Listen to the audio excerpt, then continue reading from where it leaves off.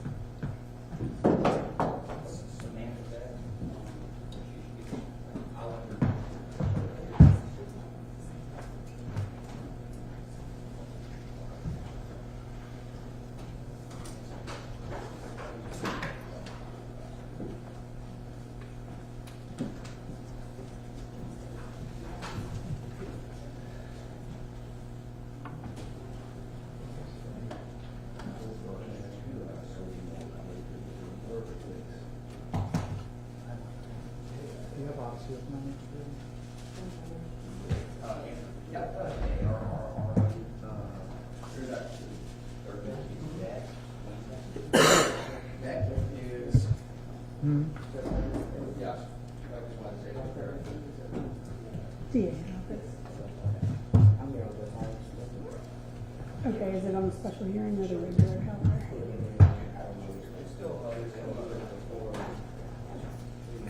You'll be talking to Mr. Turner when he's done.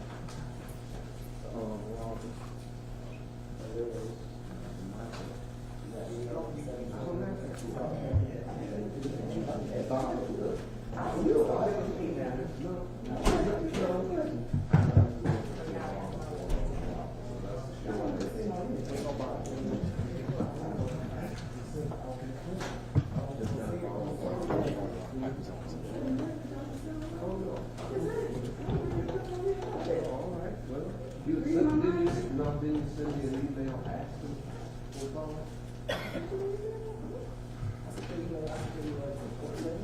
Yeah, and you said, I think you asked whether we could consider a zip bond.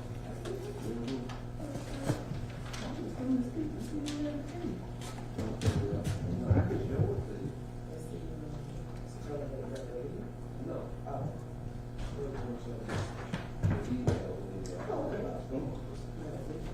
Oh, I got everything here. No, I don't have anything.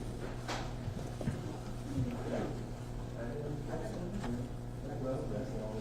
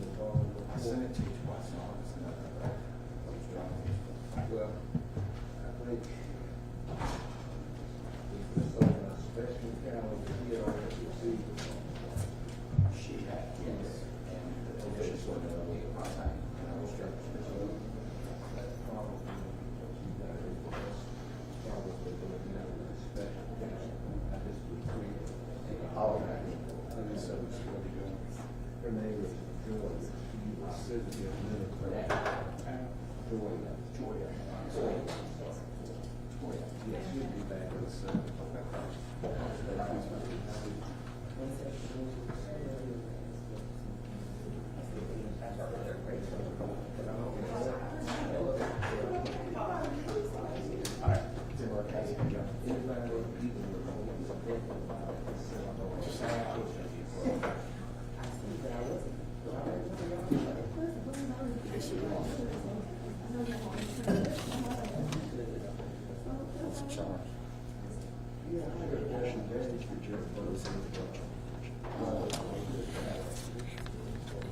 Great.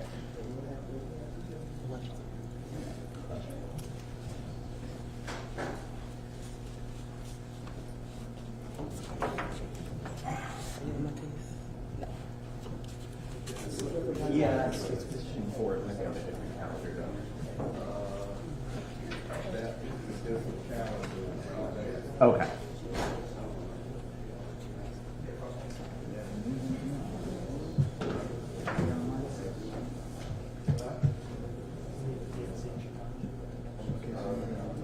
That one.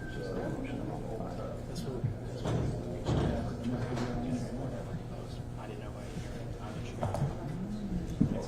you were like, that's why we were questioning everybody else. Hey, what's going on? Why are we doing this or not? Of course, he was the real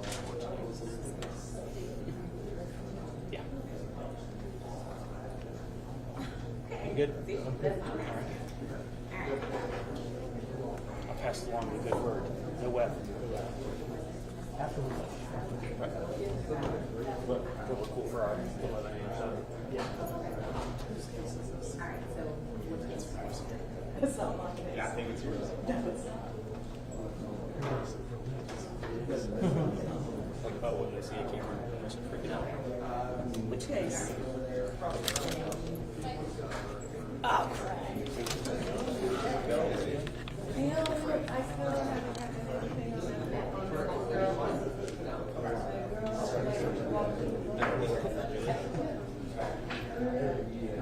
Positive reactions yet?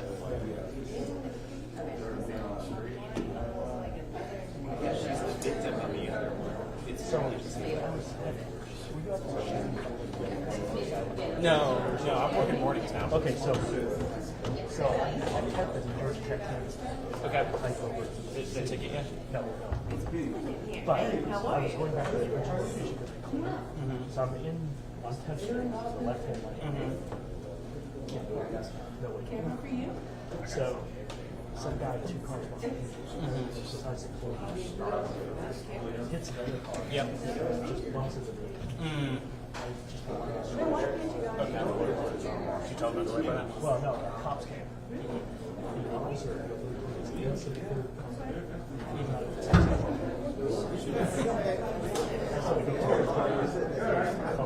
Really? Yeah. Just for a scratch?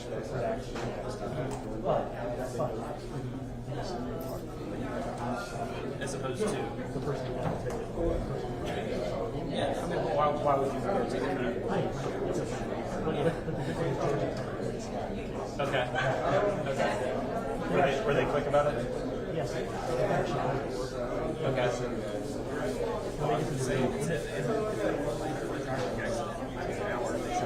When they get to the Yeah.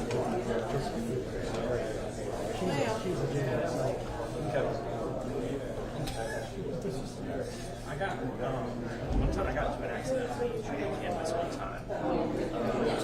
I was in front of the car in the light and no, it turned green, so I let off the gas, left the brake to go, but behind me starts going too, and it comes careening down the hill, this thing huge police officer with his lights on, and he flies to a red light, right? And so I sort of slam on my brakes, the girl behind me hits me, I pull over, and pull over to white line, all the police, usually cops will respond. And so she's trying to explain what happened. She's so behind. And I was like, and I just started thinking it out. I was like, your officer was going down that road, reckless abandonment, slow down at that intersection, extremely dangerous, lost an accident. And they're like, oh, and so then they call GSP. Like, if it costs the so the trooper comes over and he investigates the guy who's driving recklessly, he ended up showing up, and, he sweet talks the trooper. The trooper comes up to me and he's like, was he hauling ass? Probably. Does he have to stop? but did she get it or anything? That sounds like I think so. I don't think so. I ended up handling it outside of insurance anyway. it wasn't your fault. No, but I just remember like she starts crying and I was like, get this, like y'all listen. Like y'all listen to me for a minute. You should see the reaction on the accident. Stunned. The guy made a reckless U-turn in the middle of the road. He just started into the right. There was a smart coming. Yeah. Good morning, everyone. I'm going to call the calendar at this time.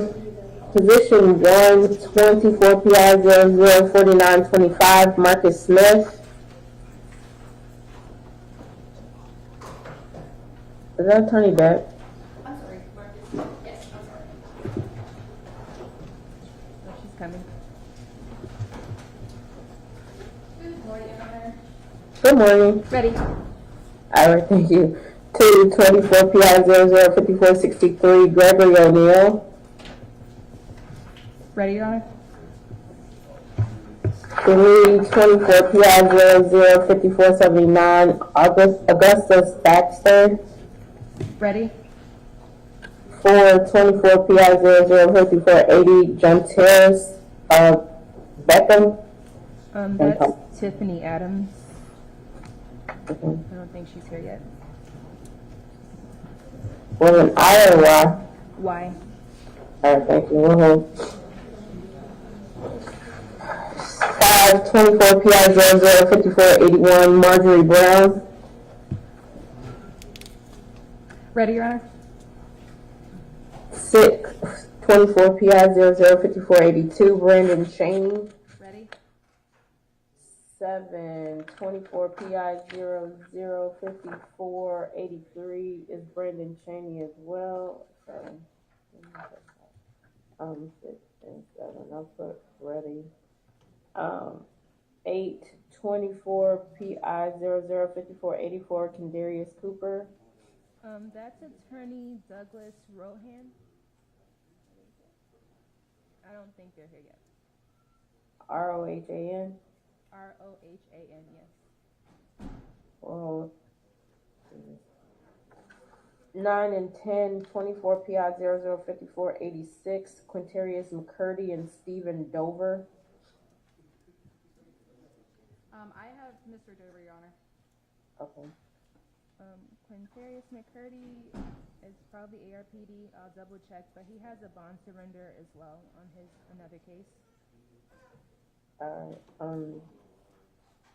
Can you get the case number and everything, please? It's 24 PI 004470. Is it already scheduled, or can we get to It's it? set in October. Stop it. We'll do it today. If we can't, like, that doesn't make any sense. 11. A question as to, I'll ask that later. 24 PI 005487 Javante Edwards. That's Attorney Andre Smith. I can't hear. You have to come to the microphone, please.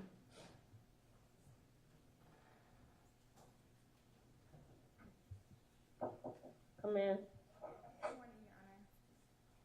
Kayla Kudrat, I'm standing in for Attorney Andre Smith.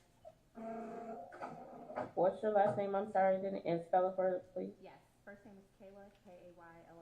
Last name Kudrat, Kudrat. All right, thank you. Are you ready? Yes, Your Honor, we have a consent bond. I do need to speak with Mr. Edwards, but we do have a consent bond. So, and he's waiving his prelim? Yes, and we'll be waiving the preliminary hearing. All right, you need to fill out both documents, please. Thank you. As soon as you do, we can review it and I'll let you go. Yes, Thank you. Oh, hold on. Let me ask you something. So you know,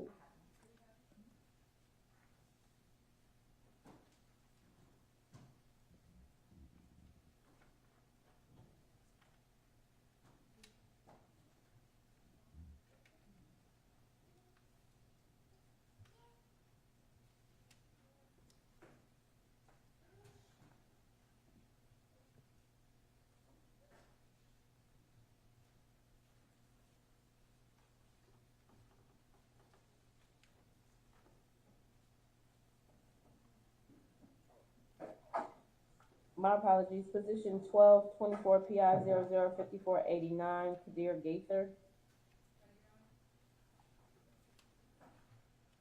13 and 14, 24 PI 005490 and 5491 Demarcus Griffin.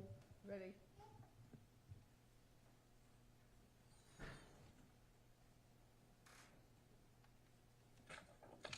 15, 24 PI 005492 D'Angelo Harris. Ready? 16, 24 PI 005493 Derek Holmes. Ready? 1724 PI 005494 Luke Entile. That defendant was released on August 6th, but position 16, there's a different answer. Good morning, Your Honor. Malcolm Connor here for Derek Holmes. Good morning. That's going to be a waiver. We have a consent. Just need to fill out the paperwork. All right, thank you.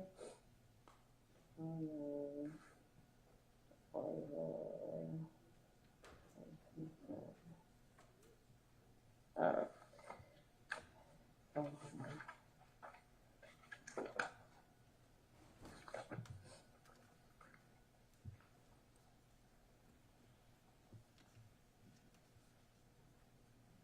All right. 1824 PI 005496 LaRon Jones, Valerian. Ready? 1924 PI 005497 Tracy Jordan. Ready? 2024 PI 005498 Adrian Middlebrooks. Ready? 21 and 22, 24 PI 005499 and 5500 DeAndre Norris. Morning, Judge. Beverly Taylor for DeAndre Norris. I'm ready. All right, thank you. Good morning. Oh, Judge, I do have to go to Judge Brawley at 9:30, so I'll step out and make an announcement there, and I'll come back. All right, thank you, ma'am. 2324 PI 005502 Anthony Shellman. Ready? 2424 PI 005503 O'Brien Smith. Ready? 2524 PI 005504. I don't have a name on That's Consuela Talman. She was handled it. yesterday. Yesterday. Yeah. Sorry. Waiver on 8/22/24.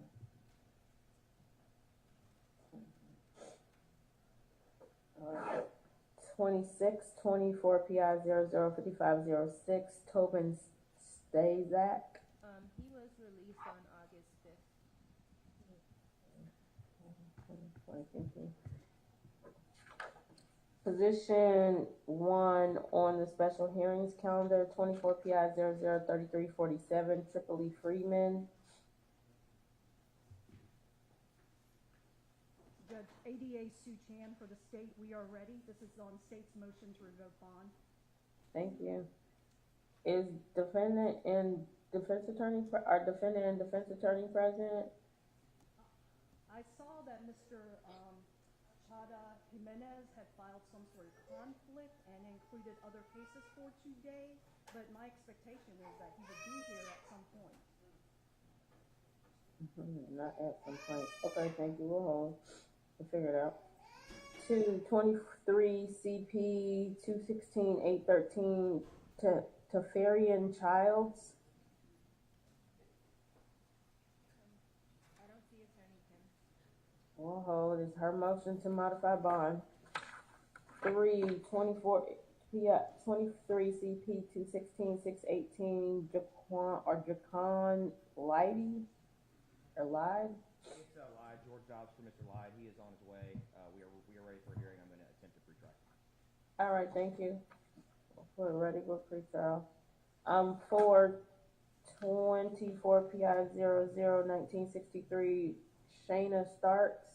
Yes, Your Honor. Paul Rowan from Ms. Starks. She is present. I can't hear you, sir. I'm sorry.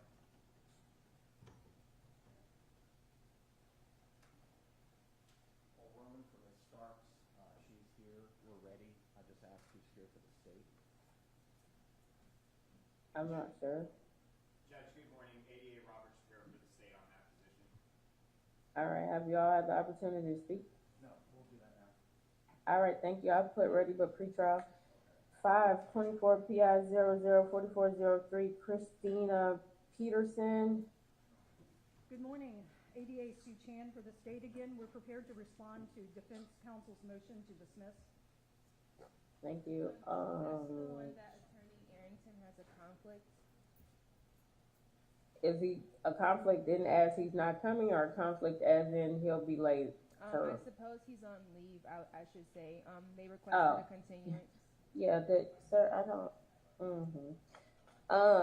so he, when was the leave of, it was a leave of absence that was filed, right? Yeah, they filed it yesterday. They said that they just, I want to say, saw the notice yesterday. It was sent 3 weeks.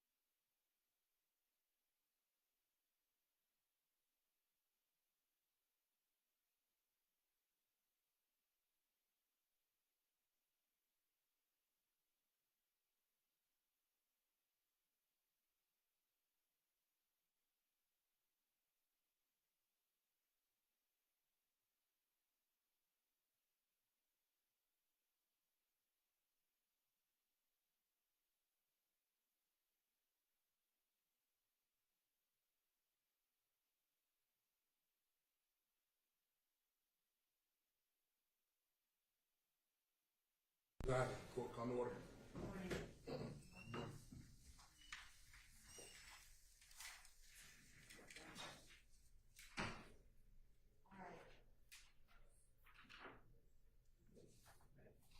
I've listened to the jail call from yesterday, and I've looked at the orders, and Ms. Weaver's just provided a rough of the transcript, so I'll take a look at the transcript and then get back to y'all on that. Good morning. Good morning. With respect to that, the court give us an opportunity before we get back with this to chime in. I'll see what I think after I read everything. Okay. One thing, and I don't know whether this got resolved, but I noticed that there was an email at some point that was asking about a couple of states exhibits that might be the same thing, and I don't know if we need to deal with that or if y'all have already dealt with it. 430Y and 437Y, which were videos. Is that still an outstanding issue? That may be something we covered yesterday. Mr. Steele did, or somebody from his firm.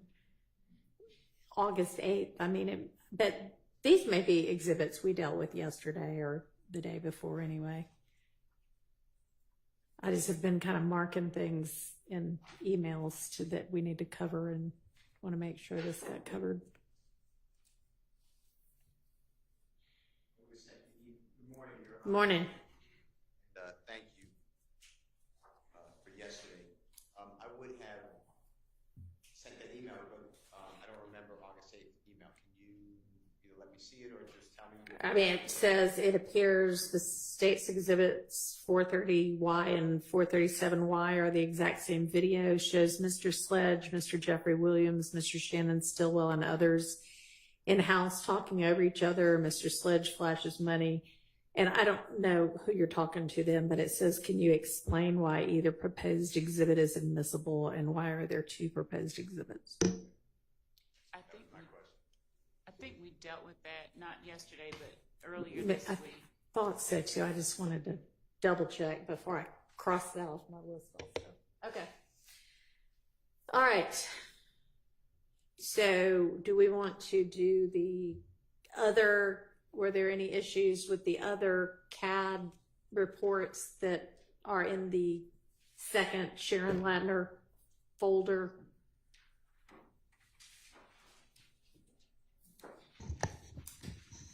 Your Honor, I have not received any objections from defense counsel related to the exhibits in that folder. Are there any?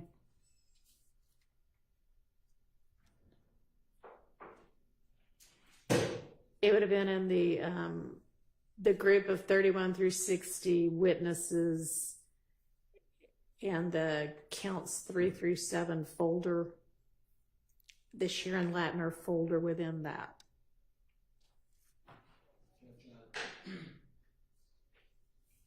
Judge, I didn't see any issues with the CAD report that haven't been previously discussed. However, I'm still obviously going through them again, but I didn't see anything preliminary. Okay, well, told y'all to do that last night and bring them to my attention today. Didn't see anything. Okay. All right, I'm going to assume then that there aren't any objections to any parts of those CAD reports. Understood. All right.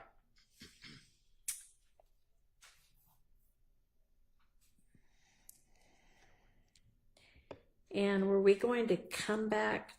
I can't remember. We were to the Jean-Pierre social media. Is that because y'all needed a chance to look at that? Good morning, Your Honor. Morning. I believe that I was going to narrow down which videos we were going to use, and I did narrow them down. But what I did not do, and I will do that now, is email over the timestamps that we think are relevant that we will plan to introduce, so that defense counsel can take a look at it and maybe we can talk offline if there are any objections. Okay. Did you get that finished last night or this morning? I finished viewing it last night. What I did not do was email the timestamps. Why did you not? So that they could have a chance to look at it before court. That was on me, around. We were working on some other items, and so I just All right, identified them, and so I will send those. Try to, like, when I give you tasks that you're supposed to do overnight, so that we can discuss them the next morning in court or the next day in court, please communicate across the aisle to the other side so that they can also be prepared. Yes, Your Honor. Thank you. It's not unreasonable. And then we were going to come back on counts 27 through 29 to something with Smith. I can't really decipher my notes sometimes. What was that about?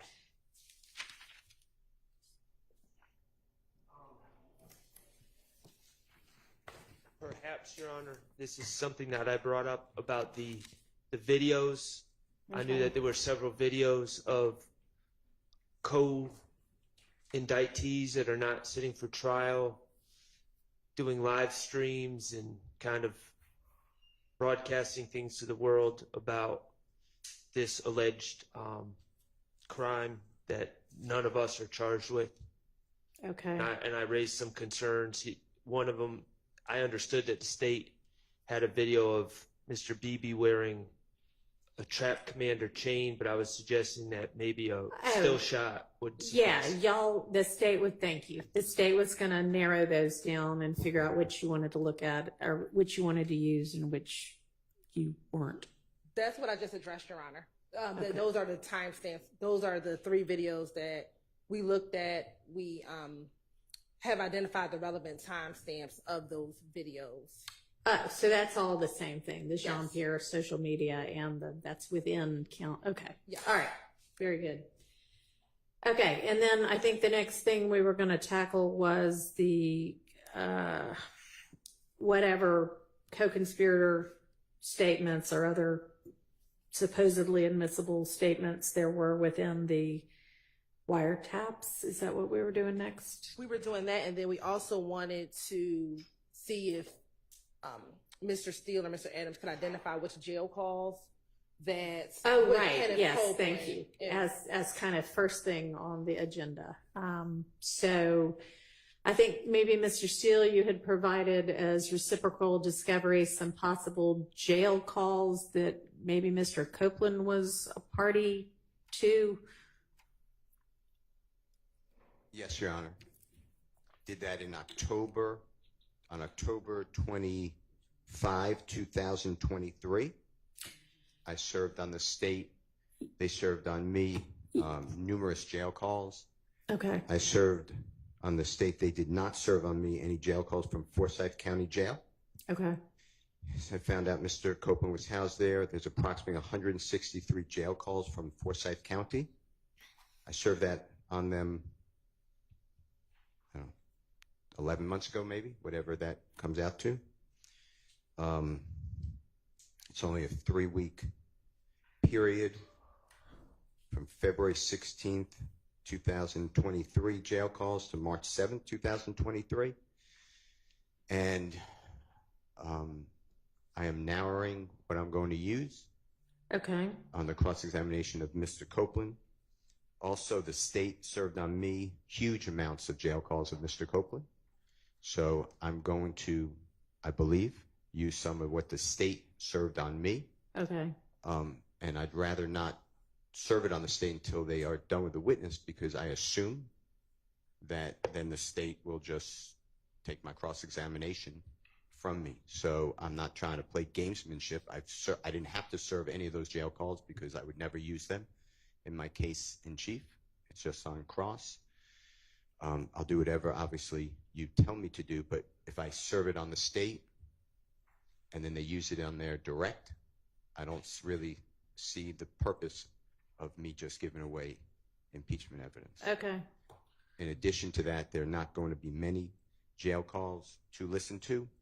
And what I plan to do is once the state surrenders the witness on direct examination, I would get all my exhibits to the court, to the state, to the court reporter, like I said, and the jail calls, I won't use them for a while. My cross, I believe, is going to be lengthy days on Mr. Copeland. Okay. So, they'll have plenty of time, in my opinion, to listen to the jail calls. And I'm talking about a total of maybe 10, 11, maximum, maybe a minimum of 2 or 3.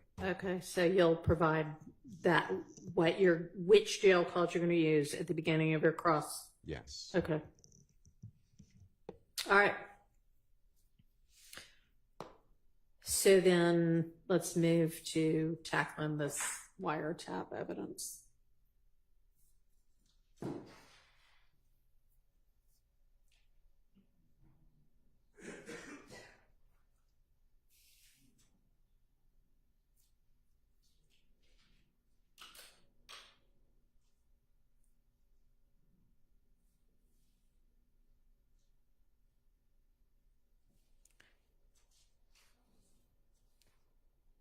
And where would be the best place for us to all look so that we're looking at the same or listening to the same thing? Mr. Atkins served on the court and the defendants, I believe, a Dropbox link that contains these calls that we've identified, and they are in order of the way we would be addressing them. Okay. So we can resend the Dropbox link if anyone needs it. Is it the August 8th one or is it a different one? I think it's a different one. I'll let him say. It's a different one, Your Honor. Okay. I will pull up the date. It's the co-conspirator Dropbox that was on a Friday. Give me 1 second. Okay. He is. Your Honor? Yes. Well, that's being done. Can I just ask the court an inquiry? Sure.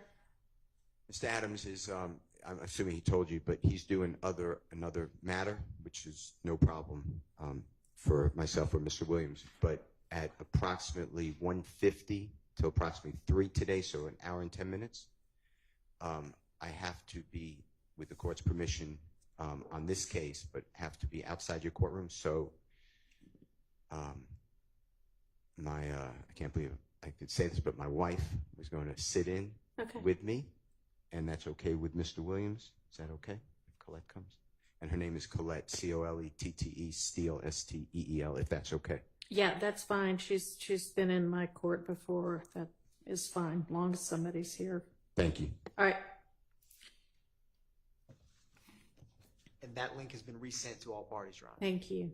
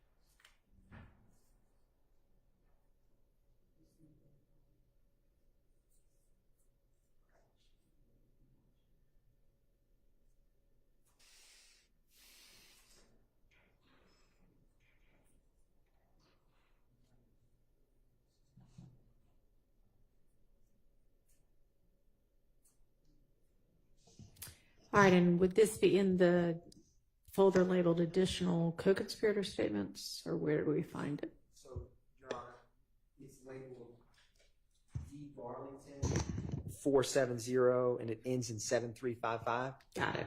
And it has the wiretaps. They're saved, so we're going to be using, it stands for PDF page because the report that they generated was a 6,000-page PDF, so we will be referencing, for example, the first one is PDF page 17. So at the bottom of the D. Garlington wiretap folder, you'll see P17 and then 11 March 22 at 10:05 p.m. Okay, thank you. Yes, Your Honor.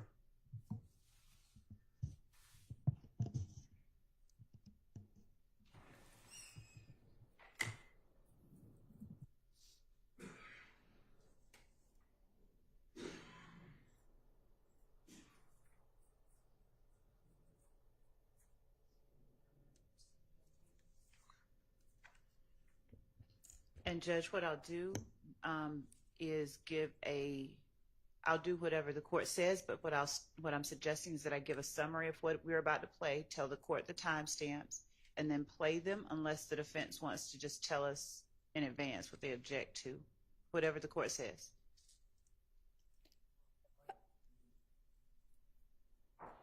Okay. Well, if we don't need to listen to all of them, there's no reason to listen to all of them right now.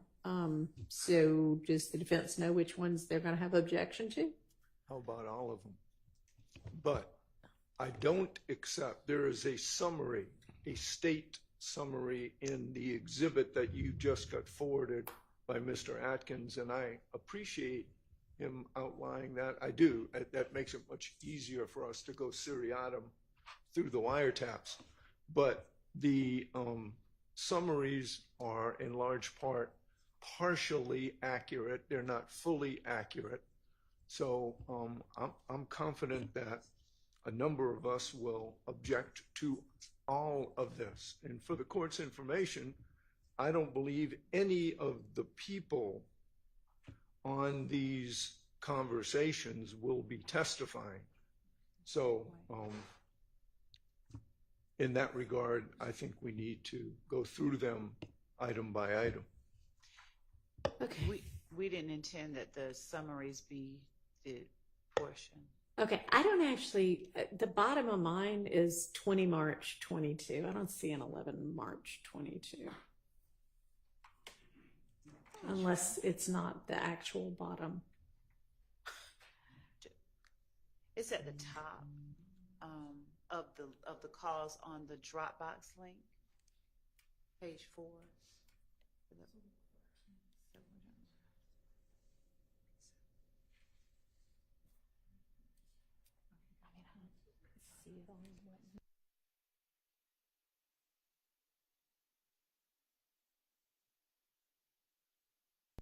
For different people.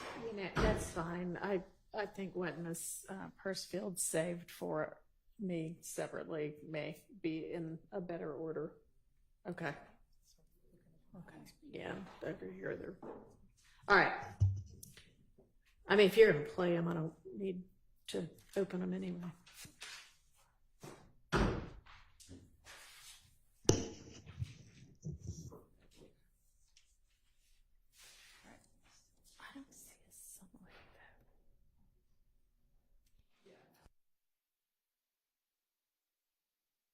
I don't know what y'all are talking about.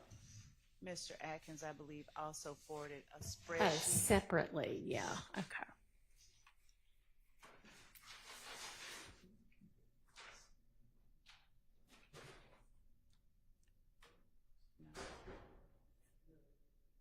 And if your Honor would like that, we can resend it. That's fine. I can find it if it matters.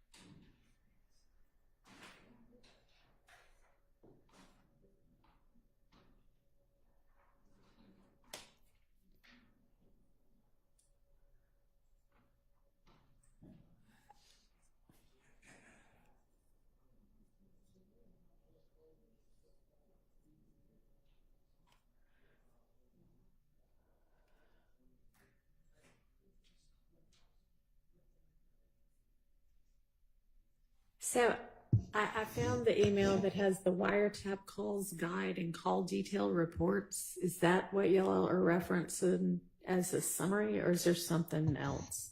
Your Honor, there's a separate Excel spreadsheet that Deputy Hilton sent to the parties that we will resend. Oh, Miss Hilton. Okay. Yes, Your I was Honor. looking for It's highlighted something in that yellow. had come from, yeah, I've got that somewhere.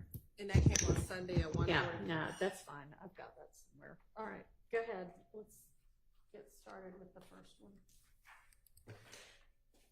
So the first one is going to be the call that is labeled page 1711, March 22. The time stamps that we will be playing is 27 seconds in through 3 minutes and 25 seconds.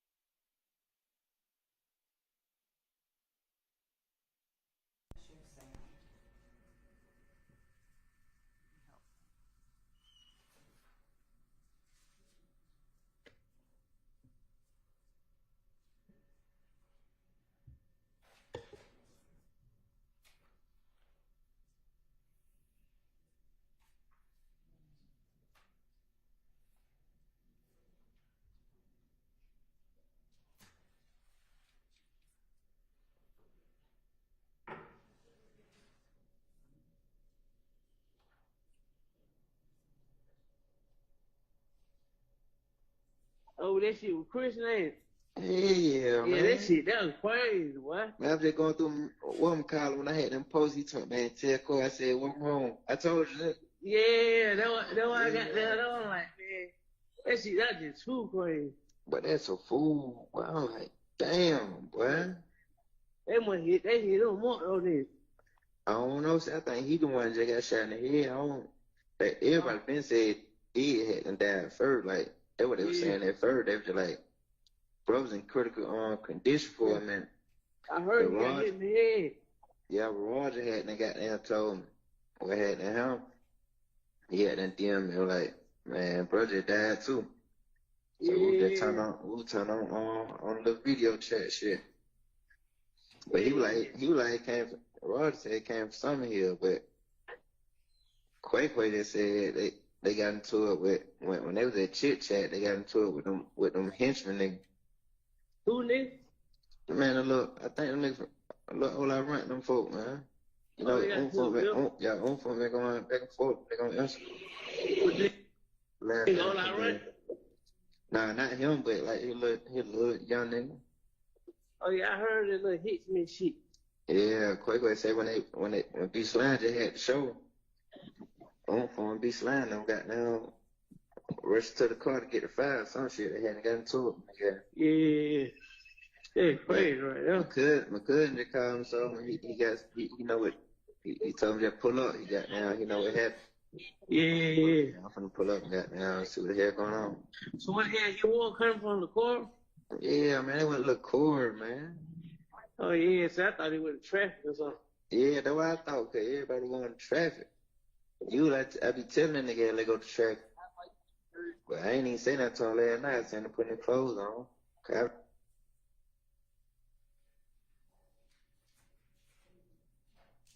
Lure mom up by 5 in the morning. Yeah. Then like somebody got shot in the car. But they ain't really showing that. Yeah. I get on Instagram by 6, 7, like 7, 8 up or something. I'm like, damn, that's what it was. Hey, yeah, man. I ain't know this, man. Them folk blowing my phone up.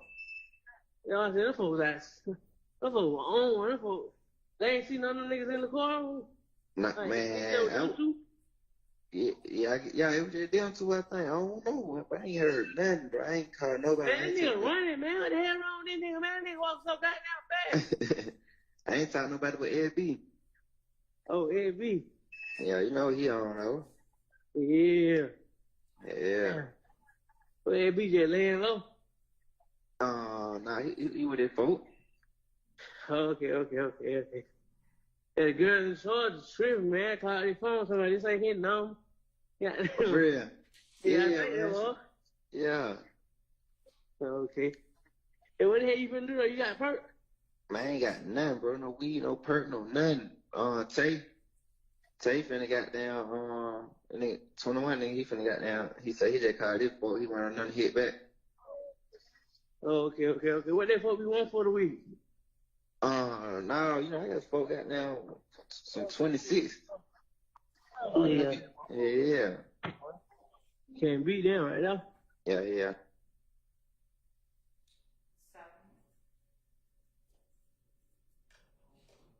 Judge, this call was made on the day that the two persons who were YSL associates were killed, Mr. Ford and Mr. McMiller. It was after that.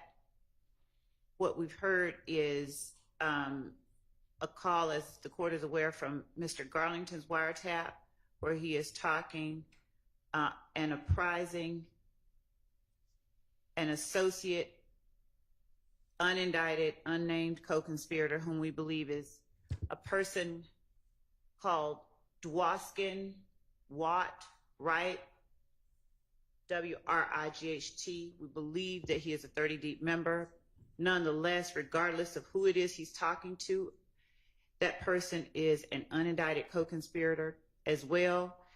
In discussing what has just happened, they are alerting one another to something that has happened to one of theirs, and they are letting each other know what, for instance,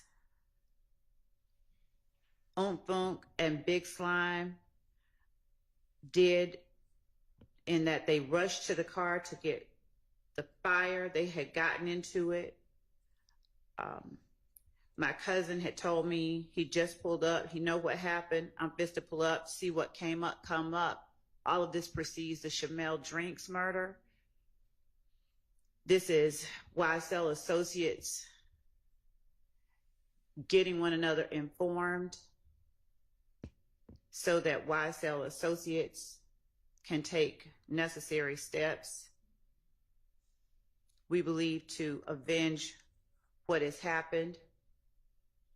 And I said Big Slime. I think that that's B Slime. And because of all of that, we believe that this is a co-conspirator statement, which furthers the interest of the conspiracy, that is YSL, by allowing them to properly conduct themselves following the murder of two of their own associates. All right. Can I just ask for clarification on something, Your Honor?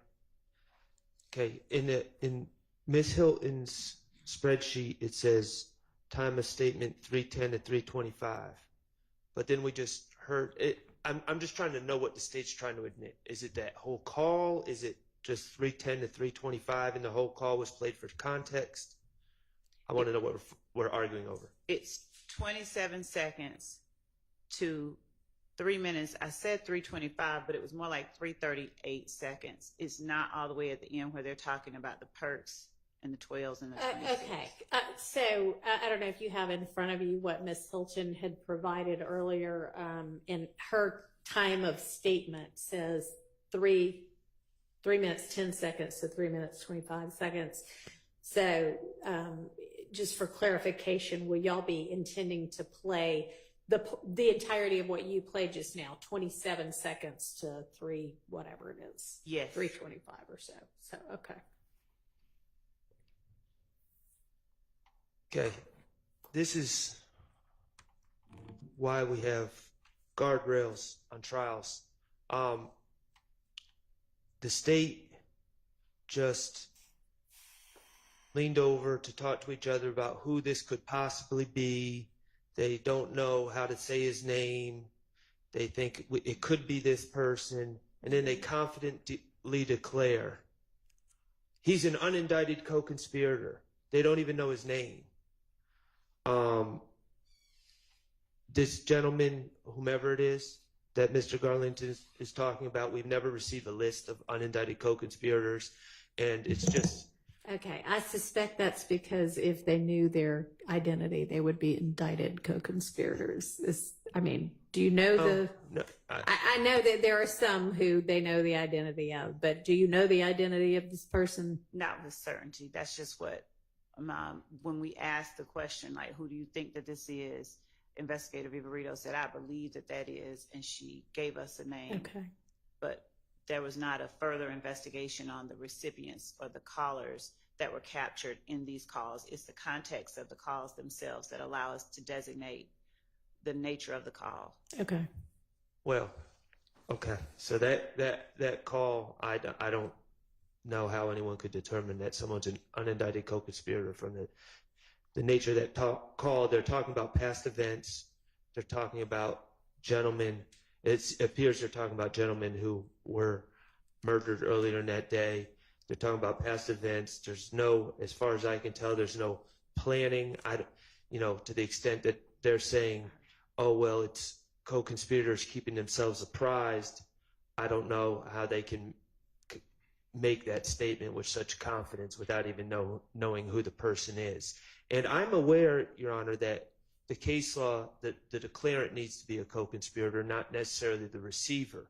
However, if you're going to make the argument it's to keep gang members or associates apprised, then yes, I believe that the receiver also needs to be part of the conspiracy.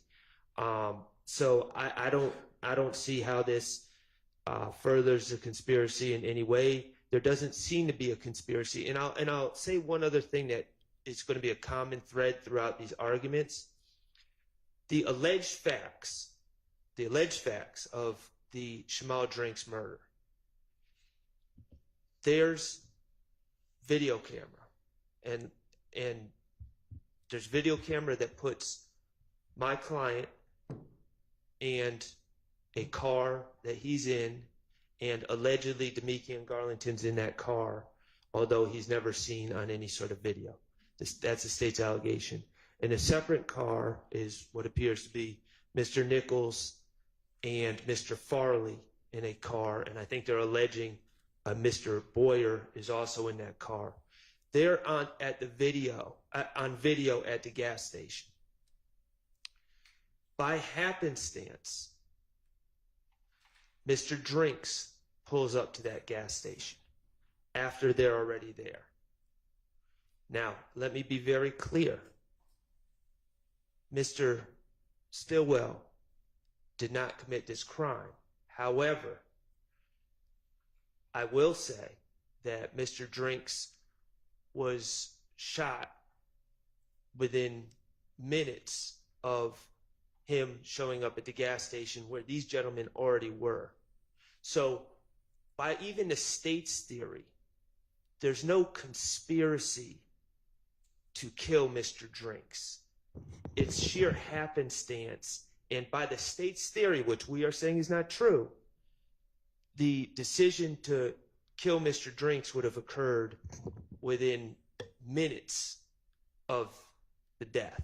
Okay. So there's not. So it's all based on happenstance, a chance encounter, according to the state's theory. There's no grand conspiracy here. The two aren't mutually exclusive in that there could be a conspiracy to kill people whenever you happen upon them. So, I mean, okay. You can make that argument, but they can certainly make the counter argument. Okay, and in that case, if that is a conspiracy to kill people, and again, we're just kind of assuming that there's no evidence of that, but nothing in this call furthers any such conspiracy. Well, honestly, it would have helped to have known what you said after the call, before the call, so that I know what I'm listening for. So I'm going to need to listen to the call again. Okay. And then let's do it the other way for the remaining goals. Will do. And Thank you. also, there was, since we're rehearing it, I'll tell you that you're going to hear in the call, one apprising the other that SB is laying low with his folks. There's that comment in there, but I'll play it again. All right.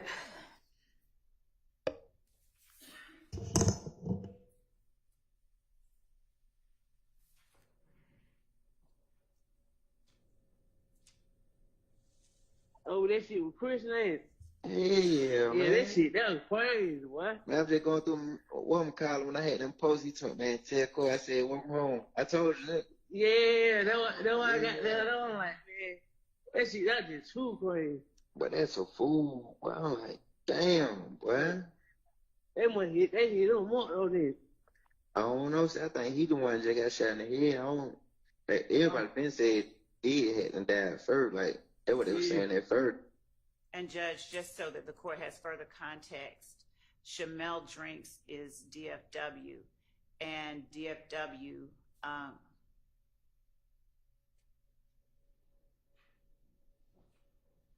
said that wrong. Hold on.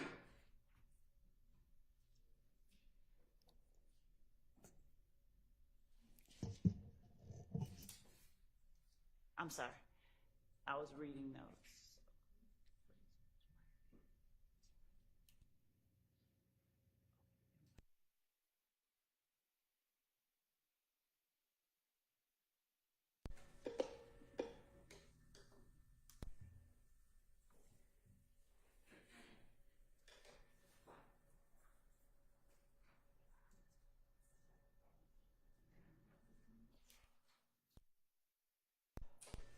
We think a timeline might help you as well, so we're going to give you a little bit more background than what I just gave you. We're going to start further back. So, Your Honor, just so the court is aware, we believe that the Shamel Drinks murder is the culmination of a few different events, really starting in February of 2022. On February 9th, 2022, Rayshawn Bennett, also known as Wyathan Lucci, was stabbed in the Fulton County Jail by Jaden Myrick, a YSL associate. He did not pass away, so believing that they wanted to finish the job, on February 22nd, 2022, another YSL associate, Christian Eppinger, reached out to another YSL associate, Antonio Sumlin, to get permission to finish off what Jaden Myrick did not do. That information about Mr. Bennett being stabbed in the jail in February hit the media sometime early March. I think maybe around March 3rd or March 4th is when that information was released to the media. On March 11th, in the early morning hours, that is when Christian McMiller and Darius Ford were murdered. Pending that release, we believe that they were murdered by Wyeth and Associates. We have shell casings from the murder scene that match a shooting that happened on March 16th that I'll get to in a moment. After the shooting of Mr. Ford and Mr. McMiller in the early morning hours on March 11th, there was another shooting on March 12th in which a YSL associate, Stephen Harris, shot at in the direction of 12 Atlanta Avenue, which is a YFN stronghold, hitting a YFN associate. His name is escaping me at the moment. Following that, there is a call that the court will hear in a moment in which there's a shootout on Cleveland Avenue in which Demekion Garlington and I believe Mr. Stillwell are involved in a shootout on Cleveland Avenue. Following that, in the morning hours of, I believe it's the 13th of March, it might be in the early morning hours of the 12th of March, there is a drive-by shooting near 2830 Waters Road. This is what we believe is the trap house of Big Nick, who is, I think it's Nicholas Carter, forgive me on the last name, but he is a YSL associate. Following that shootout is when there's some social media postings, Your Honor, in which Shell Kel, who you've heard of, Kelvin Watts, repost a picture with Shamel Drinks, Kelvin Watts, and another individual that could have had some subliminal messaging that they were the persons responsible for killing Christian McMiller and Darius Ford a few days earlier. Those posts were posted around between the 12th and the 14th, Your Honor. Also, there were some other social media posts from YSL associates basically claiming they are not going to be the only ones crying tonight, things of that nature.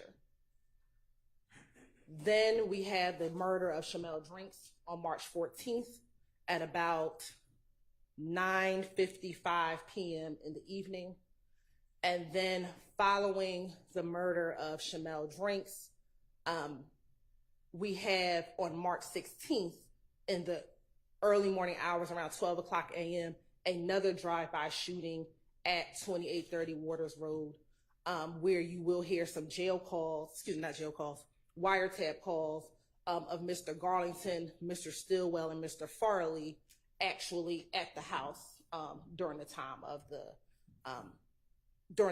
the drive-by shooting, or immediately after the drive-by shooting. And then Mr. Stillwell and Mr. Nichols are apprehended on March 17th. So understand that timeline. A number of these early wiretap calls are going to come into that time period with when all those events are happening, go further and going into the conspiracy. All right, thank you. That's helpful. They were like, bro was in critical condition for a minute. I heard you got hit in the head. Yeah, but Roger had and goddamn told me what happened to him. He had them DM me like, man, bro just died too. So we just turn on the video chat shit. But he was like Roger said it came from Summer Hill, but Quay just said they got into it with when they was at Chit Chat, they got into it with them henchmen niggas. Who niggas? Man, I think them niggas all I rent them folk, man. You know, them folk been going back and forth, they gonna answer. All I rent? Nah, not him, but like his little young nigga. Oh yeah, I heard it little hits me shit. Yeah, Quay said when B Slime just had the show, on B Slime them got down, rushed to the car to get the file, some shit they hadn't got into it. Yeah. Yeah, crazy right now. My cousin just called him, so he know what he told him just pull up. He got down, he know what happened. Yeah. I'm finna pull up and got down and see what the hell going on. So what the hell you want coming from the car? Yeah, man, it went to look cord, man. Oh yeah, so I thought he went to traffic or something. Yeah, that's what I thought, cause everybody going to traffic. I be telling that nigga they go to traffic. But I ain't even saying that to him last night. I saying to put them clothes on. Okay.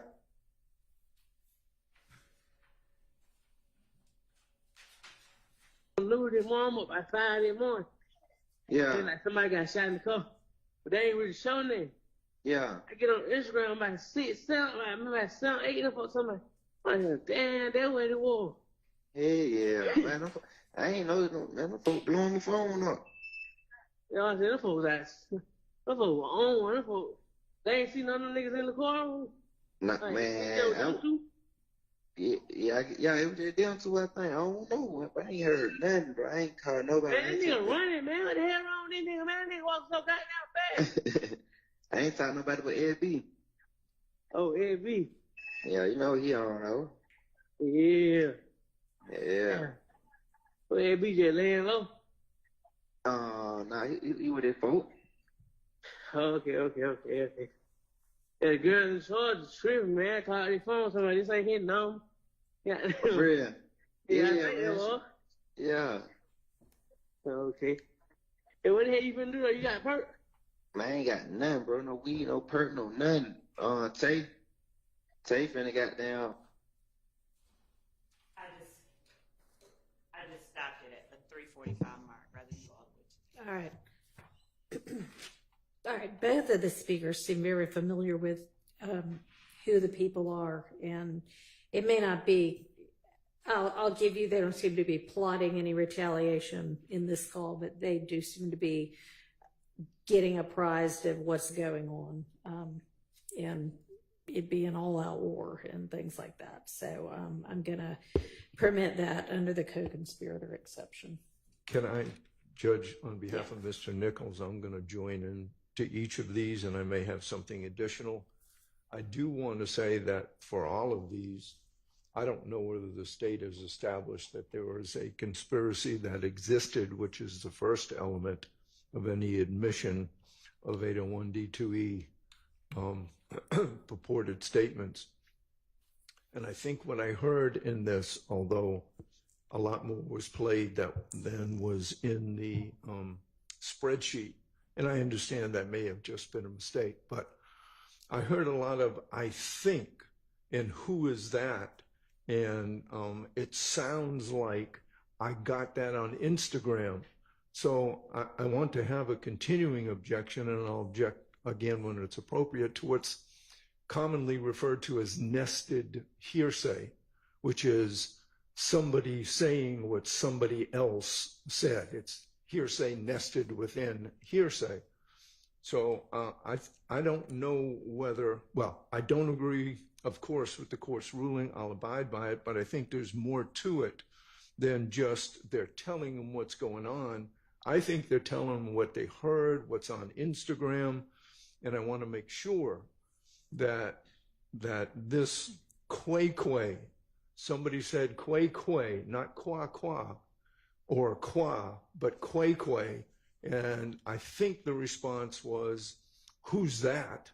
And then they talked a little bit about that. That is not Mr. Nichols. And if there is any dispute about that, we can go into that further. All right. Well, with regard to the nested hearsay objection, I don't think that what got posted on Instagram or anything like that that might be nested. It's only hearsay if it's being offered for the truth, and that type is not, I think, being offered the truth. Is that correct, Ms. Love? It's being offered to show that they are trying to keep apprised of the latest that's going down between these rivaling factions. That is so overruled. Exactly right. And I mean, yeah, it certainly sounds like quay to me. And so if there's going to be any, there's not going to be speculation unless someone decides he wants to tell who that is. There's not going to be any speculation about who quay is or all right, assertion that it's Nichols. Okay, let's move to the next one. I meant Darling. And then y'all give me kind of the rundown of what I need to be listening for and why you think it's admissible under a co-conspirator exception before I listen to it. Yes, sure.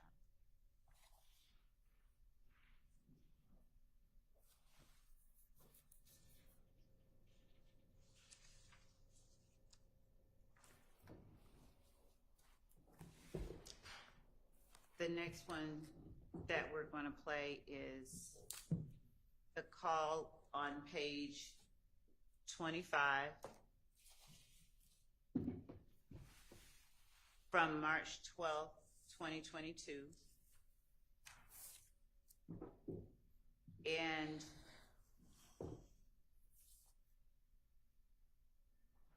this is a call that speaks to the portion of the indictment regarding the sale of narcotics to support the enterprise. And on this call, Mr. Garlington is on the phone with the female who is asking, where are the people with the perks? Mr. Garlington's response is, SB says he has no more. Everybody in the studio just wants some. Everybody in the studio wants some. They just bought him out. I'm going to let the court hear it. That's just a summary of what we have, but in terms of... And that's what counts of either the indictment or overt acts. It's count one, more appropriately looked at on page...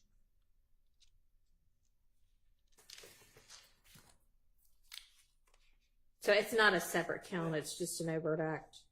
Right, but under part one, the conspiracy, if the court, in both the body of the count itself and underneath the description of the conspiracy, where we list obtaining money, weapons, and other property through acts of racketeering activity, including, inter alia, the unlawful sale and distribution of drugs. Your Honor, to address your question, in overt acts or substantive counts, neither Mr. Stillwell nor Mr. Garlington are charged with distribution of drugs. That's nowhere in the indictment. The conspiracy is described as that. Where? What page of Page the? 12, I believe, if you have it labeled the way I have it, but it is directly under count 1, after the names are listed and after the statute itself is described, we have in the indictment part 1, the conspiracy, and if the court looks at the 4th bullet point under the paragraph labeled part 1, All the right. conspiracy. Okay, I see what you're talking about.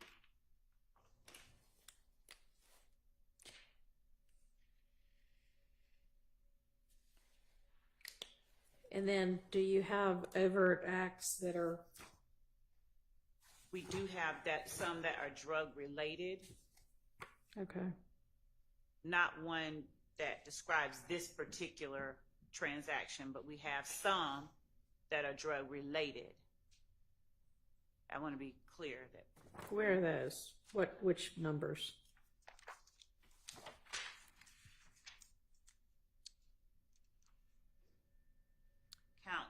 I'm sorry, act number 3, possession of marijuana with the intent to distribute by Shannon Stillwell. Act number 8, possession of cocaine with the intent to distribute by Antonio Sledge.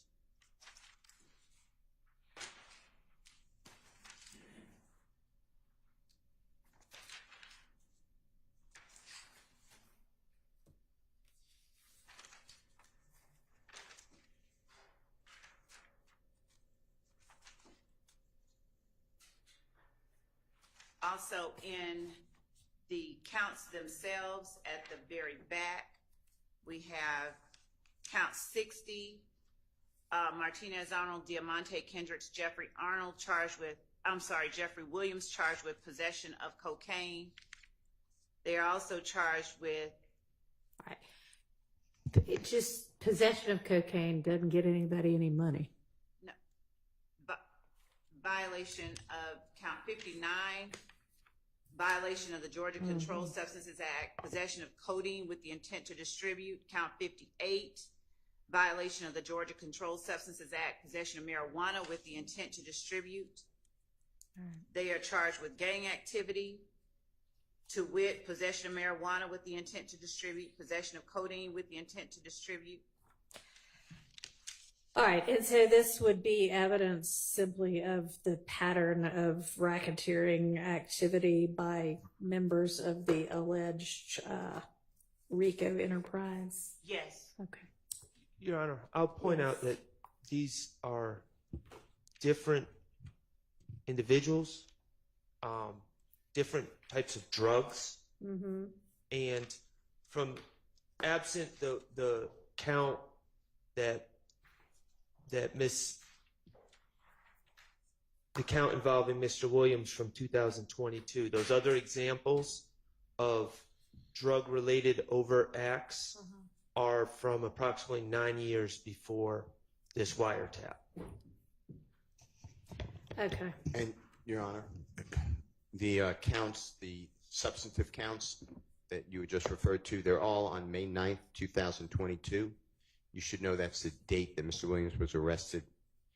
He has a home, he has many homes actually in Atlanta and elsewhere, and law enforcement officers found several people who lived at that home. This was not a distribution. I mean, I understand very clearly that the state's alleging this and the state's proving it as, yeah, I understand. People have drugs. They may be illegal, but people have drugs. People have parties. Sometimes people have a lot of drugs. And establishing that you've got a lot of drugs and establishing that you are intending to distribute those drugs to garner additional money for your alleged enterprise are two entirely different things. That'll be up to the jury to decide. They can offer their proof. I mean, that's not what I'm here to decide. I'm here to decide, is it admissible under the rules of evidence? So I hear what you're saying. You're gonna have to tell that to the jury. That's not up to me. All right, so so I understand the purpose for it. So let's go ahead and hear the. Do we know who the female is? We do not have information definitively. All right, Hold on, go ahead. Let me see. Okay, wait a minute.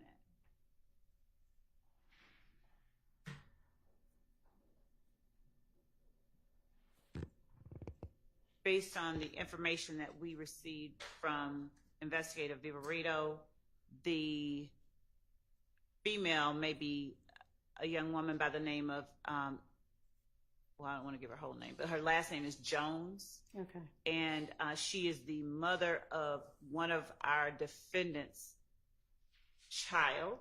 Okay.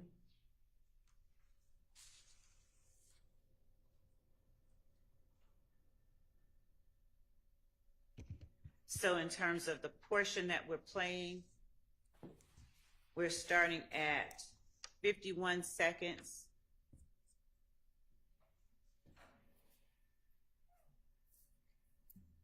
Zero, 51.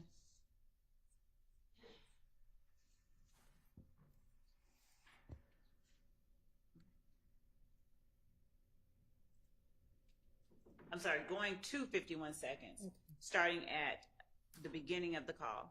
All right. I gotta pull it up.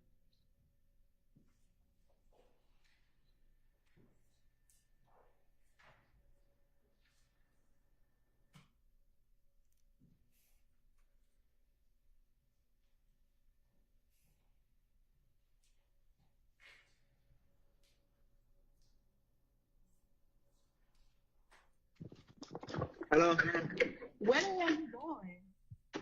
We right here finna go. Everybody finna go. They finna go to Copper Cove. We got now.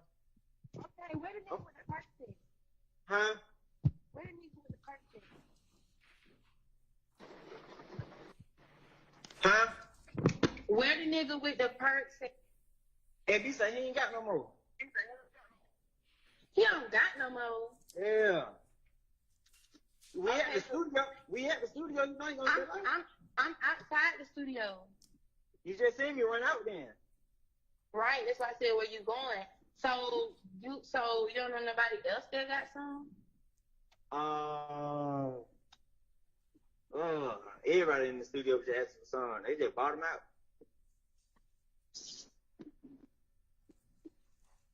And I stopped at 52 seconds, but it was just after he said they just bought him out.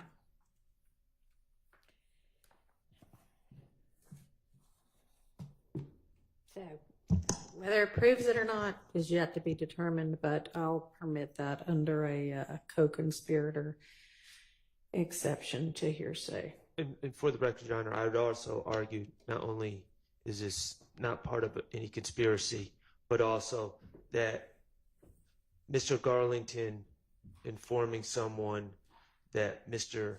Stillwell is out of pills is not in furtherance of him selling pills. No, but it might establish that it's something that he typically does.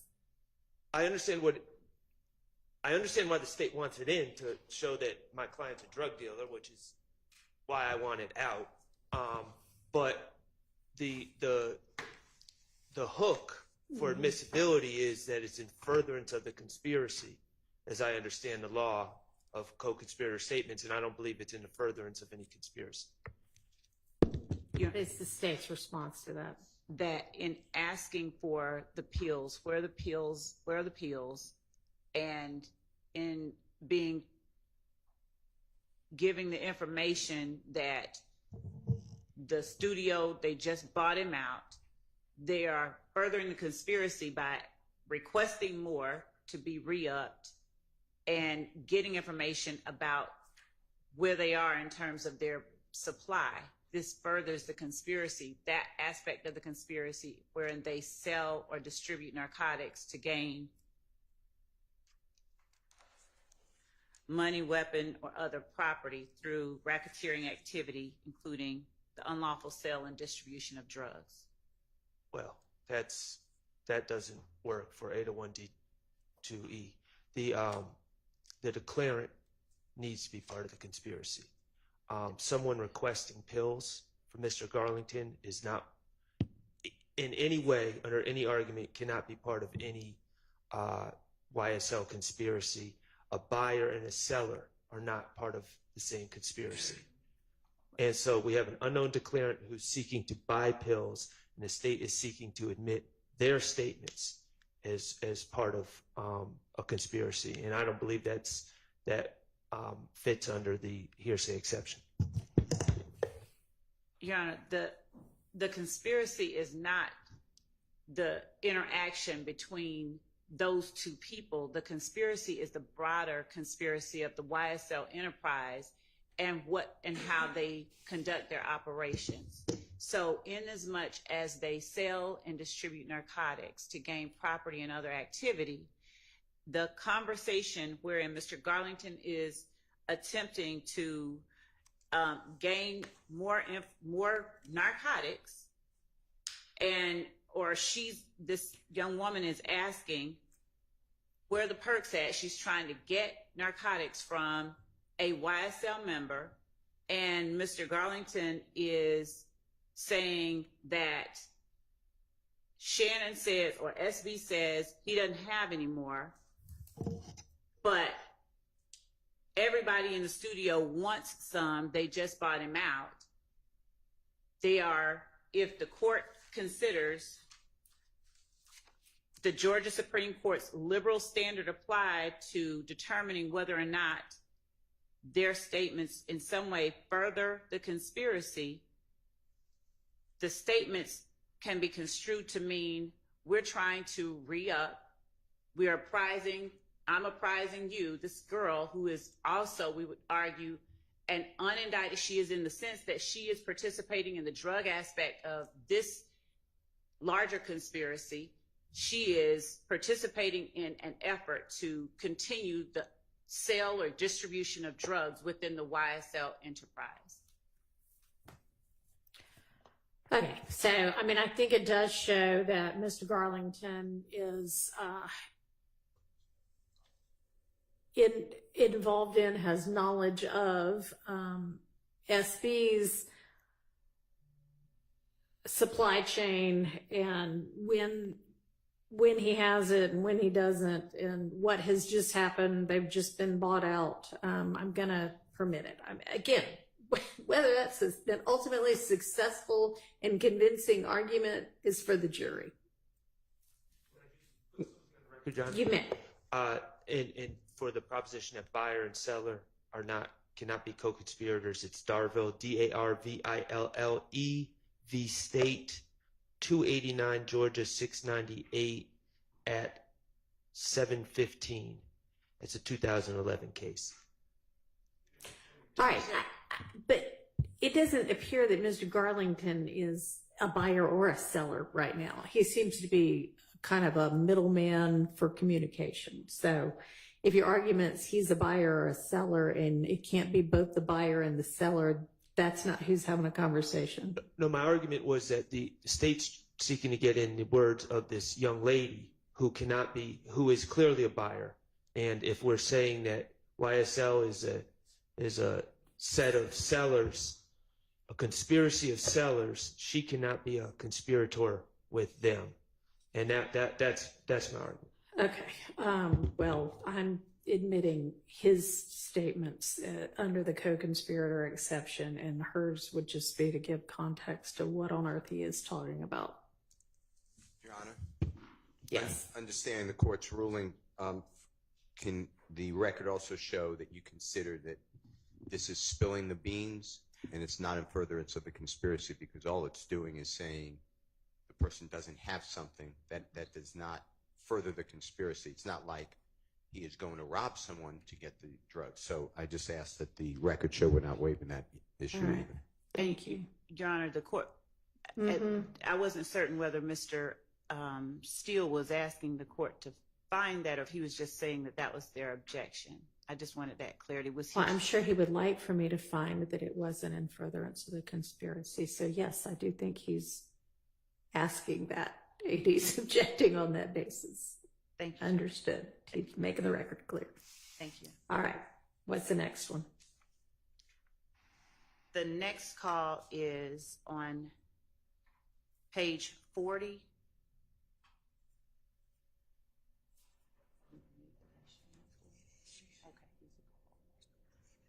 This is Mr. Stillwell speaking with Mr. Garlington.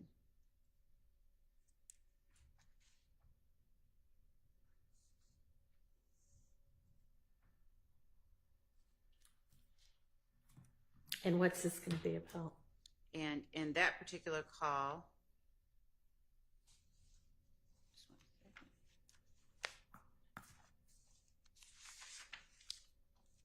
Okay. I mean, I think the summary provided by Ms. Hilton gives me enough context for this one. Okay. All right.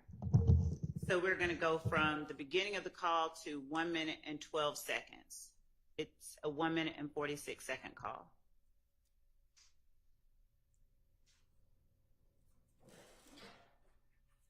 No, we're not playing because I didn't share.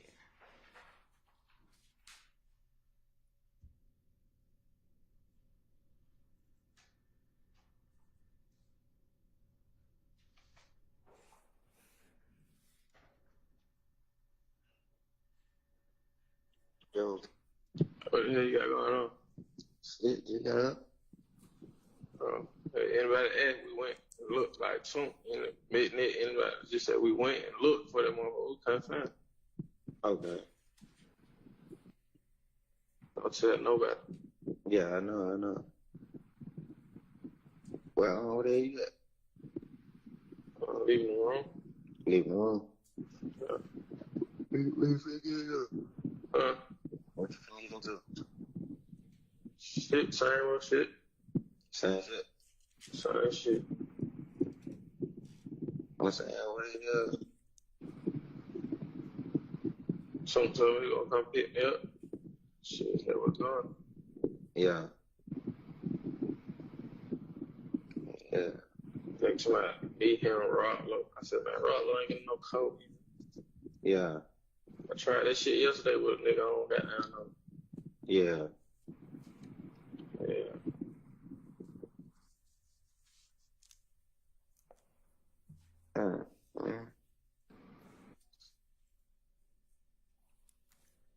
I stopped it at 1 minute and 14 seconds.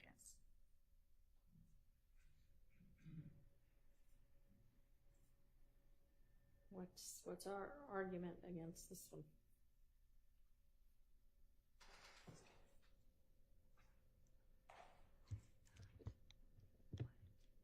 Mr. Stillwell is apparently on the recording, or what's alleged to be Ms. Stillwell saying, but I couldn't find it.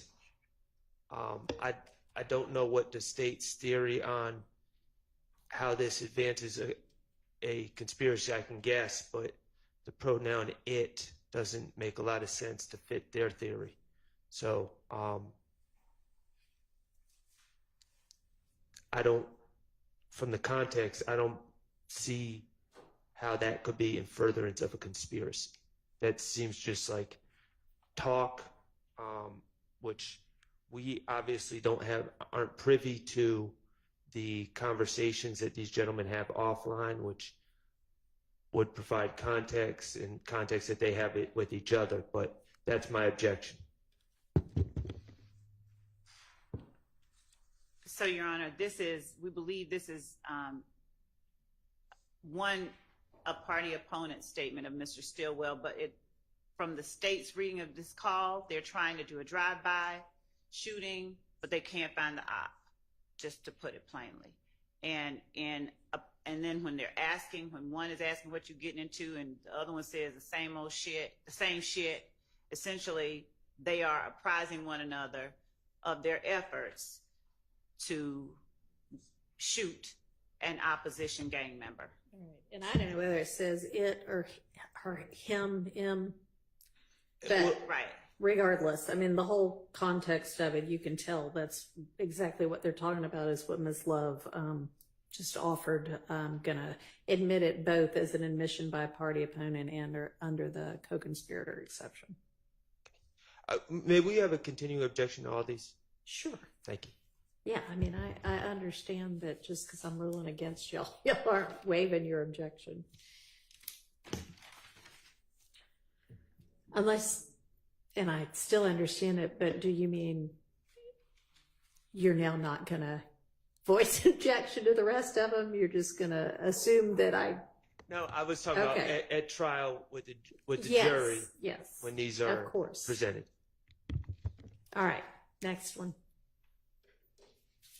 The next one is page 61, March 12, 2022 call. The applicable portions are from the beginning to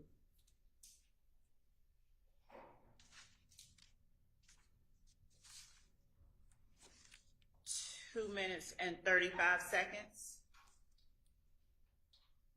And in this call, well, we have the summary that's listed. If the court needs more, I can get more. No, go ahead and listen to it.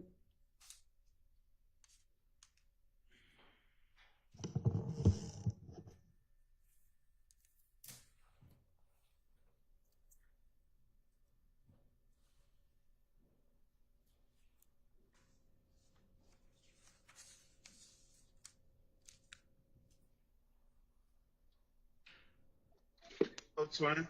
What the hell going, son? Man, shit. Right here on the east side. On the east side. What the hell you been up to? Man, shit. Chilling. Yeah. What the hell you got going, bro? You alright? Man, that shit crazy. Yeah, man. That gay. Oh, God. Main reason why I've been staying in the house, man. Man, what? That is crazy, but nigga ain't really even trying to go wild. There's been too much going on, bro. Man, what? I've been chilling with my brother, boy. If I ain't at the spot, my brother, boy, I'm in the house, man. Yeah, man. Man, you know, goddamn, you know, I ain't got that going, you know, you need him. I'm gonna call away, though. Yeah, for sure. I wouldn't even do that. Like, they told me, little bro, it was your little partner. I don't even know that nigga from the can of paint. Who? They're done. But my mama told me and my brother in the car. Now, nigga, we come with these niggas now trying to see what the hell they sell. Who? That nigga, you talking about little Dunn daughter? Nah, hell no. Oh, you talking about little Dunn? Yeah. Oh, wait, yeah, you might be serving him or something. No. He like that. Yeah. All right. Yeah, no, cuz, you know what I'm saying? We got down. I go with the whole, but I think the whole like telling him, like, you know, I stayed. He talking about what you want to do, like, what do you want? Like, what do you don't even know me? Why you don't want to play like that? Man, what? Yeah, somebody just called me and told me this shit. Like, I don't even fuck with the whole. Like, nigga, who? Man, the whole who everybody was just fucking with, man. What old Twin? The whole Waco. I don't know her, but I'm gonna holler at little Dunn about that. Yeah, I don't know tonight. What you want? Like, what you want to do back? Dorito taco. But you seen it with your own eyes. No, nigga say he heard it. You know, I got down. You know the little shit with you have between them. She thinks got down. Shannon and Pope set her up. Yeah, she think like they set her up, so she got down like. Alright, these niggas want to play like that. Like, I know what all the drops said. Like, I know what all these drops said. So they were like, they heard. Yeah, they were like, they heard. And they were like, alright, so what you want to do? What you want to do like the nigga did? Okay. Yeah, but I don't even know you. Eliminated. And yeah, don't call that nigga. I ain't got no number for him. I'm gonna take me call. What the hell you got going on, man? You know, I'm not here on the street, bro. Who the hell you gonna have to fool you? Don't tell you. Man, be smooth, man. Come on, man. They probably get toned for you. You know how that go, bro. Yeah. I don't think you call that nigga right now. Until the time. I got you. Yeah. If the court wants to hear from us first, I can, or... Go ahead. Okay. So, Judge, this call is one in which one is apprising the other of what's going on, letting him know. Mr. Garlington letting the other male know about things that may put them in danger. This person believes, one of the opposition members believed that Shannon and Pokey set her up. He's apprising the other male that he's talking to that this person is asserting they know where all the drops and the spots are, in keeping them, one another, co-conspirators, up to date on possible actions that might be harmful to the group. They are allowing each other to remain alert and ready for any action that may come as a result of what this person that they're talking about is doing.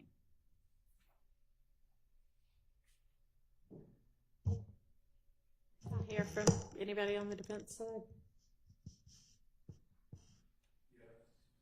Same objections, but I heard a lot of nested hearsay in this. There's speculation. There is, I heard it, they heard it. It's replete with nested hearsay, and we still don't have an identification of the person being called. So for all the reasons that we've said before, I think that this cannot be considered to be something that fits within the particular definition of 801D2E. And I just want to say that the courts have said, and I quote, "The proponent of the out-of-court statement is not entitled to a free pass. A judicial determination that a co-conspirator's statement tended to further the conspiracy must be supported by some plausible basis in the record. To that extent, the in furtherance requirement represents a real limitation on the admissibility of co-conspirator statements." Here, half of the conversation is by an unknown declarant. We do not know whether or not that person is part of this alleged conspiracy, or even a non-noticed and never noticed alleged co-conspirator. We asked for a list of co-conspirators in November of 2000 or December of 2023. We've never been provided that. And all of a sudden we get into these hearings and everybody in the world, the guy at the gas station, the guy in the corner, Hillary Clinton, they're unindicted co-conspirators. And we find that out when we're sitting here arguing about it. So this is a distinct example of speculation by an unknown declarant. And I'll add, Your Honor, that, and maybe I'm the only one, but listen to that. I mean, I understand that there seems to be general criminality maybe discussed, but as far as distinct what they're talking about and distinct crimes, I'm a little lost when I listen to that. So I don't know how, if we don't even really know distinctly what they're talking about, I don't know how we could deem their subject matter part of a distinct conspiracy. State want to reply? Yes, Your Honor. I think that the context of this call makes it clear that they are apprising and warning one another of possible harmful actions by an opposition member and keeping one another apprised of possible harm at the hands of opposition is an act that furthers the interest of the conspiracy. The conspiracy being the YSL enterprise, the criminal street gang that is YSL, in keeping their members out of harm's way, from being harmed. That type of sharing of information furthers their interest in knowing what the opposition is doing and is about to do and may do to them. All right, I'm going to rule that that's admissible.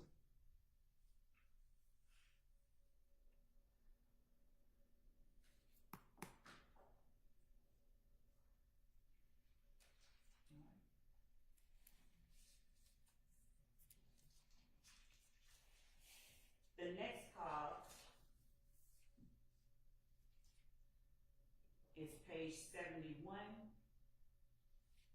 Demekion Garlington is asking Shannon Stillwell if he should bring the whatchamacallit. We believe that the whatchamacallit is a gun.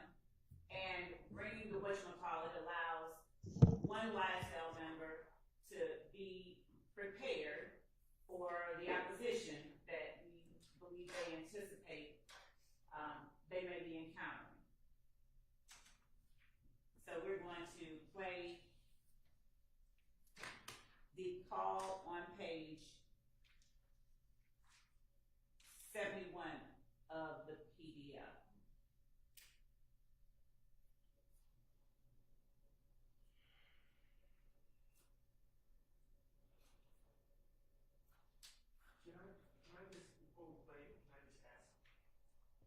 The state in their lead-in, are they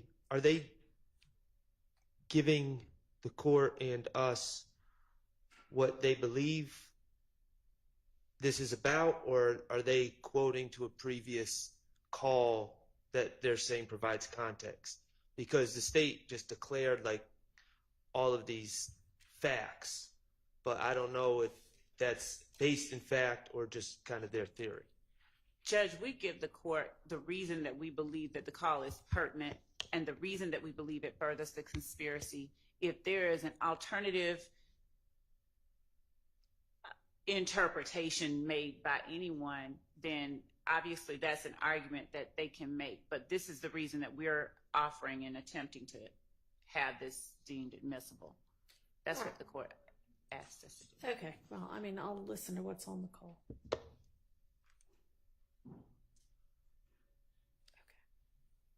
And we'll take a restroom break after this call.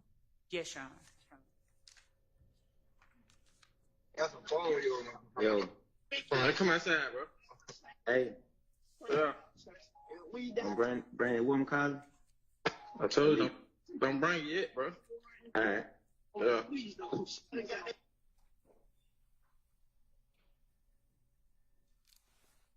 Is there more to that conversation, or that's just all we have? That's all that there is to that call, but we have other calls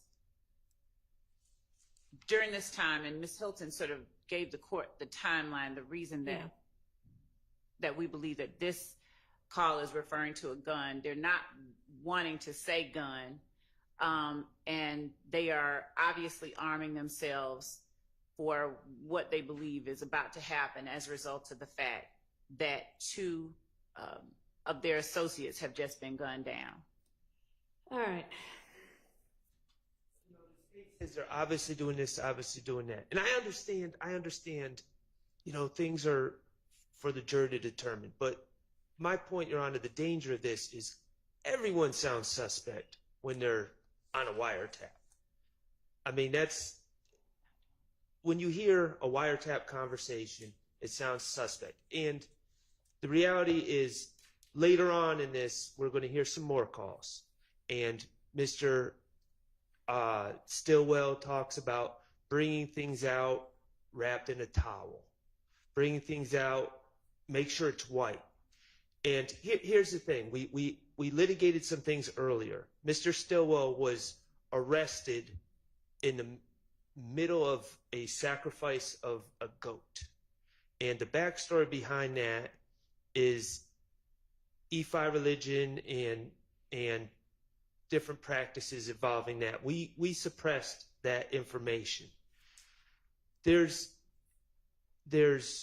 in this, and I don't think I should have to argue this to the jury and bring up religion, but the reality is there's multiple references of bringing things in towels. And as part of that religion, there's a thing called elekes, and they're the beads. And they're not to be brought outside unless wrapped in a towel, and preferably a white towel. They're supposed to be wrapped, not exposed to the element or outside. So there are alternative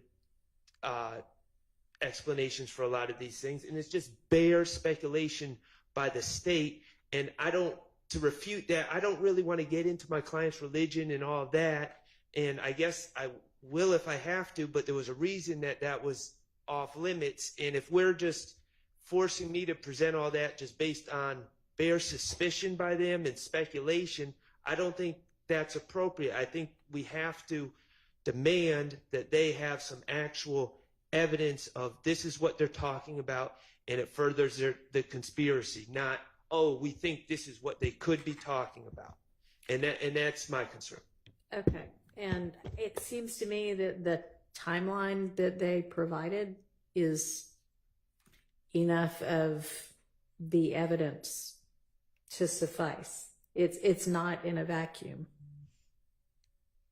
And Your Honor, I would also say that we are pulling calls in an effort not to play all of the calls, because if anybody sat there and listened to them in succession, it would be even clearer than it appears at this moment what they're talking about, and anyone would be able to distinguish when they're talking about their EFA religion versus pulling out a strap or bringing a gun to go shoot someone in a drive-by. So we're pulling these calls to limit the number of calls and evidence that we're presenting to the jury to make the trial more efficient. But the way that I'm hearing it, the only way that you know it to the satisfaction being asserted by counsel is if we play every one of the calls so you could see what it is exactly that they are and are not talking about. But we don't believe that that is necessary. Okay. Well, I mean, y'all try your case the way you see fit to try it. I'm going to admit this over objection. Let's move on to the next one.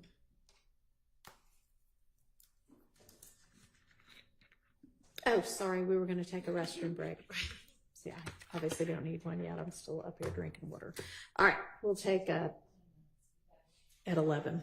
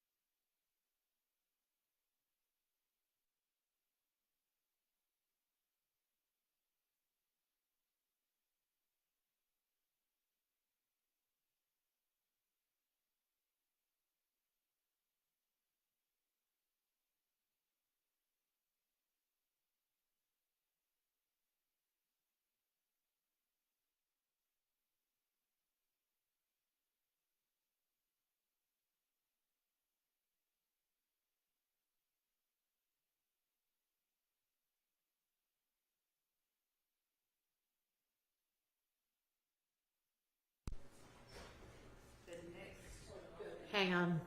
Who are we missing?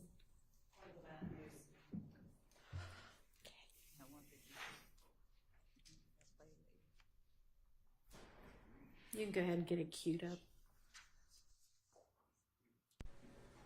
All right.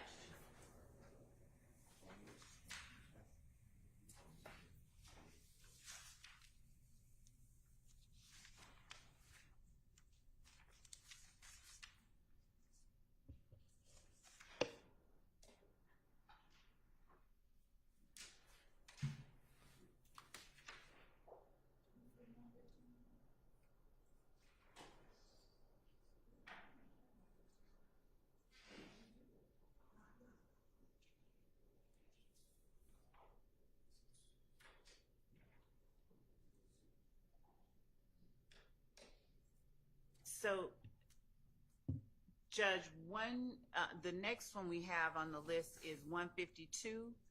Though 115 is one we'll come back to. We didn't have it on the list that Ms. Hilton sent.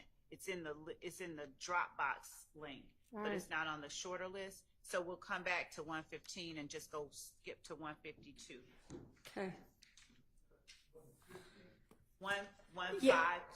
I think maybe it seems like maybe the page numbers on this are maybe one off on a lot of these. So I think it's 150 on this, but for whatever reason, 152. No, Your Honor. So the left column is the reference number. Yeah.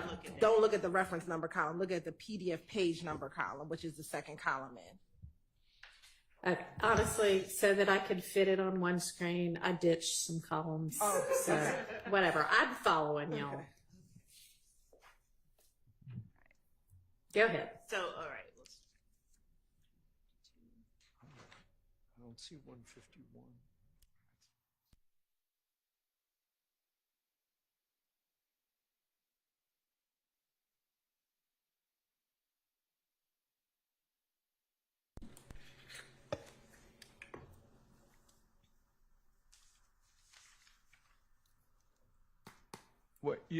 I'm sorry, I'm still a little bit confused. Is it the call reference is 150 though, right? It is, Mr. Okay, thank you. Harvey. Thank you. Yes, Thank you. So if you all would just ignore entirely the column that says reference, if I may, Your Honor. Ignore entirely the column that says reference number. Look immediately to its right at the column that says PDF page number. And that is the number we will reference when identifying the calls. And we will,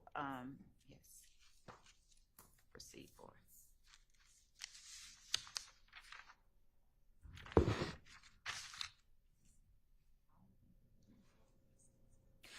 So when we were before the jury with these, is there going to be any faster of a way for y'all to get these queued up and to the right part? Yes, we have a graphics team working. Great, thank you.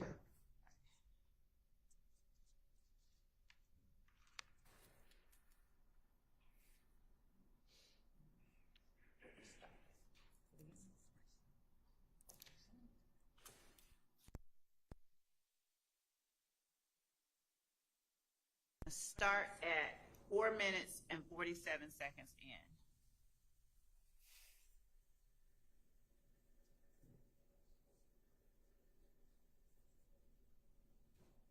I'll start at 4:24.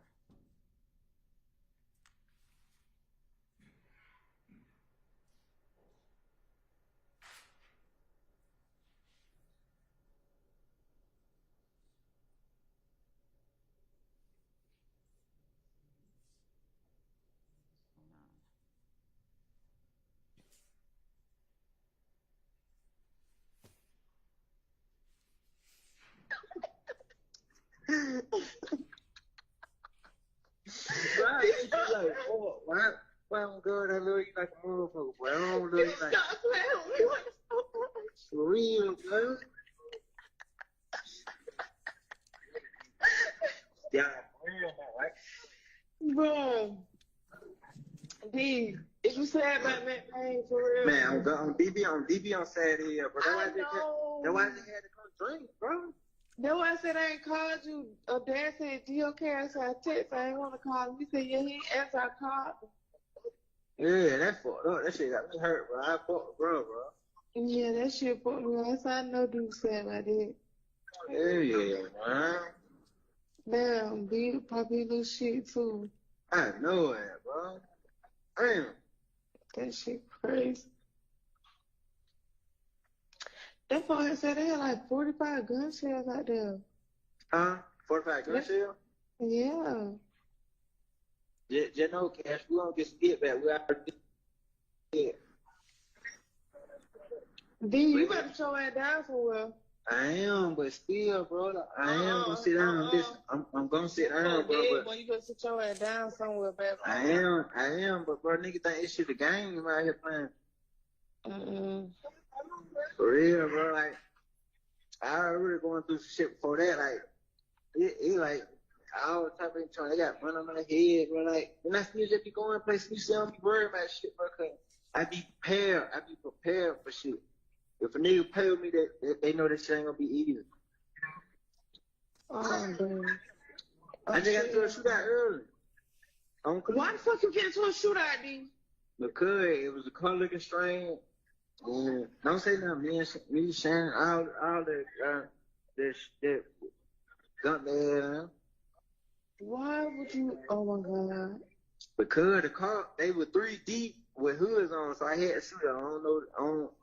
The day it was the car. The day on Cleveland. It was a car. I know it, bro. Yeah, you do. D, you need to. Yeah. Yeah, you right. Yeah. That had them niggas follow me. That how they follow me from Kiku. Yeah, I would have. Mm-hmm. That's what you doing up at 131. Yeah, phone. I just talked to phone. I talked to him. I told him for the call. He just said, you know what we on every day.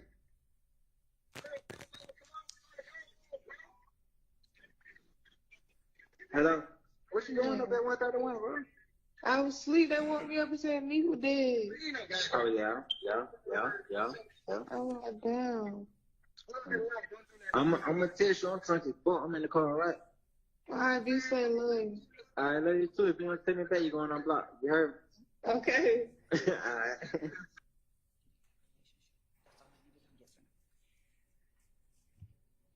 So, Judge, this one we believe comes in a couple of different ways. Obviously, it's a statement against penal interest that Mr. Garlington is making about him and Mr. Stillwell. He is, as the young lady is apprising him that people said that there were 45 gun shells out there. He is telling her that they're going to get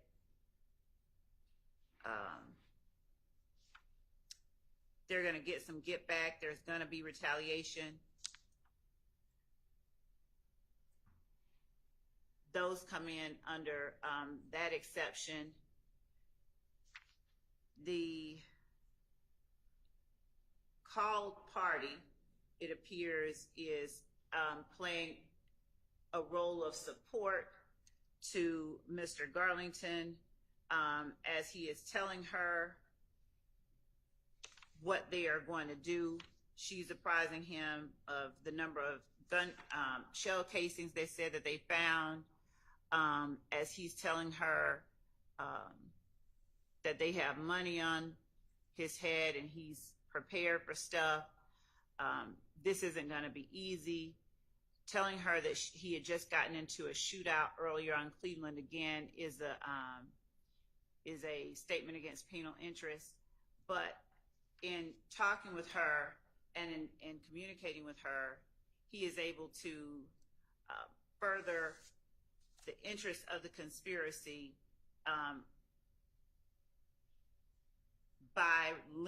this furthers the interest of the conspiracy in that he is able to lean on this person for the support that she is giving him through the course of this conversation. So our position is that it comes in, it's a couple of hearsay exceptions that it falls under. Co-conspirator statement and statement against penal interest, and it also is a reflection of Mr. Garlington's state of mind, his statement that they're going to get some get back. So it's sort of a reaction and a present sense impression.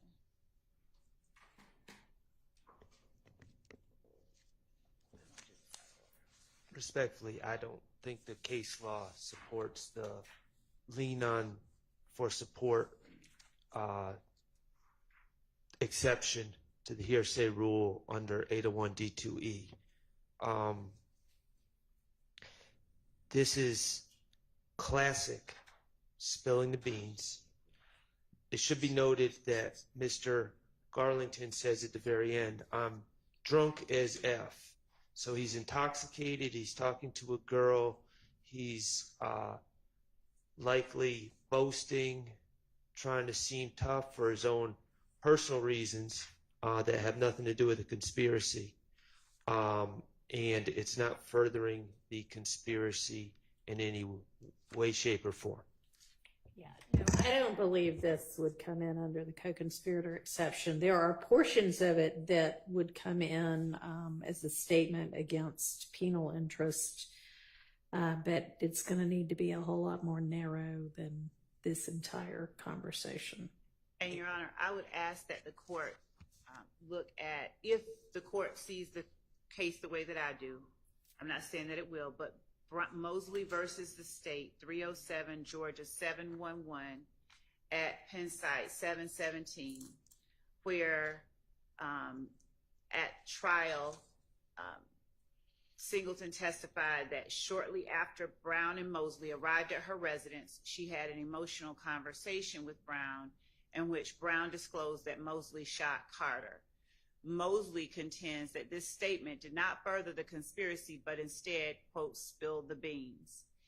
However, the court found narratives of past events, and they were quoting Kemp at 303 Georgia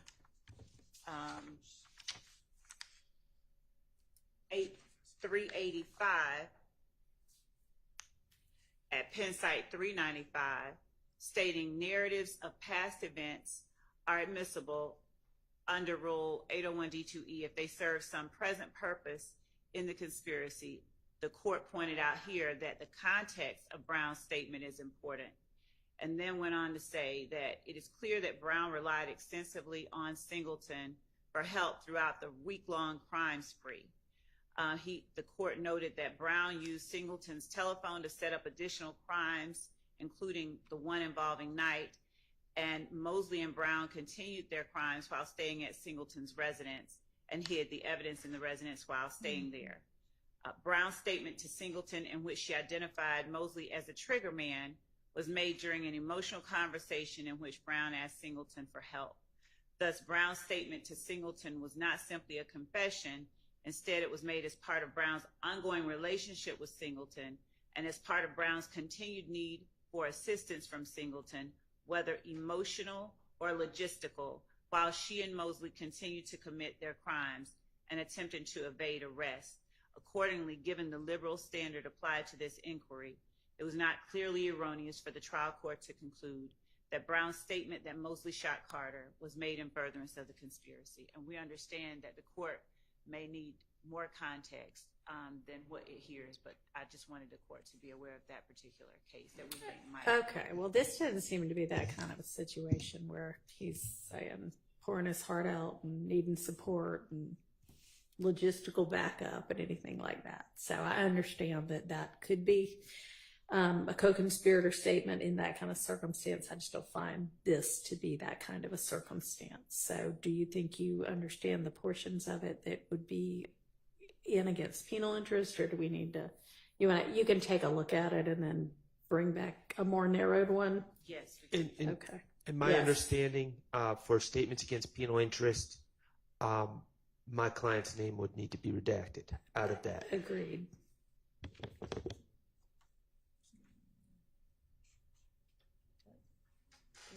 It's against the penal interest of Mr. Garlington. It comes in against Mr. Garlington, perhaps, but not against anybody else. I would not expect if it's a statement against Garlington's penal interest, and I would ask for a 105 instruction if this comes in. Okay, well, I don't know if that would be appropriate considering that this is all also being considered in the context of the greater conspiracy. So if you can get me some law on that, I'd appreciate it. And we'll just come back to the more narrowed down version of it. Okay. All right.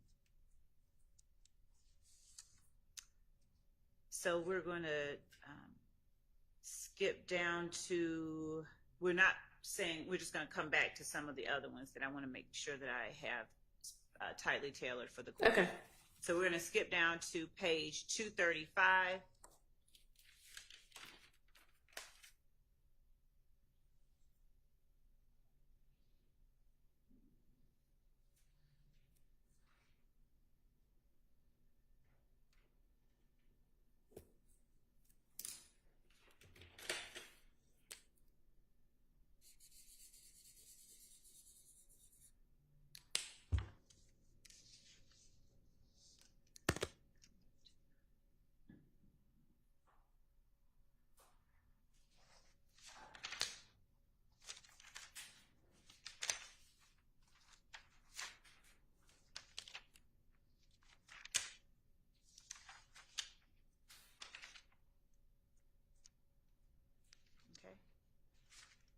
And it's going to start at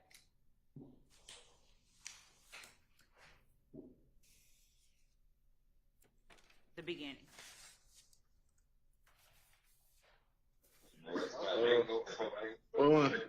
Not that.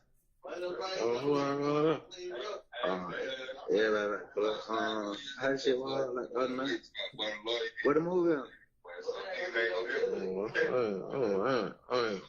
I wasn't get one. No, sis, I wasn't get one, but my mind ain't there yet. I'm really on the phone. Yeah, that's what I'm saying. Nobody just had with a movie. Yeah, I'm just saying, trying to wait. Yeah. I said, I ain't, yeah, bro. I was just telling my brother, I ain't made no money in about 2-3 days. Nigga ain't. You too?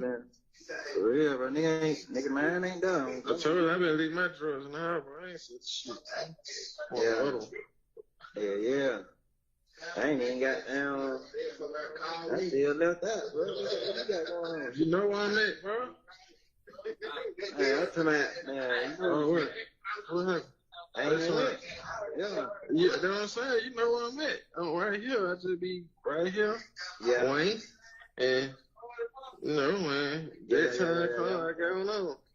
Yeah. Got to, bro. Yeah, you got them. Huh? Get with me, you know where I'm at. Yeah. Okay, but I got some whole what's causing somebody they on the way clear, you need to go on and trouble come to you and get up out me. No. Different. You say get off you? No, I ain't saying I don't fuck with her, but like just make her come to you and get you and tell them to bring you. What you talking about? I smacked that shit now for shit. You did? Yeah. Man, you ain't when, bro? What you mean when I told you to get me up out there? This call is a call between Demekion Garlington and defendant Stillwell, and they are discussing their ability to sell narcotics, apprising one another of their narcotics, and defendant Stillwell said, you know where I am, I'm just waiting, as they are trying to get themselves resituated so that they can better distribute their narcotics.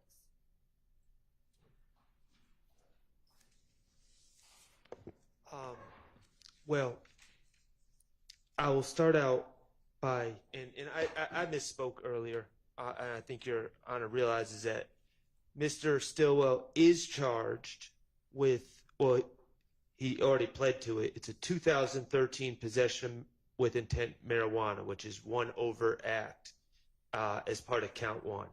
Okay? After 2013, to my recollection, there's no other allegations of Mr. Stillwell selling drugs in furtherance of YSL. In addition, we have heard absolutely no evidence, and I don't anticipate hearing any evidence, that there's any sort of profit sharing or anything else involved in drug distribution. We've heard about Durante Beebe selling drugs at a gas station. There was no indication that any of that money. Mr. Trontavia Stephen talked about his sale of drugs. He actually testified, and we asked him, and he was like, no, it was worth like $150. I'm not giving it to anyone. I was selling drugs. I acknowledge that it actually appears that they're talking about drugs and not selling drugs for the time being. But so that's not really furthering any conspiracy. But there's to say that just because they put in their indictment in count one an allegation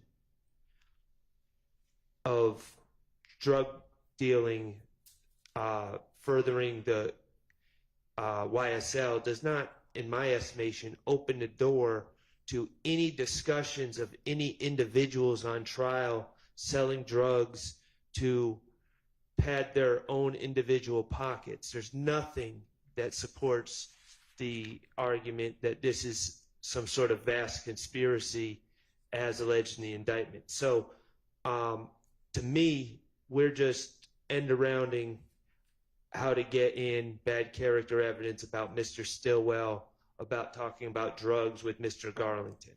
And so I don't believe it's part of any conspiracy. I don't believe it's in furtherance of any conspiracy. And I don't believe it's relevant, and it is prejudicial. And so 401, 403, and hearsay are my objections. All right. I don't hear how any of what gets said in this particular conversation can be in furtherance of a conspiracy, so I'm going to exclude this. Yes, Your Honor. And Judge, just so that I want to give a little bit more context to calls similar to this with the drugs. Okay. In this wiretap, where there are, as they've described accurately, about 60,000 pages of calls, there are more calls, or 6,000, there are more calls on this wiretap discussing the sale, the distribution of narcotics than we have time to ever listen to during the course of this trial.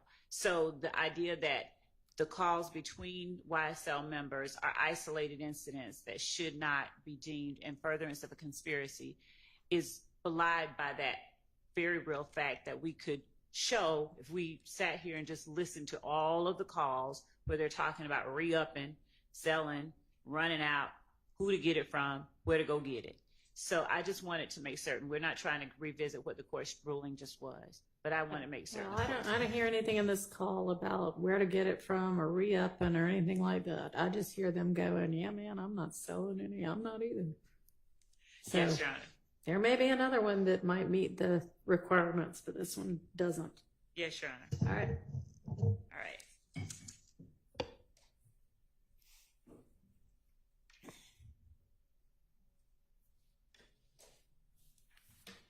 And so these calls as well, Your Honor, that are coming up are party opponent admissions because they are talking about right before they go to the gas station.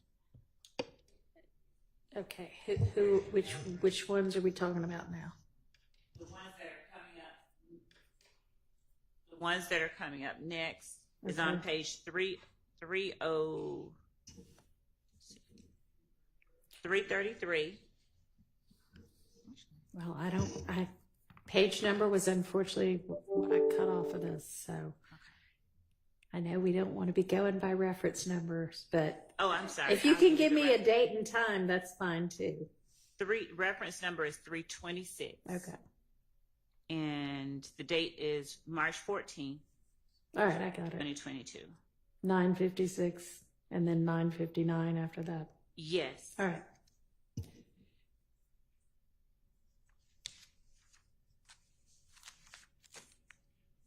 Is there any evidence that they have any reason to believe Mr. Drinks is going to be at this gas station? Yes, I'll let Ms. Hilton. When you mean that before they get to the gas station? I think seeing him at the gas station is happenstance. When they see him at the gas station. Okay. So I mean, I'm wondering, maybe there's something more going on here, but if they're just talking about meeting up. No, Your Honor, I don't believe, we don't have any evidence to show that they knew prior to going to the gas station that he was at the gas station. I do think that part was happenstance. All right, well, I'll just have to listen to what the content of this call is to see whether this might be. Oh, I'm sorry. Y'all are saying this one's a party opponent, so I'm sorry. Never mind. Scratch what I said. Go ahead. But we do think that they were on the prowl because Mr. Stillwell earlier that morning on March 14th had rented a car from Alamo at the airport and then went and got the car tinted. Okay. And so we do think they were on the prowl, but not that they knew that Mr. Drinks was going to be at the airport. All right. Understood. Thank you.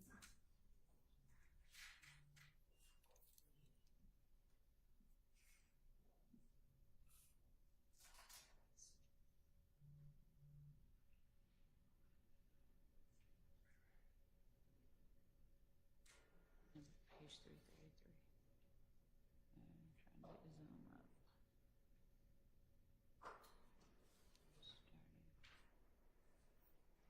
Beginning. Yeah, the whole call. 333.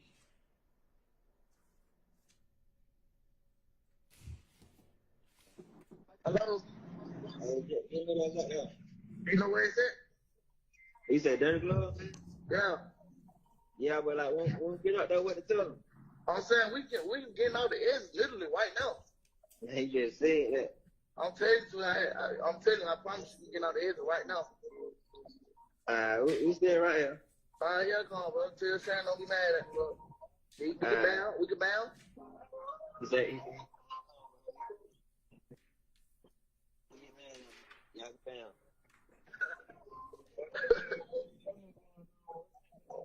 Yeah, nah, I guess. Well, nah, on my mama 12 on deep 12. We get out the edge right now, man. All right. All right.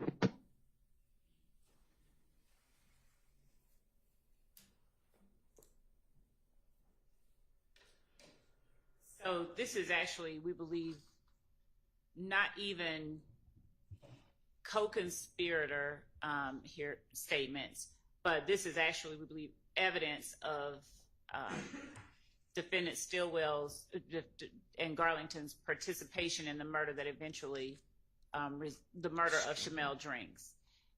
So, wait. My client was not on that call. So if the state's just going to say things like that, I need to know what they're talking about.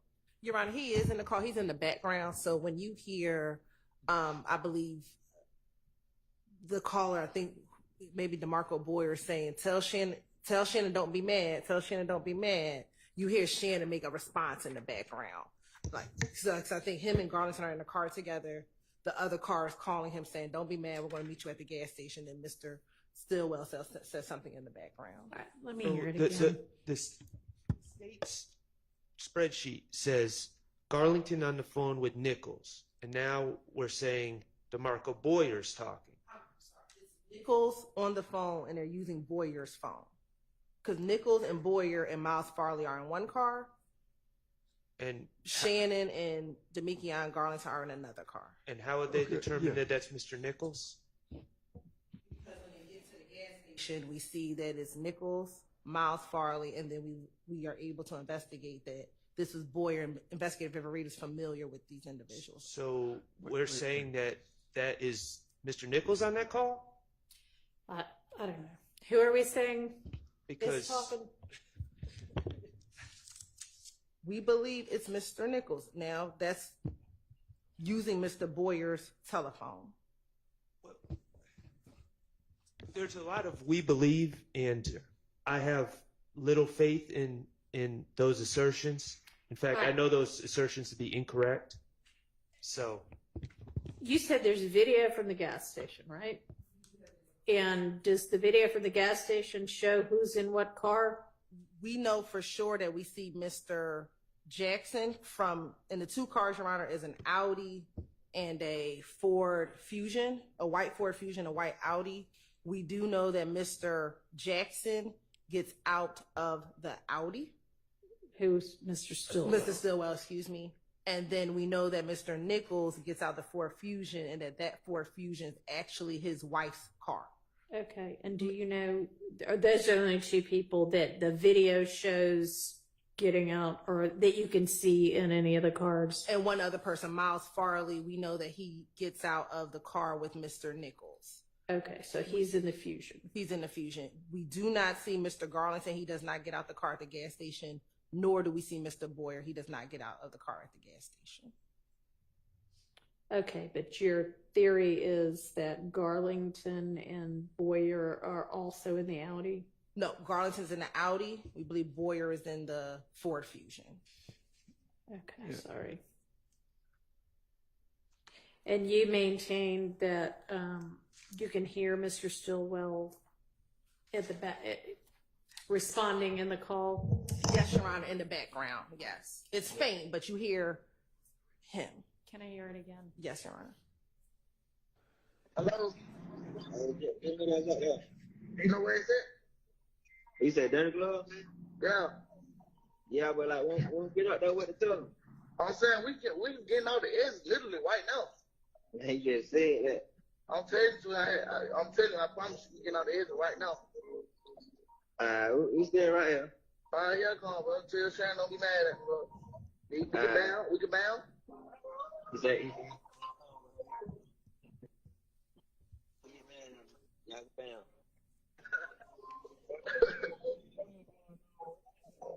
Yeah, nah, I guess.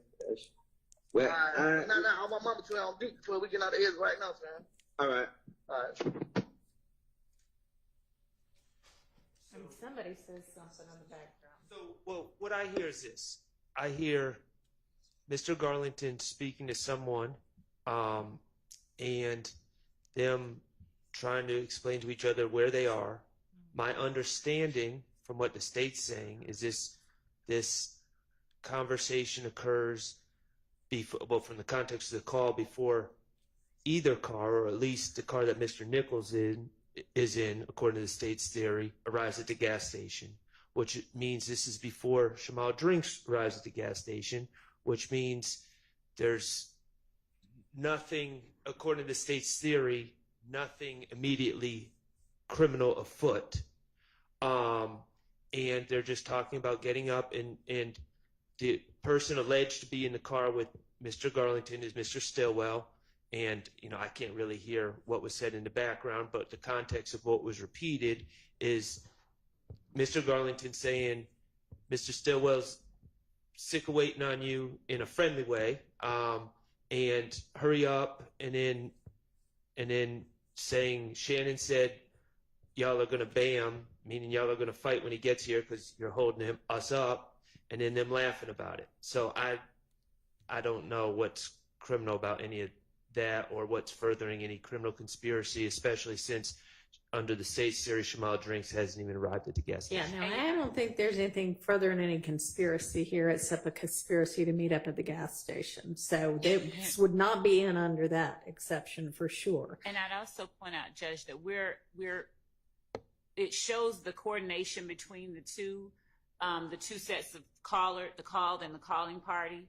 and the coordination. So even if you don't take what they're saying as true, the call itself is evidence of coordinated efforts and communication right leading up to the Shamel Drinks murder. Okay, So but it has y'all a are saying non-hearsay it was purpose as entirely just luck or bad luck for Mr. Drinks that they happened to find him here. So while there may have been a plan afoot to, when we see the enemy, we kill them, there, unless you've got evidence that this was, all right, we're getting together to go send out and start looking so that we can act on our plan, then this cannot come in under co-conspirator. It may come in under something else. But are you making that argument that this should come in No, under? that's the opposite of the one I was making. What I was saying is that it has a non-hearsay purpose, and that the non-hearsay purpose was that it shows the coordination and communication between the people that we've alleged committed the murder,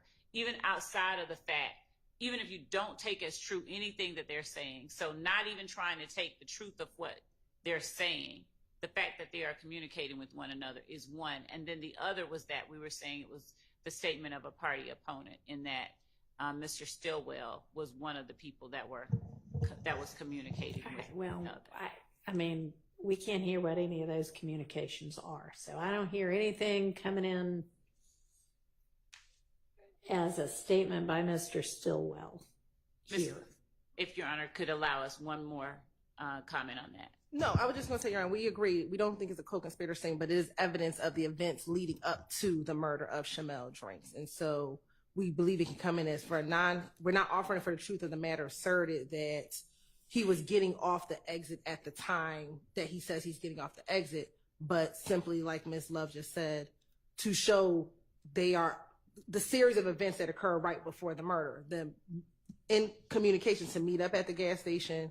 You're going to see that they meet up at the gas station. Then a call that's coming up next is when DeMarco Boyer calls Demekion Garlington and tells him, get on FaceTime. And we believe that is when the plan happens to kill Shamel Drinks. And that's the next call. Does the video show the Audi's already there and then the Fusion pulls up? Yes, but it doesn't, again, because of the video, we are not aware of DeMarco Boyer being in the car prior to seeing the video, nor do we see him afterwards. We just hear these phone calls between this individual. All right, well, I'm not talking about the next call yet. I'm talking about this call and trying to figure out why we need this call at all.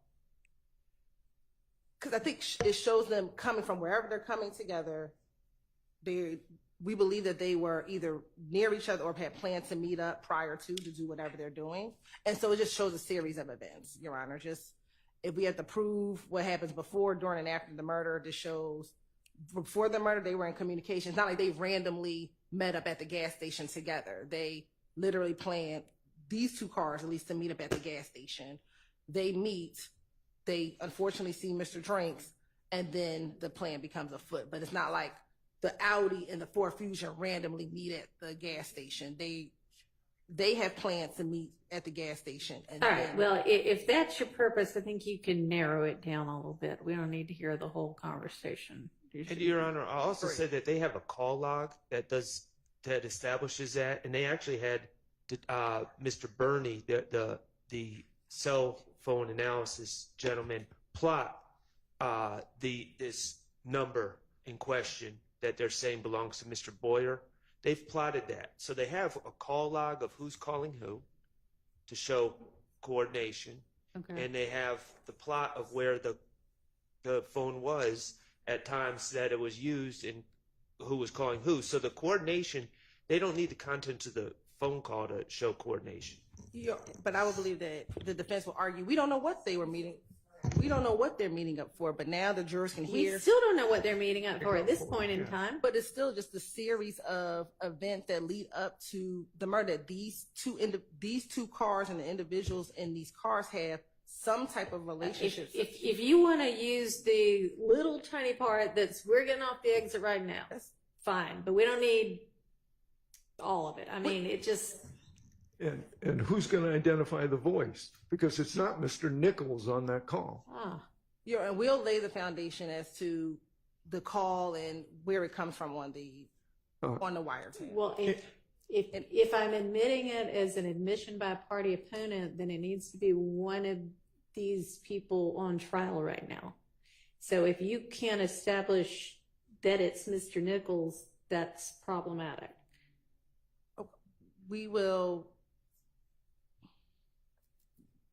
Well, if I'm offering it to show that they were, not that they were getting off the gas at the gas station, that's the hearsay.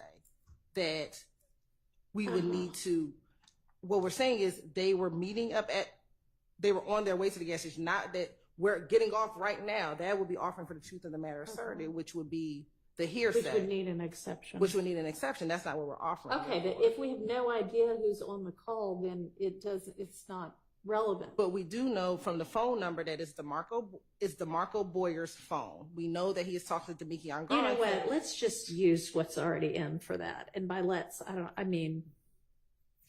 that's probably the wrong word, but it appears that you all have what you need. And considering the other issues surrounding this one, I am gonna sustain the various objections. I'm not gonna admit this. Okay, thank you, Your Honor.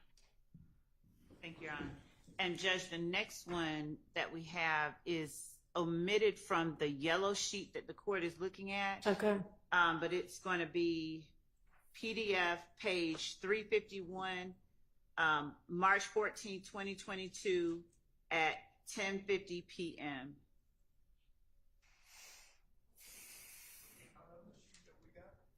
It's not, but Your Honor, as I stated, it's not on the yellow sheet. It is in the Dropbox. Okay, yeah, the yellow sheet was something that got sent later that was just to guide us, but. What's the reference number? It is the PDF page 351, reference number 345.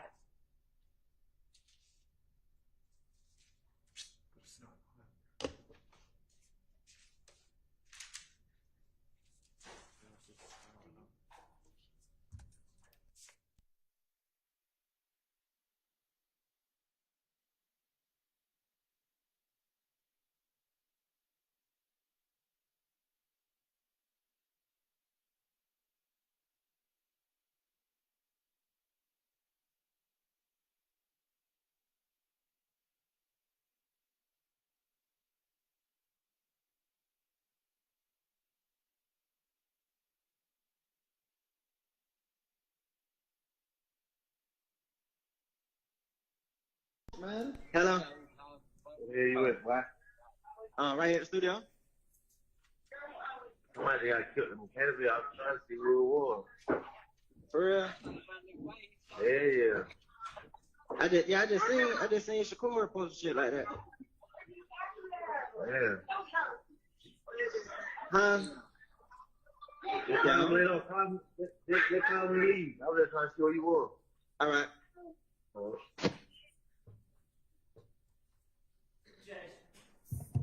Just 1 second. That was not the one that I expected to play.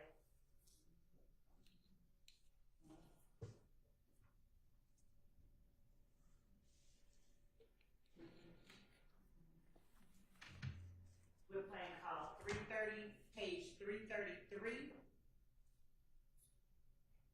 and reference number 326. That's the one we just played. No, yeah. That's the one No. we just Yeah, it is. talked about getting off the exit. 335, 335, I'm sorry, the one right under. 335, page 341. My apologies.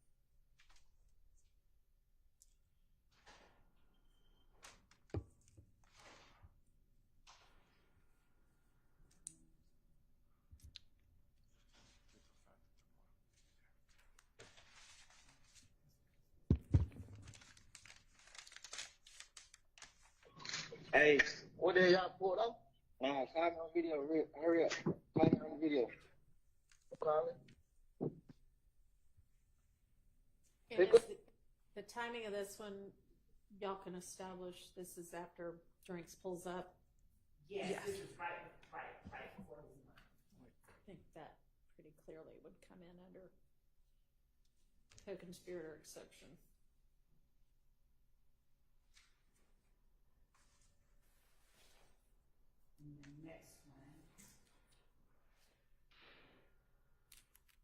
And so, just so we're clear, though, that the state is asserting that because, like the last one, there was some question about the involved parties. The state is still asserting that is Mr. Garlington and Mr. Boyer. Yes, we believe that's Mr. Boyer telling Mr. Garlington to get on FaceTime. That's his phone number calling Mr. Garlington. All right, we can't hear you. That is Boyer's phone number calling Garlington, telling him to get on FaceTime. And this is right after Shamel Drinks. When you look at the timestamp from the surveillance video to this call is after Mr. Drinks has pulled out of the gas station, and they are pulling out behind him. Whose phone's making noises? Can you make it silent? Yeah, I did. I'm sorry. That's all right. Okay. All right, what's the next one? It's reference 350, page 357.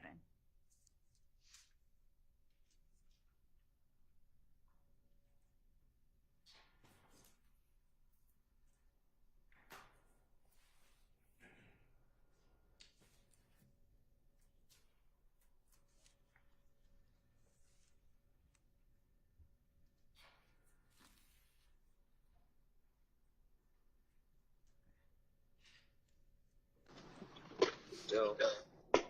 All right, man. There was all kinds of shit going on. I just jumped in the other car, bro. Y'all niggas don't be getting dropped off and then got no motherfucking ride to go back home to. That don't make sense. Yeah. The fuck you getting dropped off for a nigga ride with a nigga who wrote you?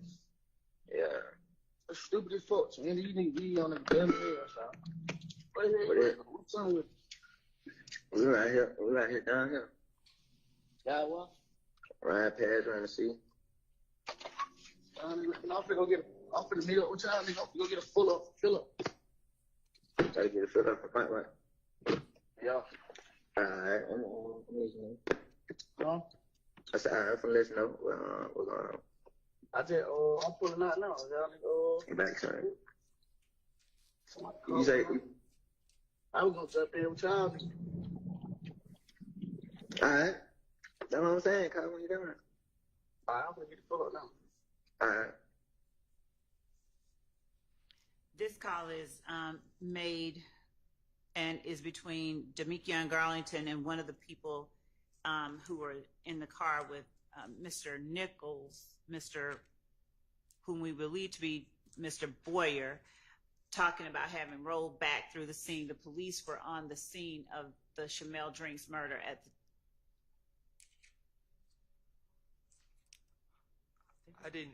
I didn't hear all that.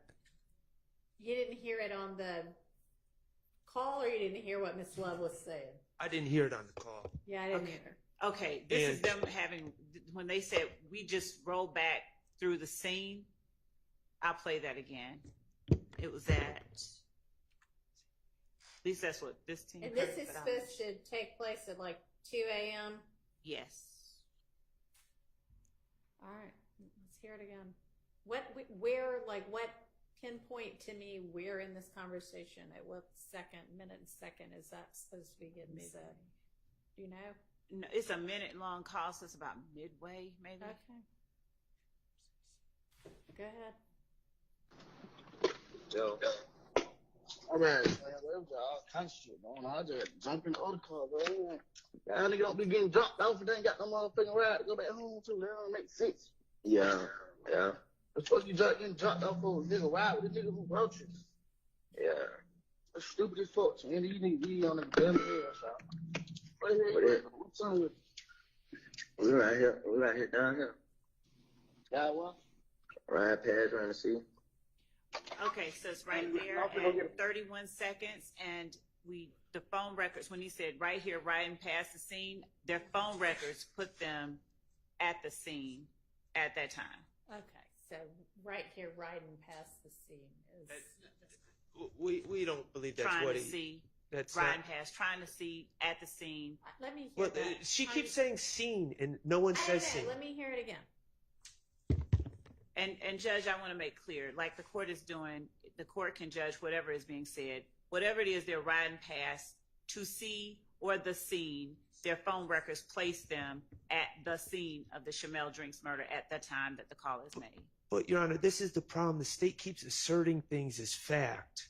He said through the scene, and now I'm just pushing back moderately, and now it's like, well, we don't really know what was said. And Your Honor needs to know what was said to be able to judge it. And if the state doesn't know, they shouldn't be asserting as fact. This person said riding past the scene if they don't know that's what's said. And my belief, and I'm not going to assert it as fact, but what I'm telling the court is after listening to that numerous times on my own and several times in court now, I'm not hearing scene. Okay. And I don't think anyone else is. I don't know. Let me hear it again.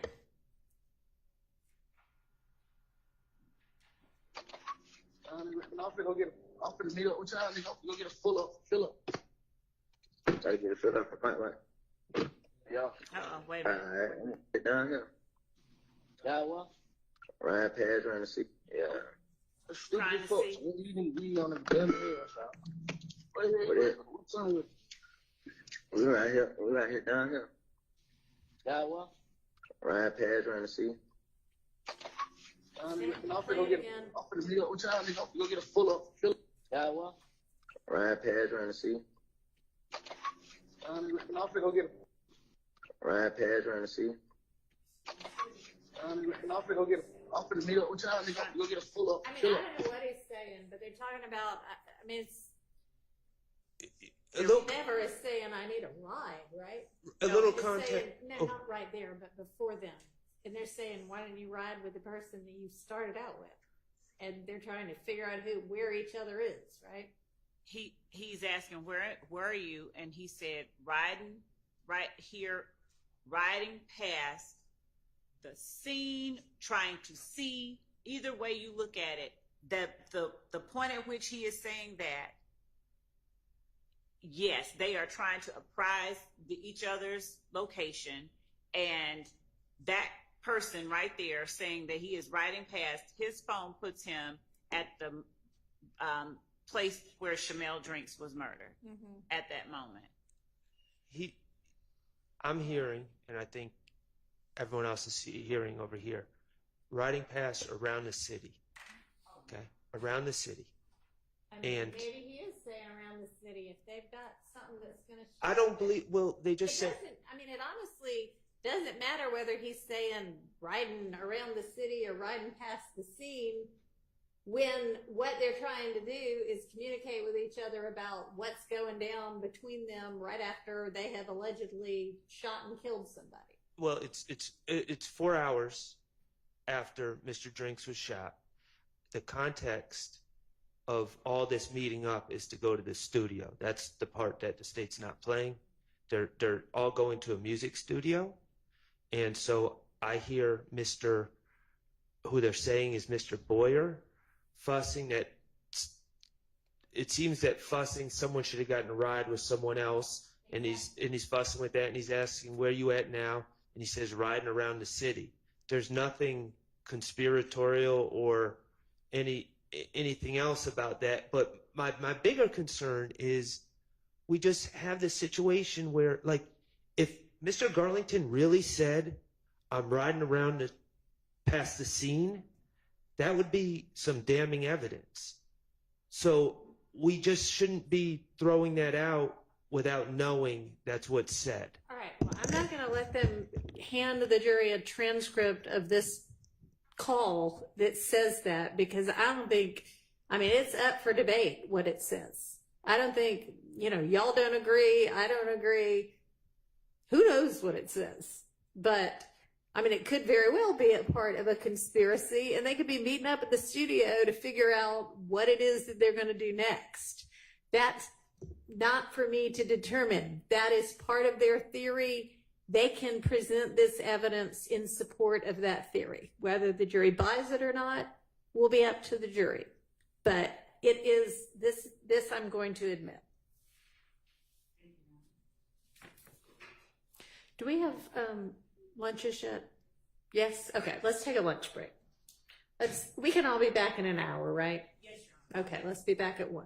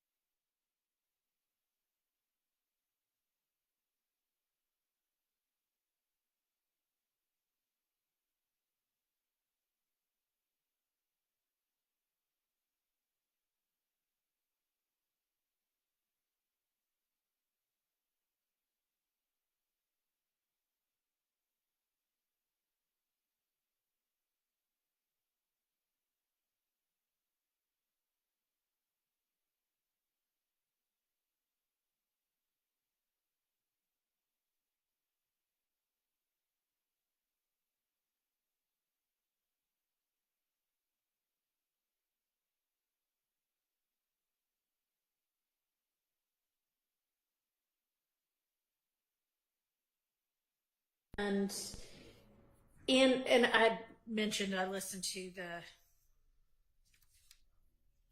jail call itself before that. And I'm just going to add, in addition to everything that is set forth in the order on this from November 16th of 2023, not stated in the order, but I think relevant to the order, and it may just be because everybody already had it in their mind that it was true, but I just think it's important to note that the three speakers, Ms. Stanley, Mr. Holloman, and Mr. Minder, what their relation to each other was. And Ms. Stanley and Mr. Holloman, it appears, are brother and sister. I think we had already mentioned that Ms. Stanley is Mr. Minder's mother, and that makes Mr. Holloman and Mr. Minder uncle and nephew. And then I just wanted to note an additional, there in paragraph 5 of that order, lists out several circumstantial guarantees of trustworthiness found by the predecessor judge. And I wanted to add, in addition to adding the familial relationship, that during the conversation between Mr. Minder and Mr. Holloman, Mr. Minder actually states to the effect that this wouldn't have happened if I hadn't been locked up. Essentially that, his uncle would have been under Mr. Minder's protection. And so I think that also provides another kind of indicia of their close relationship. All right, so I just wanted to go ahead and put that on the record as well. Okay, may I respond briefly? You may, but I'm not, I saw that you had already made the record, so I'm not really considering additional argument. Okay. Is that what you wanted to? I just want to respond to Your Honor. I guess the issues of sufficient or substantial circumstantial guarantees of trustworthiness in the order, Your Honor, indicated that it was apparently, those are the words in the order, apparently a close relationship evidenced by, it says, tone and tenor in that call. And additionally, it says it was there was an unlikelihood of and lack of a motive for fabrication on GH's part, or Gary Holloman, the deceased. That was in the order to those close contacts. And I just wanted to just make the record, when we objected at the hearing, I want to respond to Your Honor's most recent statements, or the addition there. In the law, as it relates to the issue, I know you're not wanting to hear any more argument. I don't want to go too far afoul here. But in the argument and in the law, Your Honor, it says that the trustworthiness of the original declarant and whether the circumstantial guarantees of trustworthy are equivalent in significance to the specific hearsay exceptions, as the court is aware. So I read the entirety of the argument that you made before the predecessor court. Yes. Okay. I understand. Just wanted to put that on the record for the court's consideration. Thank you. Thank you. Okay. What's our next statement? Judge, Mr. Atkins will be taking care of that. I'll go ahead and cue it up. Okay. Your Honor, we're going to start with PDF page 360, which is 11 minutes after the call we last discussed, which was 3:57. Okay.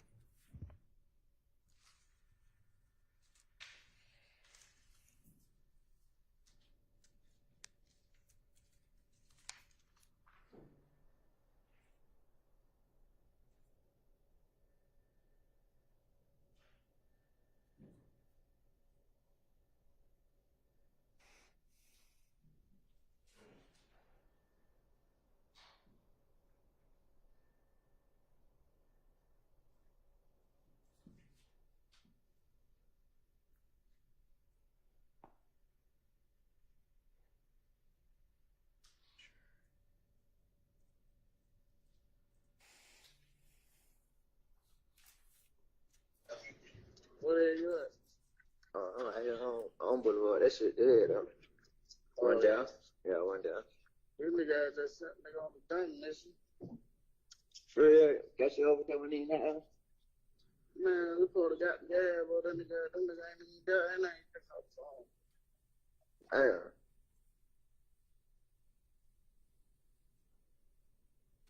Where y'all about to go?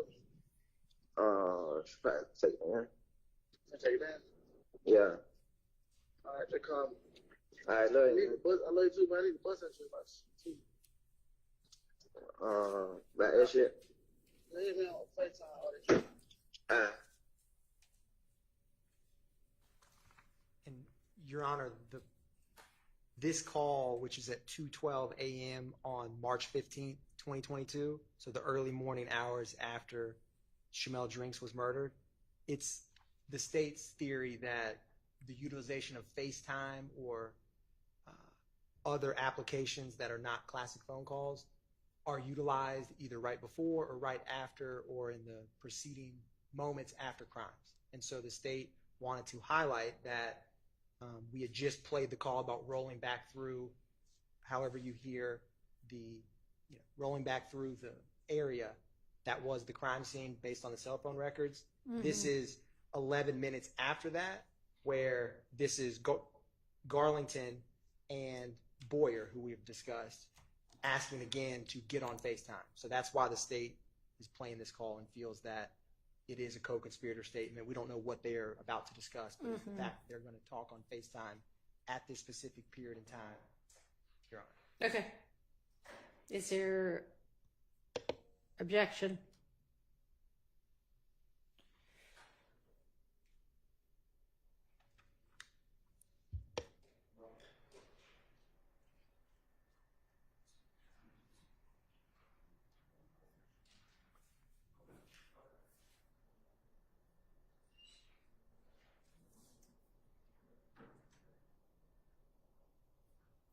It appears there is objection. There's just uncertainty as to who's going to voice that objection. I think we have different objections. I'm going to object. I don't see how this is furthering any conspiracy. I understand that the state wants to they have things in these calls that they feel is important and is relevant, but you still need the hook of the hearsay exception if these gentlemen are not testifying. So my objection is that it's not furthering any conspiracy. Okay. And before anybody else makes one, just so I understand, so are you going to have some, or have you already had some expert testimony that explains why a FaceTime call might be beneficial for utilizing in a criminal enterprise? So, Your Honor, old school Mike. Your Honor, two things. One, Demekion Garlington himself, in a call we have not reached, he explains, get on FaceTime because they can't record that SHIT. So he says that. I don't remember the exact call, but we will get to it eventually. And so, for one, that's his own statement. Number two, I wasn't present when Detective Belknap first testified, and so I don't know if he addressed that, but it is my understanding that Detective Viverito, when she is reached, is going to discuss, because it's intimately wrapped up into this murder of Shamel Drinks from the state's theory. Okay. And Detective Racy, who discussed the April 26th shooting of Mr. Dwayne Carter's tour bus, talked about how FaceTime doesn't show up in records. And Okay. so... All right. Thank you. I'm going to overrule that objection. Was there another one?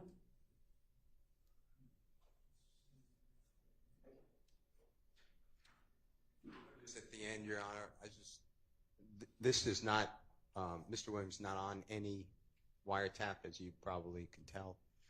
So I was going to ask for an instruction, especially if you let things in that's not in furtherance of a conspiracy, because then that should not touch Mr. Williams. So I was going to do it at the end, but when you asked for, are there any objections? Yes, I'm going to have an overall objection. Okay, so I mean, this I am admitting as being in furtherance of the conspiracy. So with regard to any that I have let in not under that basis, but under a different evidentiary exception.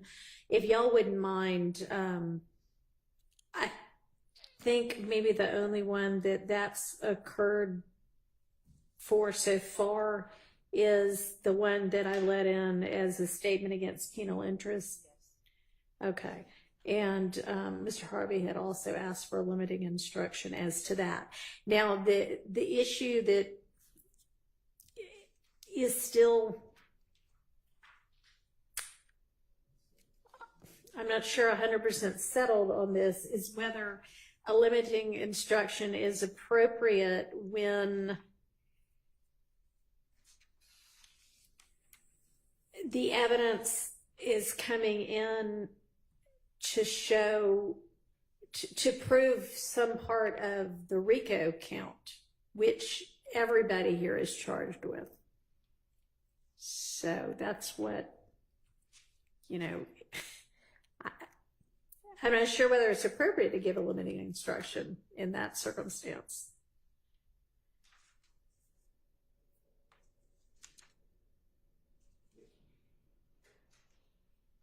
I believe it would be, because if it's not furthering the conspiracy, and I'm not saying the jury will find Mr. Williams willfully and knowingly joined a conspiracy. I understand that. But the court must have made a finding that there was at least some evidence of a conspiracy. So then it becomes a statement. Right. You make a good point there. Yes. So I guess yes, you're right. So if I have, and I did for that one, specifically said, I don't find any kind of furtherance of a conspiracy with regard to that one, then yeah, a limiting instruction I would think would be appropriate as to that. So if somebody doesn't mind keeping track of which of those need one, then if y'all would provide me also with a suggested limiting instruction, I would give that. I think that would be appropriate. Thank you. And Judge, just for the purposes of the court's knowledge about the prima facie showing of a conspiracy overall, there was a finding prior to the court presiding of a conspiracy, that there has been evidence shown of a conspiracy. That finding was made particularly on the record as it relates to count one. Judge Glanville said, he flat out said, I find that the state has presented evidence showing a conspiracy that tends to show a conspiracy. Okay, sure. But we're talking here about a statement that's not made in furtherance of a conspiracy. Would that statement come in to show, as evidence to prove RICO? We believe that it would. The purpose of the co-conspirator statement is to provide an exception to the hearsay rule. Right. And the fact that the court admitted it under another exception to the hearsay rule doesn't make it applicable only to proof of against the declarant.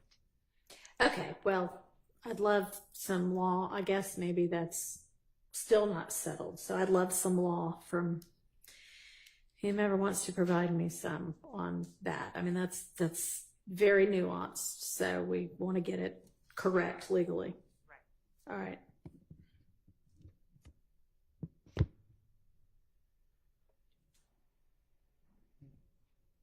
Your Honor, if I may. Sure. With the call that we just discussed, number 316, the FaceTime call, what was the court's ruling? That is in as a co-conspirator statement. So specifically for that one as made in, like the discussion we just had about. Yeah, the only one that I have so far, there are two I haven't let in, and one I let in under an exception that wasn't co-conspirator.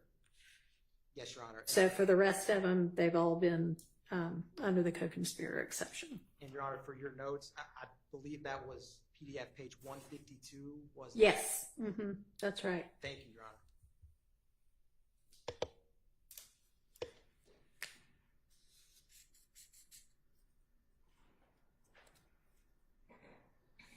The next call we're going to be turning to, Your Honor, is going to be 423. And just to give the court a little bit of backstory, in addition to what Deputy Hilton discussed this morning, is this call is on March 16th, 2022 at 12:22 a.m. This is when at 2830 Waters Road, APD police officers arrived approximately around 12:08 a.m. after a lot of gunshots, which resulted in 11 defects in the front of that home, which ultimately inside of that home was Defendant Stillwell, Demekion Garlington, whose wiretap we have, Miles Farley, who is not in the current trial but is charged with the murder of Shamel Drinks, as well as other YSL associates. And the significance is the shell casings from the murder of Mr. Ford and Mr. McMiller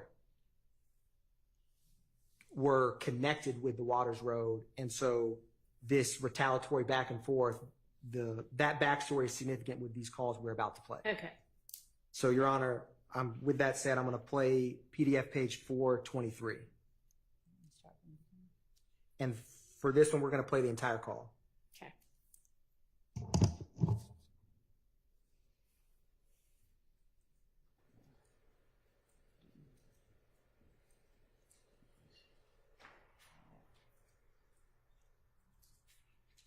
Like no little back.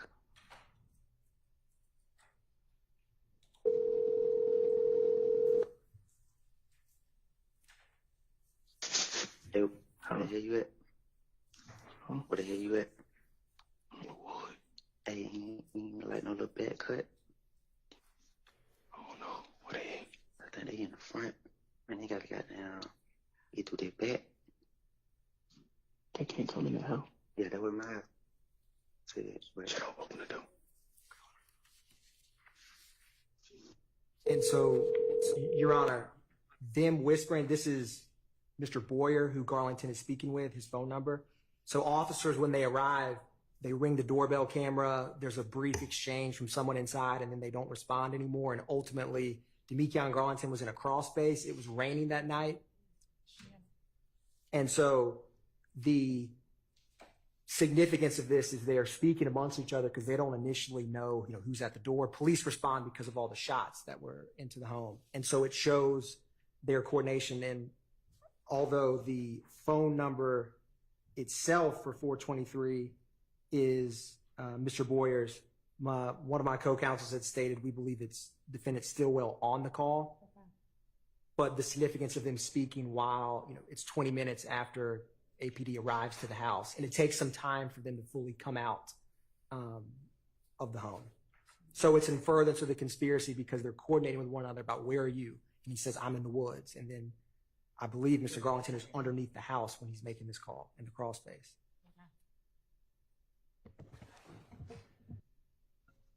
So the context of this call is it's directly after, to my understanding, individuals shot at 2830 Waters Road.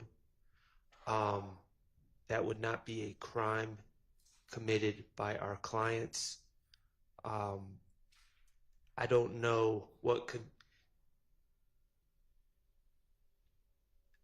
I think the context of the call makes it clear that they're trying to avoid interactions with the police. I mean, I'm not going to argue that that's not the context, but I don't know if that's part of a criminal conspiracy. I mean, they were just victimized and they're trying not to talk to the police about it. I don't know if communications on a phone about that would be in furtherance of a conspiracy because there's no underlying criminal act, as far as I know of, that is being furthered. Your Honor, the conspiracy itself, coordinating with one another in the wake of an act that has been committed in the wake of criminal activity at that house, we believe that the other calls will show that there are guns in the attic that they want to keep concealed from the police. They want to keep themselves secreted and separate from that location. It's one of their trap houses. and them coordinating with one another to evade detection by the police does further the interests of the gang by keeping themselves from being detected and found out and connected to that house by the police. So calling to find out where each other is, because the police did descend upon this house where hundreds of shell casings were found in the yard. And it was one of those central locations that was involved in the wake of the shooting of Mr. Ford, Mr. McMiller, and Mr. Drinks. We believe that this communication does further the conspiracy of the YSL enterprise and the criminal street gang and its enduring, detection from the police for their criminal activities by apprising each other of where they are in relation to the hot spot or the hot zone. Okay, and let me ask you so that I am sure what my understanding of it is.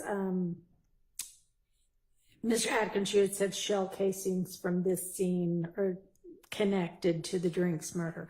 So this wasn't just like a shoot up. This was a shoot back and forth. So, Your Honor, the shell casings from Waters Road connected with the murder on March 11th of Mr. McMiller and Mr. Ford, who were... Okay, I misunderstood you. Yes, Your Honor. Okay. So, all right. It's the state's belief that the rival gang was responsible for both. No, the I death. understand. I just Yes, Your Honor. had written down the wrong set of murders. And Your Honor, I left out one, I think, relevant fact. The police actually did come in contact with these individuals eventually, and they released them without charging them with anything. Is that before, did they search the house at that point? Yeah. Well, they see a gentleman in the house laying down, and then they trying to speak accurately about how this happened. They went into the house. That's right. They went in the house upon seeing someone on the ground and detained all the individuals and then let them go without filing any charges. They didn't search the house that day. They went in and detained, and Mr. Stillwell was later found to have been wearing at the house the same clothes. Okay.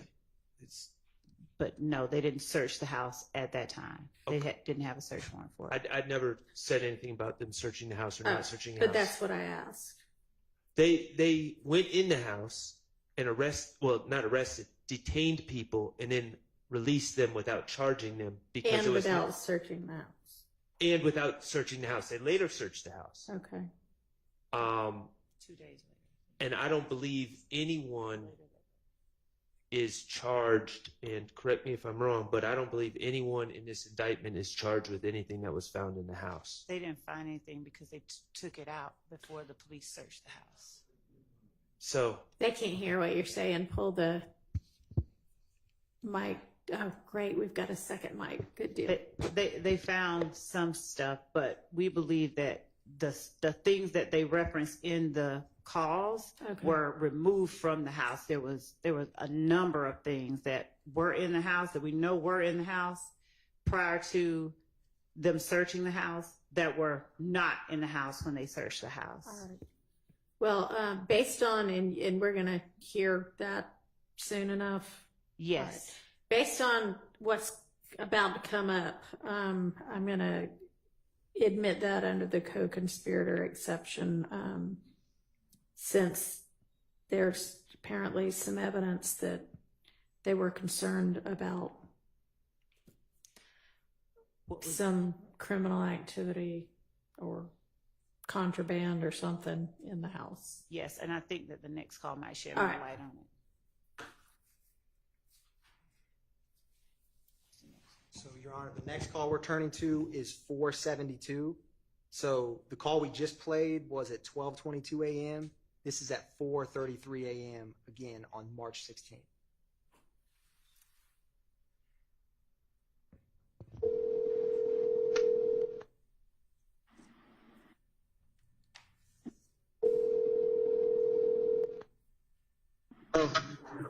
Good, man. Hello. You good? Yeah. What is it? What the hell you mean, nigga? I ain't even say, I ain't saving no number. Yeah. Oh, yeah. For sure. Where the hell you at? You gone? Yeah, hey, I'm about to drop miles off. 10 miles, boy. It's all love, boy. I couldn't wait, boy. I gotta go home. Oh yeah, yeah. He just ran in the store real quick. Yeah, so it was all love. I ain't waiting, boy. I gotta go, boy. That shit just shook the fuck out of me. Man, wet, man. When I seen it, when I seen V, I just, Man, what? Man, that whole just, man, boy, listen, boy, I just said to myself, boy, man, let me out that car. Boy, I'm gonna go in, boy, and I ain't coming back outside, boy. I don't care about having no run or nothing, boy. Them motherfuckers ain't moving. hey, boy, I said the same shit, boy. Somebody really think I'm like, yeah, man. I'm like, What's so crazy, bro? I was just being cheap. I actually was being cheap. My whole keep saying, let's get a run like that, man. I'm not gonna pay for no run. Man, listen, boy, I just said, damn, boy. They finna send a nigga to right street with their money like that. My nigga gonna spend this shit on them in the room, man. Man, what? I'm saying, hey, that's on DV. I'm in there like, boy, I got to get my last 3,000. I got to get lawyered in. I'm like, man. I'm in that beat like, you know, man. Damn. Bro, you won't believe, boy. All the sticks and the guns was in the gray car. For real? Man, God, boy. And the sticks and shit in the attic. Ooh. Shit, boy. That was God, boy. Man, what? Your Honor, I'll continue playing, but when they're saying that the sticks are up in the attic, it's the state's theory that they're talking about the Waters Roadhouse. You're talking about what? When we were just discussing what's inside of the home or not inside the home, it's the states that line about their sticks up in the attic. Sticks is short term for AK-47s or longer handguns. Rifles, that they're talking about the guns in the attic of the Waters Road home that all these police swarmed after the gunshots. I'm going to continue playing. And also to orient the court, Your Honor, this phone number, which ends in 1103, the state attributes to Mr. Shart's client. So it's Garlington and him speaking. That was God. Yeah. Oh, Lord, yeah, get up out of there, bro. Baby. What, that way? Yeah. Yeah. You know what I mean, though? Yeah, man. You know how far I gotta go. Oh, yeah. Pope goddamn blowed up. She what? She blowed it up, boy. Oh, yeah, man. She blowed my shit up. You saying Shannon okay, man? Hold on, there was two. All right. Yeah, bro. Yeah. Hey, yeah. You walk past me first thing, I'm like, well, I know for a fact. Yeah. Well, what? You know who she was coming to then? She say I already said the same shit though. She like, cause she like, who house is it? I'm like, man, I don't know. I'm telling them my first time here. She was like, yeah. So. Yeah. Man, listen, bro. I'm thinking. Get what I kept saying. I said, boy, I know D and Mild, I'm smart. I know they saw them folk got her and took her to the front. I said, I know they hit that back cut. You wouldn't even believe I'm trying to find out on the back cut. That's why I called you. Man, you talking about, well, I would have made one straight through the motherfucking bush back there, boy. I'm telling you, I would have went trucking back there. But guess what? We only got caught for this dumbass nigga. Once they legs showing, he think somebody in the house dead, bro. Man, they tell me, they like, so you telling me nobody in the house? I'm like, man, I ain't listen, man. I just pulled up. I said outside for 3 minutes. Top. The motherfucker go popping. So shit. Oh, God, I said the same shit. Oh, God. Well, I said outside 3 minutes. Popping. Them motherfucker went to popping. So shit. I went to goddamn ducking and running. They told me, so why you They told me, so why you ain't got down? I thought it comes on something. They told me, so why you ain't got down come out when we said Atlanta police? I'm like, shit, I don't trust Atlanta police. I'm thinking these folks. I'm thinking these folks trying to get her to come out. So I stayed in. Yeah. Oh God. They're like, yeah. I'm like, yeah. I'm like, look, bro, y'all question me like I'm a suspect. I'm a victim. They're like, yeah, you right. They're like, but let us do what we gotta do. We're gonna get back with you. If everything come out clean, then we'll let y'all go. Like, say less. I'm in the car sleep. When they tell me that, I kick back. Don't goddamn go out. Yeah. Oh God. You know that? They can't get the video from Nick on camera. Hell nah. Yeah, okay, man. But you wouldn't believe, boy. I'm in them over like, boy, I know they can't come in here. We good, bro. I'm telling bro, like, we good, but they proud of it. You told me I was in the woods. Huh? You told me I was in the woods. I was up under the house, man. You don't see how dirty I am? Oh, we heard them get their ass. They like, hey, move. You like, hey, I dumb ass walk. I go out the back door. No, I go out the back door, right? So I'm finna go toward the car and hop in the car, just sit in the car the whole time. That's what they at, though. Man, I go to the other side, finna try to hop the fence. They like, hey. I'm telling you what you gonna do. Go hit that cut, boy. I know it. Everybody would have cut water. They said they ain't know. Man, listen, man. You probably made your cut. Yeah, like you ain't from the hood, boy. You know how this shit go. I would have went back there and made me a cut, boy. I would have been trucking through the motherfucker. That's why my goddamn shoes so dirty, my pants dirty, and my shoes dirty. Real. They say, so this is about Matt, man? I say, ma'am, I don't know. Man, listen, man. They asked me, do I know Matt, man? I said, I don't know no motherfucking Matt, man. Who are that? Yeah. I said, man, I'm not even from over here, bro. I'm from Tumbleville area, bro. Yeah.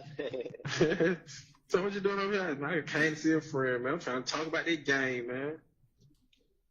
What you talking about? Damn, man. That whole blowing me up. That whole thinking nigga Sheen, all type of shit. That nigga was so cool, though. He got damn called it back. I need to put a lock on my phone and take my, like, have my messages pop out.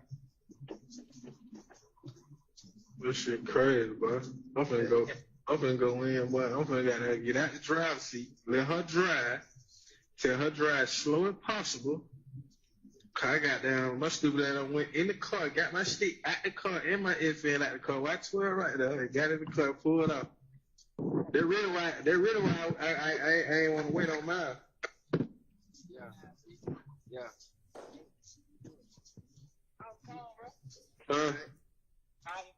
Alright. I'm gonna text you now. Hey, yeah, man. Folks blowing her air. She called too. Sure. How she get that though? I don't know, cause you know Thierry got my Instagram on her phone. Oh.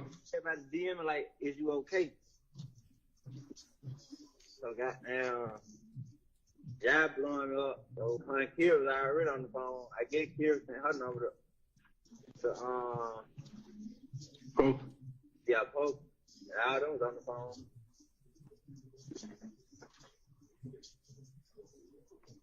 I'm like, damn, man. But I say, I'm like, here, bro. Bro, listen, bro. I kept saying to myself, I don't know why the fuck I'm on drill time though, so I'm really like, but I ain't going nowhere. But I'm telling myself, pull out, AB, pull out. You ain't hear me say, boy, let go. Man, listen, you said let go, Miles said let go, Brad said let go, but I'm on drill time, so I'm just like, man, fuck that, boy. Yeah. I'm so mad. This time they served, he was just telling me like, he was like, either somebody follow D or your girl or it's that whole Elmo, cause they serve Elmo. I was like, man, Elmo, Elmo fuck with them folk. Yeah.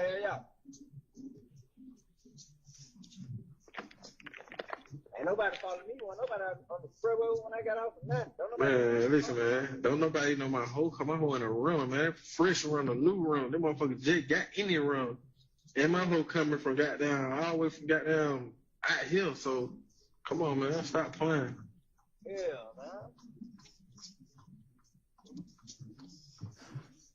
I know for a fact ain't nobody follow me. Don't even know what I'm in. Don't nobody know I fuck with the hoe. Don't nobody know what I'm in, though. I'm telling, like, these folks ain't knowing these cars. Though I'm telling him, like, bro, these folks ain't knowing none of these cars, bro. All these cars are some new goddamn cars. Niggas ain't played. Yeah.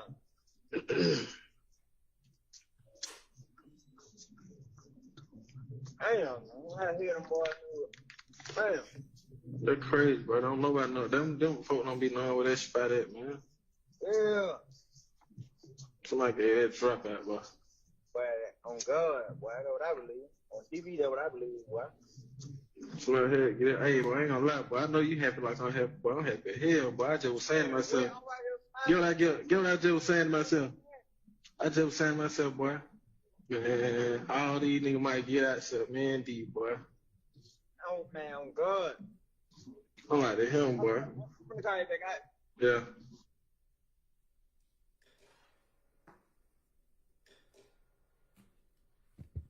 That's the end of that call, Your Honor.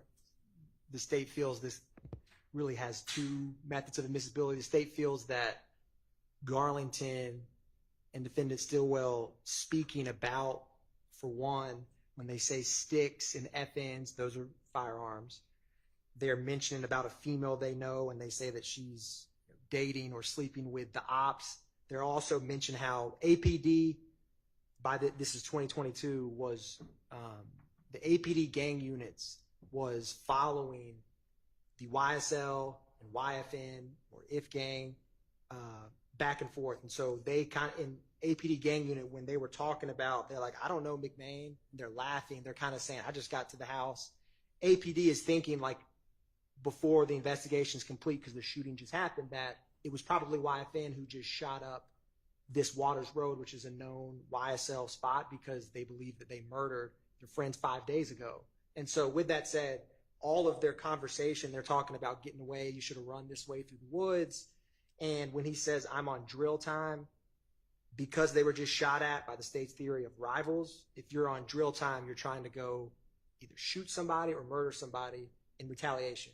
And so that's why he says, I was so mad I was on drill time, but the police came because they were just shot at, so they all hid at that house. With all that said, you have statement of party opponent against defendant Stillwell, but the state feels that they're keeping abreast of the conspiracy, talking about how they evaded, police detection, at least for some time. And when they're talking about, I think they used the term Miss V, they're talking about Detective Viverito, who also used to be a probation officer and is very familiar with the individuals at that home. And so what happened in terms of the search warrant, Your Honor, is the search warrant was executed March 17th. This was March 16th. But pending any questions from the court, that's why the state feels that this is admissible. So I'm going off of my understanding of the events, and I'm sure Mr. Atkins will correct me if he disagrees. I don't believe what was said earlier by another person on the state side was completely accurate. The police entered the house. They secured the location. They searched the house. I believe, and Mr. Atkins can correct me if I'm wrong, but my recollection is they did find firearms and they found ammunition. The reason I bring that up is because none of the firearms located at the house had anything to do with any crime scenes on this case. So when we're, the state's saying that that's my client, it's clear the context. There's statements, I think retrospective statements about guns. My client, to admit against my client, I concede would not have to be a statement by a co-conspirator. I believe that my argument regarding Mr. Stillwell's statements are a 403. He's talking about guns. He's talking about a lot of guns. All that is bad character, it's prejudicial to us. And I don't believe that any of these firearms that are found in the house, I know none of the firearms that are found in the house have anything to do with any of the charged crimes in this indictment. So that's my argument on behalf of Mr. Stillwell, who doesn't really have a co-conspirator argument.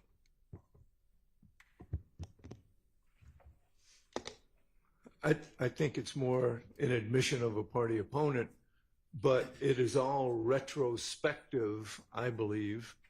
And therefore, insofar as it may be a co-conspirator's statement, it is akin to the classic spilling the beans. Man, this is what we did. They came in there. I was running out to the woods. That's all saying what happened. And what happened is the classic spilling the beans. So I don't believe that it would be admissible as a 801D2E statement, would be my position. Be admissible against others, but not as to the conspiracy. Potentially admissible against others, I think is what you meant to say. Your Honor, the classic argument always in furtherance of the conspiracy is always, defense counsel who's trying to keep out a statement is going to orient to spill the beans, and the state's going to argue it's in furtherance. And that is the crux of the matter always. The state, and this is in the state's filed response to Mr. Shart's motion for reconsideration on what Demekion Garlington told Kenneth Copeland when we filed that a couple weeks ago.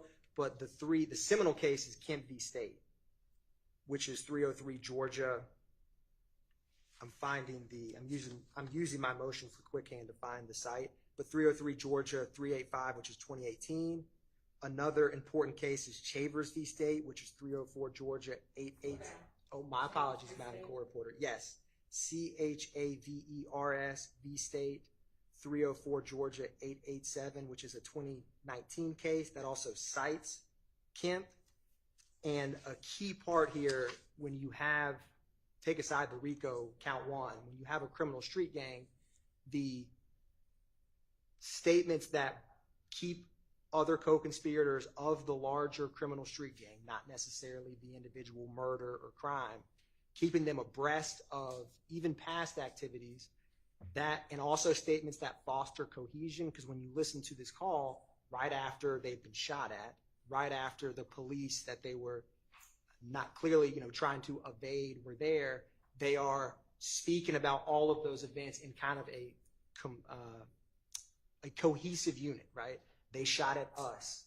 The police were trying to get us, and they're talking about what happened. So the case law within Kemp, Shavers, all of that is why in gang cases, the criminal street gang, and also the count one conspiracy, which kind of become part and parcel the same in this case, because it's the YSL enterprise, as the state alleged. Those statements, even of past activities, do serve a purpose, because they keep cohesiveness. It keeps an us versus a them, and keeping each other abreast of the criminal enterprise's activities, whether the person speaking or receiving that information individually participated in it. The criminal street gang's activities is something that the case law allows as 801D2E, as in furtherance. So I just wanted to highlight that for the court, because the state's argument is going to all, when appropriate in this circumstance the state feels it is, it's going to be under the prognosy, so to speak, of Kemp, Shavers, and I believe Hassan v. State, which is a March 19, 2024 Supreme Court of Georgia, also discusses this, but I wanted to confirm that. But that's a much more recent decision before citing it to the court. But that's the state's response, Your Honor, in terms of why it's in furtherance. Can I please respond to that? We're talking about, the state starts by saying, oh, the defense always says it's not, it's retrospective. Well, the state always says, they throw out these buzzwords, cohesiveness, kept them apprised of the events. So the buzzwords from the state are the same. They're accusing the defense of using, but it's the same buzzwords. It's the same thing every single time.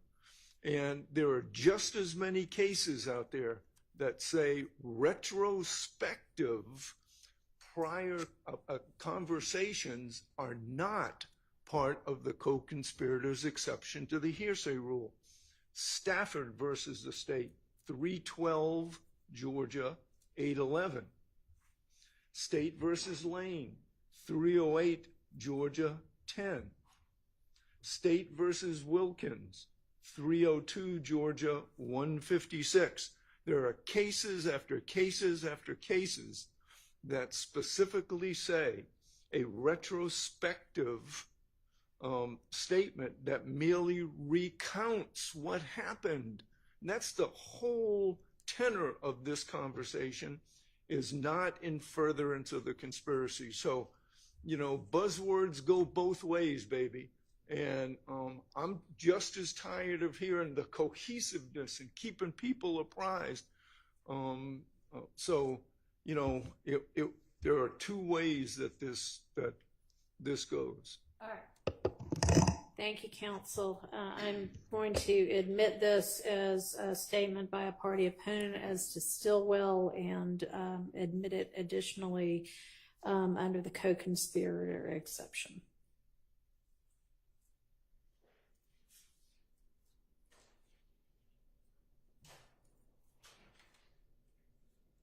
Your Honor, the next call we're going to go to is 512, which is, again, March 16th, but it's much later in the day. The last call was at 4:33 a.m.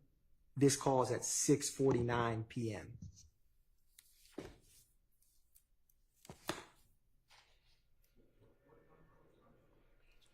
Mr. Harvey, it's page 512. Okay, I got it. I'm sorry.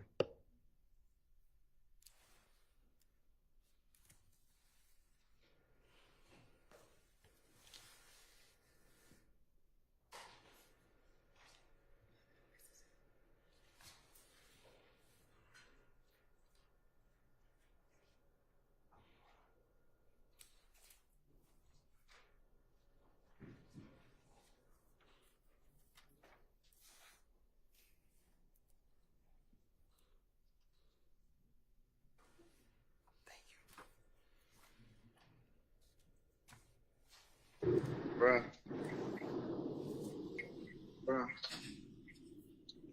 D. Yeah. That's what I look at the weed, I ain't me.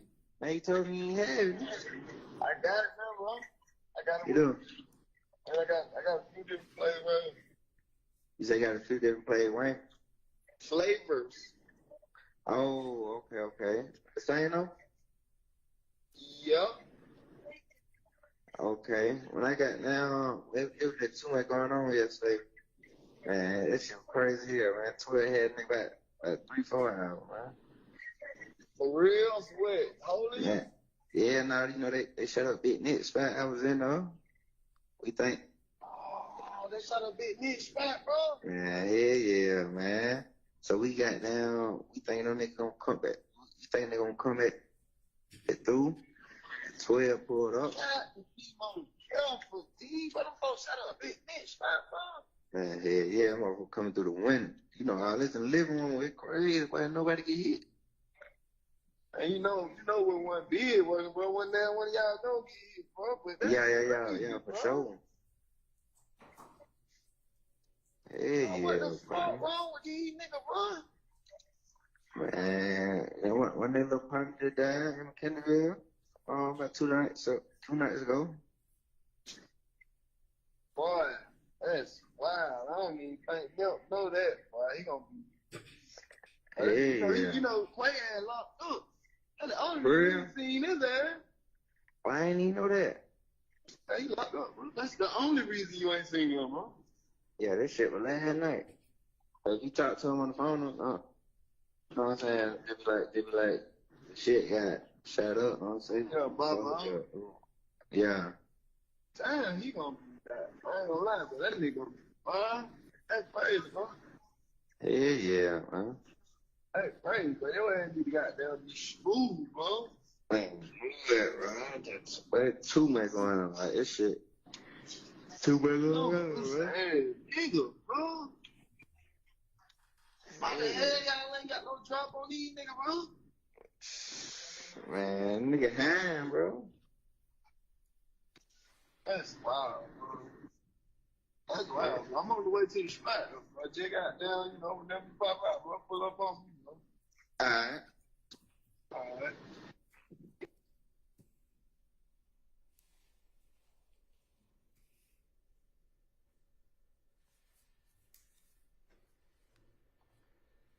So, Your Honor, they were Big Nick spot that they reference is what they refer to the Waters Road address as. And when they're discussing about those other people shot us, and the state's theory is they're talking about the rival gang. And they're, stating that it's crazy that no one got hit because there was a significant amount of shell casings at Waters Road.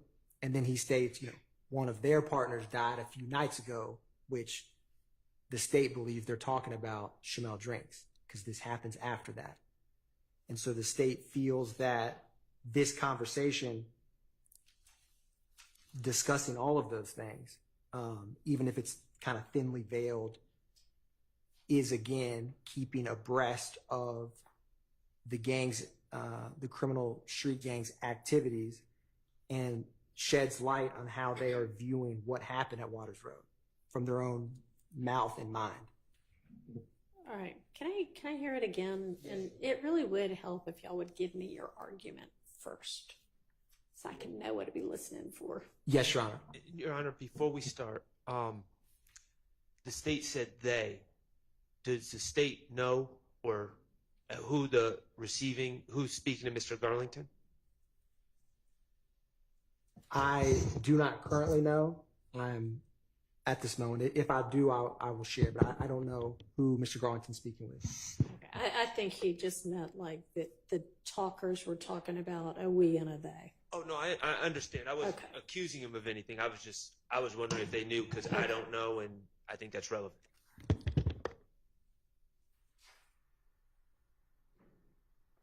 Bruh.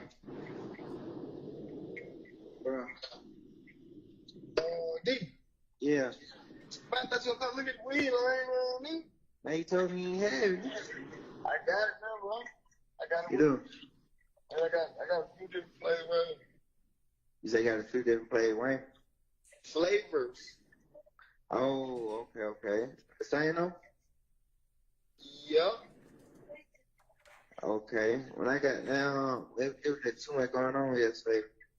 Man, that shit was crazy here, man. 12 head nigga about 3-4 hours, man. For real? Sweat. Holy? Yeah. Yeah, now they shut up Big Nick spot I was in we think. Oh, they shut up Big Nick spot, bro? Yeah, man. So we got down, we think them niggas gonna come back. You think they gonna come back through? 12 pulled up. Careful, D, but them folks shut up Big Nick spot, bro. Man, hell yeah, I'm gonna coming through the window. All this in the living room, it's crazy, why nobody get hit. And you know when one did work, bro, one day one of y'all don't get hit, bro. But yeah, for sure. What the fuck wrong with these niggas, bro? Man, when they little party just died in Kendallville, about 2 nights ago. Boy, that's wild. I don't even think they'll know that, boy. He gonna be. Quay had locked up. That's the only reason you seen his ass. Why ain't he know that? He locked up, bro. That's the only reason you ain't seen him, bro. Yeah, this shit was last night. If you talk to him on the phone, don't, know what I'm saying? It's like, shit got shut up, I'm saying. Yeah, Bob. Yeah. Damn, he gonna be that. I ain't gonna lie, but that nigga gonna be fine. That's crazy, bro. Yeah, man. That's crazy, but your ass need to goddamn be smooth, bro. Man, move that, bro. But too much going on, like this shit. Too much going on, man. Hey, nigga, bro. How the hell y'all ain't got no drop on these niggas,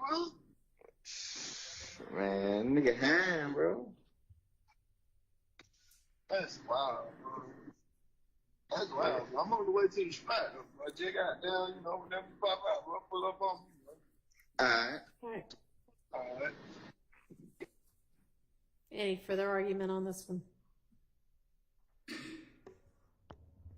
I have some, Your Honor. Okay. We don't know who Mr. Garlington's talking to. Mr. Stilwell is not a part of this call, so this would have to be a statement in furtherance of a conspiracy.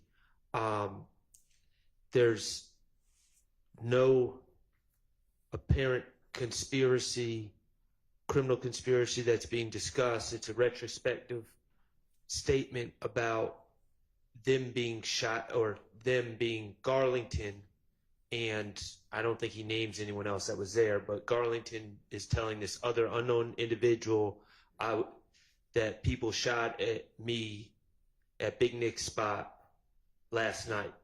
That is a retrospective statement that falls under the line of cases that Ms. Harvey just cited, and there's also, of course, 11th Circuit cases that talk about spilling the beans as well. So I don't believe that there's any apparent conspiracy that is being discussed here. They're victims, and also anything that's said that's a retrospective statement is not in furtherance of the conspiracy.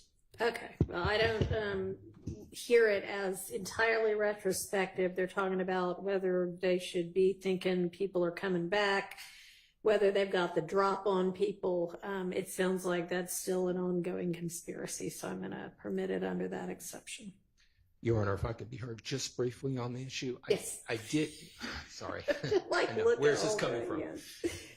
Judge, I did hear in the audio recording a name, Quay, that was heard, and under 403, in an effort to not be misleading or confusing the jury as to, there are a number of people on the indictment that have names that are similar in nature, so we don't know what Quay or that they're referring to, and I would just ask for the court to provide at least somewhat of a 105 instruction that deals with or ferrets out who they are actually referring to, because I don't believe, I know that they're not referring to Mr. Marquavius Huey. Okay, and so I would like to... Is the AKA, I don't know how to say it, I wasn't here for the beginning of this trial. Is that also Quay or is that Qua? Well, from what I... Or no, that's Mr. Nichols. Qua. Are there any Quays that are AKAs to any of the co-conspirators named on the indictment? Well, no, but there are plenty of Quays as opposed to Quas that are mentioned in these wiretaps, none of whom are identified. This particular phone conversation has a Quay is locked up. Yeah. And that, well, I didn't want to bring this up at this point. Any idea who the Quay they are referencing in or belief as to who that is? Your Honor, as I do not know who exactly they are speaking about. I can work on finding out, but I do not know. Any idea whether it's a member of this alleged gang or another alleged gang? I do believe they're speaking about, well, I want to get clarity from exactly who they're speaking about before I speculate. So I will find that out, Your Honor. And the state's position as well is if the state, there is any number of things in a trial that can come up that, the state is not going to be, other than this wiretap played before the jury, the state is not going to be making any wild reference about who that, like this specific second clip where they say that is not going to be a huge theme of the state's case. So I don't feel that, a limiting instruction is necessary, but I still will determine, at least within the gang experts and ABD, of who they believe and who the state's theory believes they're talking about. And the reason somebody can probably tell me the nickname or street name or whatever that Mr. Huey is alleged to go by. How is that pronounced? In the indictment, that's what I'm talking about. Initially, by the predecessor judge, he used Qua, and then there was a correction or amendment to that reading, and he referenced Quay. So Mr. Huey has been referenced in the indictment and has come out during this trial. In front of the jury? In front of the jury. Do you know Quay? Okay. So that's why it's important for our team to make sure that there's no misleading or confusion under 403 as it relates to who they're talking to in this particular recording. I mean, it sounded to me from the conversation that they were not talking about anybody that they were a compatriot of, but possibly somebody that might have been the opposition. But Yeah, we can circle back on that. Thank you, Judge. Okay. So, Your Honor, the next call we'll be going to is 6:35. This is on March 17th at 4:10 p.m. Give me just a second. Yes, Your Honor.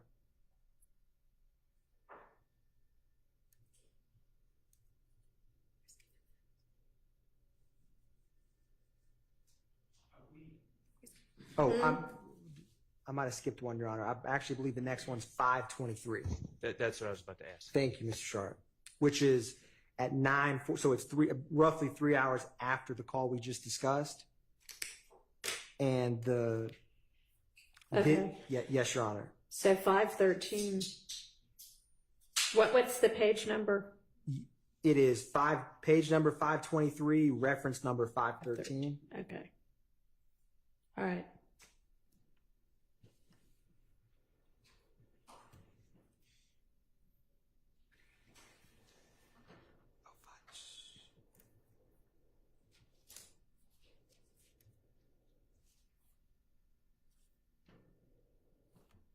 And Your Honor, the state's theory of what this call discusses is, for one,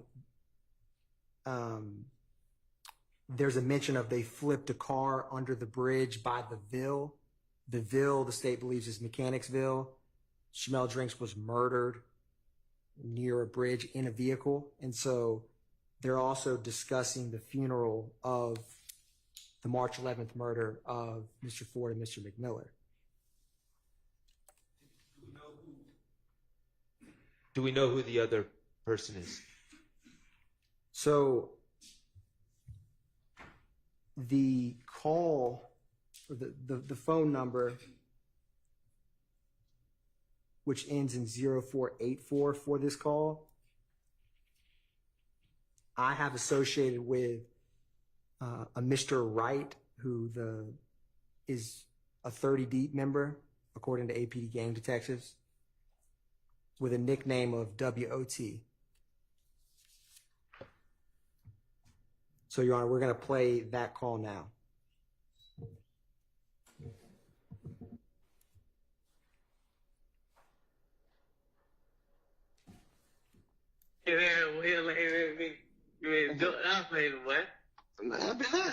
What's up, man? I ain't seen you, boy. Man, who the hell just asked me if I talked to you? I said, but I ain't talked that nigga ass. Somebody from jail, man. Oh, yeah, I think. I didn't talk to Fred. He asked me much. Yeah, he called me after that little shit on last night. I called him. He shit went straight to voicemail. Oh, yeah, it was like, I called the detail on there trying to check up on him, man. Yeah, man, them folks them folks shot the spot, man. I'm talking about so what spot? He something free. Last night? Yeah, night. Well, you know, I wasn't even gonna come out. Man, yeah. He was like, goddamn, pull up. We were finna be on one. Goddamn. So y'all was in there? And boy, about 6, 7 deep. Toon just had them pulled out, boy. Damn, that's some food. I thought they already went over there and shot one upside. They did, but still, man, I'm on some everyday shit. They double back. Oh, you talking about Oh, yes. Right? Yeah.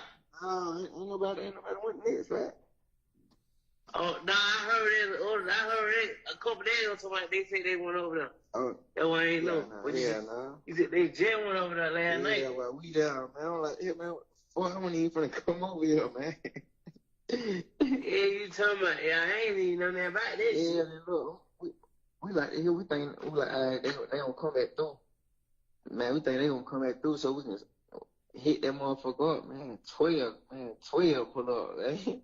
Hey, what? In the house? Yeah, I'm like, the hell. We hit them folk, like, cause we got our lights out.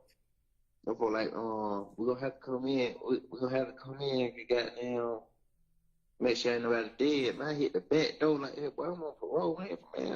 All this shit in here, man. Hey, you talking about, Hey. y'all have to come in. Yeah, no, we just heard them talk to the other officer, like, yeah, we can go in, make sure ain't nobody. Man, it be them up under the house.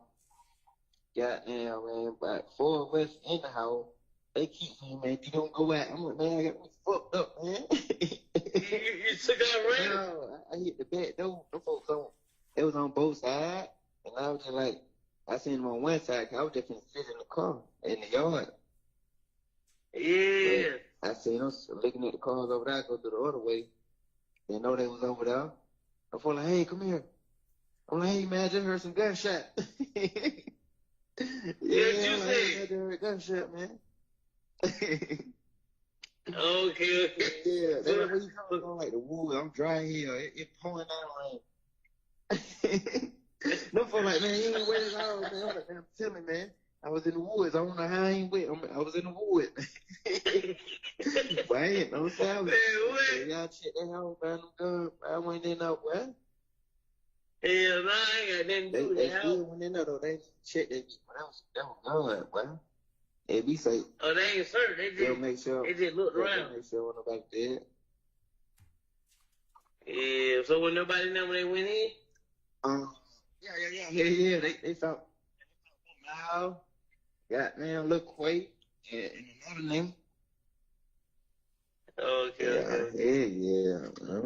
I'm like, hell. What they at the house? Yeah, from the pop out for Colt on Colt. They got a little video shoot.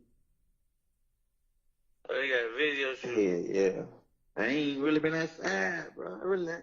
Bro, you ain't got nobody who been trying to say you no pill. Boy, nigga, bro. Yeah, I think I'm get some beer tomorrow. One guy just told me get 120 tomorrow. Shit, that 1800. I told him give me all on. Then I gotta get some weed. But I ain't make no money in 5 days, boy. Yeah, nigga gotta make something, yeah. Well, now there been too much going on. Too much going on, though, yeah. Nigga gotta see what's going. They felt nigga get up on the bridge in the Ville. Yeah, I heard. Yeah, I heard. Where the hell you at? I'm right here in the Ville. I'm right here in the store.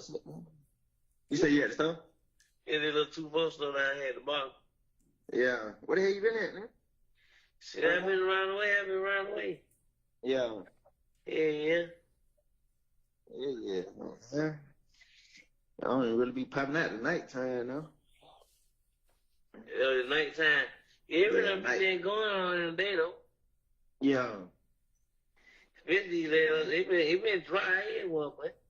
Well, I know it, boy. Oh, God.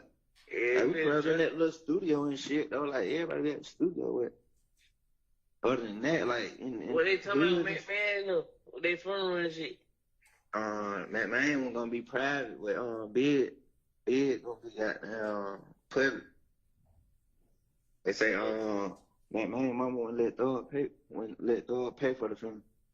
Oh, yeah, they were like, they say his mama like, well, she don't even want him to come. Yeah, they said she don't even want him to come. Yeah. I already told them before, but folks' family gonna be talking crazy anyway. Like, they gonna be, like, we don't want no money, nothing. Like, they gonna be tripping. Yeah, you know how. That's just how that shit be, yeah. Yeah. I'm like, damn. That's why I know he just like, man, he just respect it. He just know how that shit is. Yeah. Yeah. I never see what the hell you had going on. That you know. I'm pull up on you like tonight or tomorrow or something. All right, so I can see the part about needing to get drugs and money to, drugs to sell coming in as a co-conspirator statement. The rest of it, you're going to have to flesh out a little bit more how that is anything more than them just kind of talking about stuff that's already happened and a funeral that's going to happen, but that isn't, a part of any kind of conspiracy. Understood, Your Honor. And also, because this came up again on this call, one of the Quay that they mentioned very briefly, there is, I don't know definitively they're talking about this individual, but one of the individuals at Waters Road is Quaytez is his first name, last name Arnold. So they may potentially, in reference of who was at Waters Road with them, be referring to that individual just through context. But number two, a key part of this call that the state wanted to introduce was when, in the state's reading of this call, when they laugh about, I heard that someone got flipped, they flipped a car under by the bridge in the Ville. Yeah, I heard And then they kind of laugh in a way that's like an inside joke laughter. And Demikion Garlington is one of the individuals charged with Chanel Drink's murder. And so when they make that comment, that specific comment, to answer the court's question, I believe that them laughing and saying that, I don't know. I guess the truth of the matter of that would be that there was someone whose car was flipped in the Ville. I mean, the state believes they're talking about Chanel Drinks, but it's not saying that he's confessing to that, but it's the fact that they're laughing, saying that I think that the state believes is important in terms of when they make that comment, that reaction that they both have kind of instantaneously is an important contextual detail of how they discuss kind of light reference to something that's eerily similar to the murder of Chanel Drinks. Okay. And so that specific portion, the state believes has a non-hearsay purpose, which is really their laughter Okay. to that statement.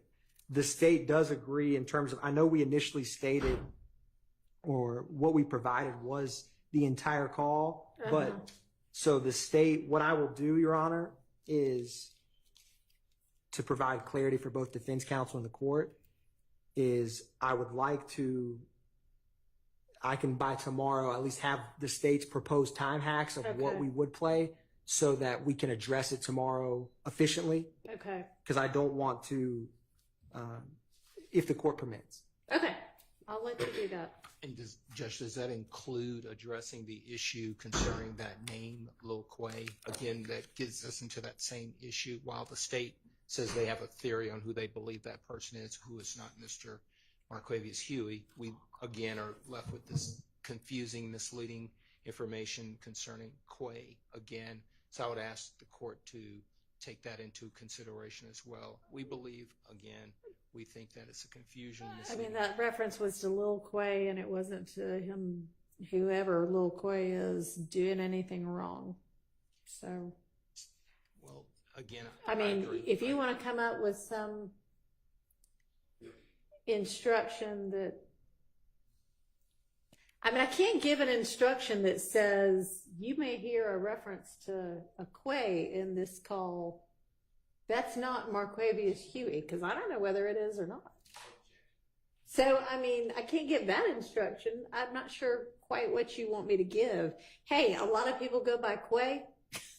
Well, I want you to help me out with 403 and how sometimes evidence should be left out if it's confusing and misleading to the extent that it causes a jury that It may be that part of this is not in the more narrow. So let's talk about that. Thank you, Judge. Whenever we come back to that. Thank you. All right. Remind me. Yes,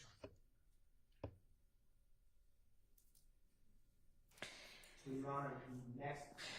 We're reserving argument. Yeah, we're just gonna, no point arguing if Right. it ends up being two little things that, Okay, thank you. yeah, we'll just come back to this one. Sure, but let's find out what they are first. And give me a second. I mean, you can be queuing it up, but I've got to write myself notes so I know why we're coming back to stuff. Yes, Your Honor.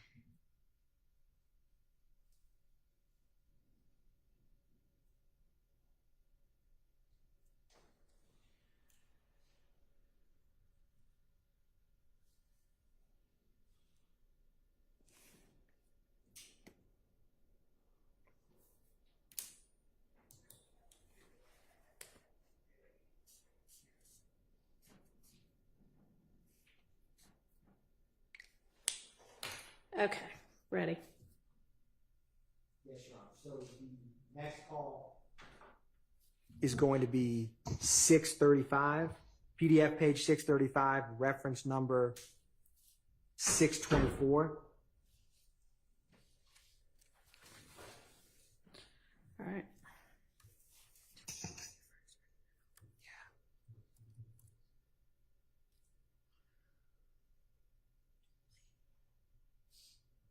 So what's going to be like the significance Yes, Your Honor. of this, and why do y'all think this comes in?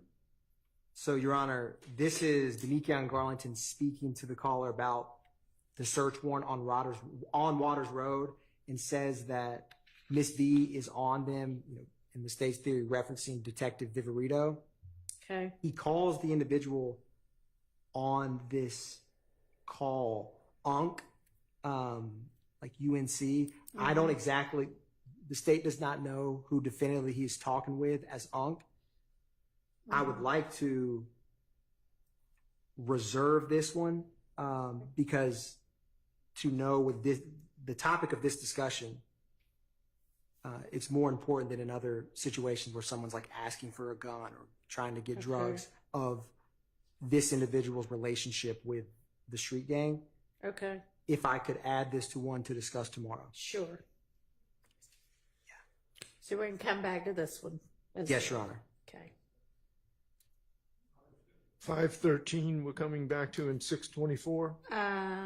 Or it's 523? 523 and 635. 635, yeah. And Your Honor, on a similar vein, this is the only other one I see coming up recently. 820, which is PDF page 820, reference number 806. It's the same number, same individual. So come back to that one. Yes, too? Your Honor. Yes, Your Okay. Honor.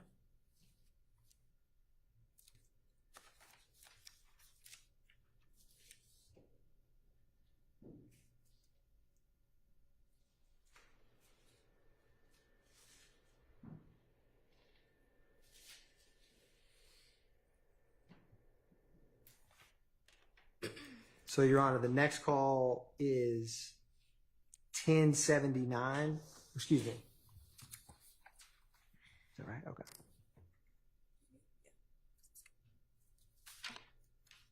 Yeah. This call's on March 21st, 2022.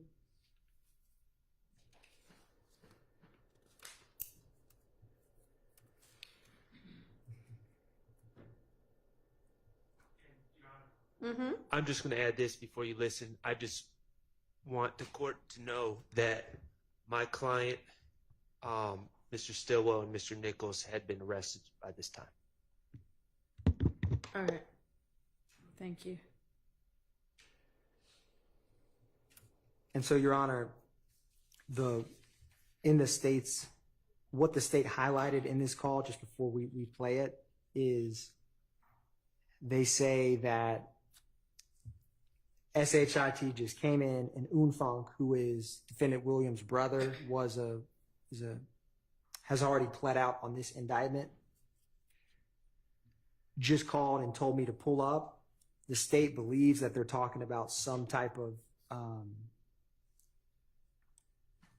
contraband drugs when they say that it just came in and told him to pull up. The reason the state, I don't definitively know, it's not like I have a eyes on Garlington and he goes and picks up a bag of drugs, but it's in the context of other wiretap calls where Garlington is primarily selling Percocets. And so that's why the state wanted to highlight this, because it speaks somewhat in code and also references another co-conspirator when he says, the shit just came in, Unfunk just called and told me to pull up, which is like in reference to going to get it from another co-conspirator, at least in the state's theory. Okay.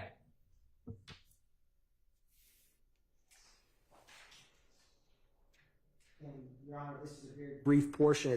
We're going to start at 26 seconds and end at 31 seconds.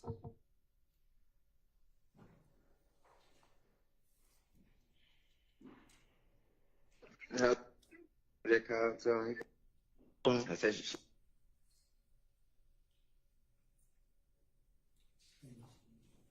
the record, we're starting at 23 seconds, Your Honor. Man, what you say? I said shit that came in. I'm from that car, so he go pull up that now. He get 9 times.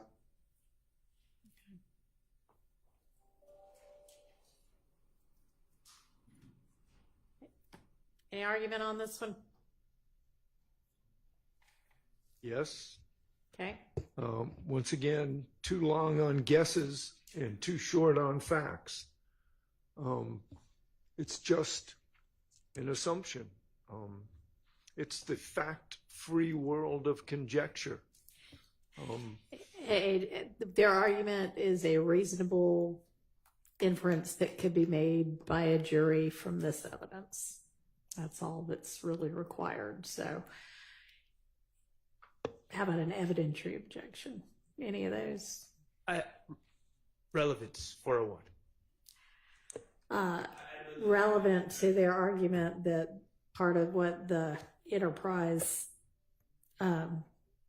engaged in was illegal drug sales. So overruled.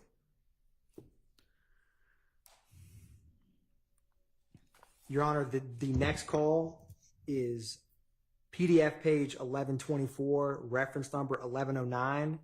This is on March 21st. The key part of this call, and the state's intending to play 17 seconds to 19 seconds, is the individual says, "I'm trying to get the weed, answer your FaceTime," which again goes to the state's theory of before and after or during criminal activity, they utilize FaceTimes so that what is discussed can't be recorded and phone logs or phone references are not tracked.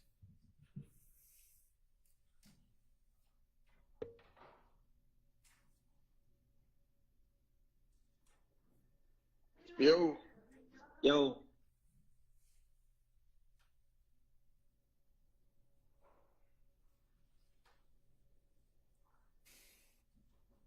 For the record, Your Honor, we're starting at 14 seconds. What's it? Yeah. Okay. Come what you doing? I'm trying to get the weed. What is it? D? Yeah. All right, so I'm gonna call you. Matter of fact, I'm see your FaceTime. I'm right here at the spot. I'm see your FaceTime. Look, too. All right.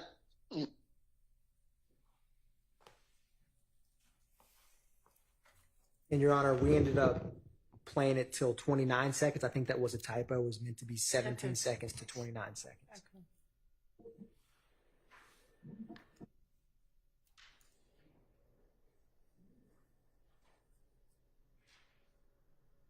Any argument? An objection? Same thing. Again, it's speculation. I'm trying to get some weed. That could be to smoke a doobie over a steak that night. Could be. Nonetheless, eventually speaking, it is admissible under the co-conspirator exception. Well, and remember now, Mr. Stillwell and Mr. Nichols are incarcerated.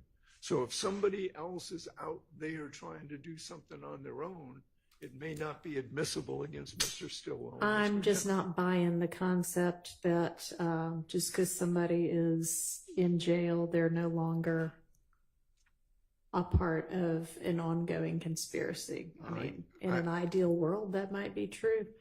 But there's, and that'll, y'all have to, if you want to make that argument or present evidence that it all stops them. Well, it presumptively stops them upon arrest. I've heard no argument to you or any proffered facts that either one of these gentlemen continued to be involved in the drug conspiracy on the outside after their arrest. The presumption is the arrest stops it. Well, I mean, I guess at least as to Mr. Stillwell, I might need to revisit the whole thing about drugs found in his cell.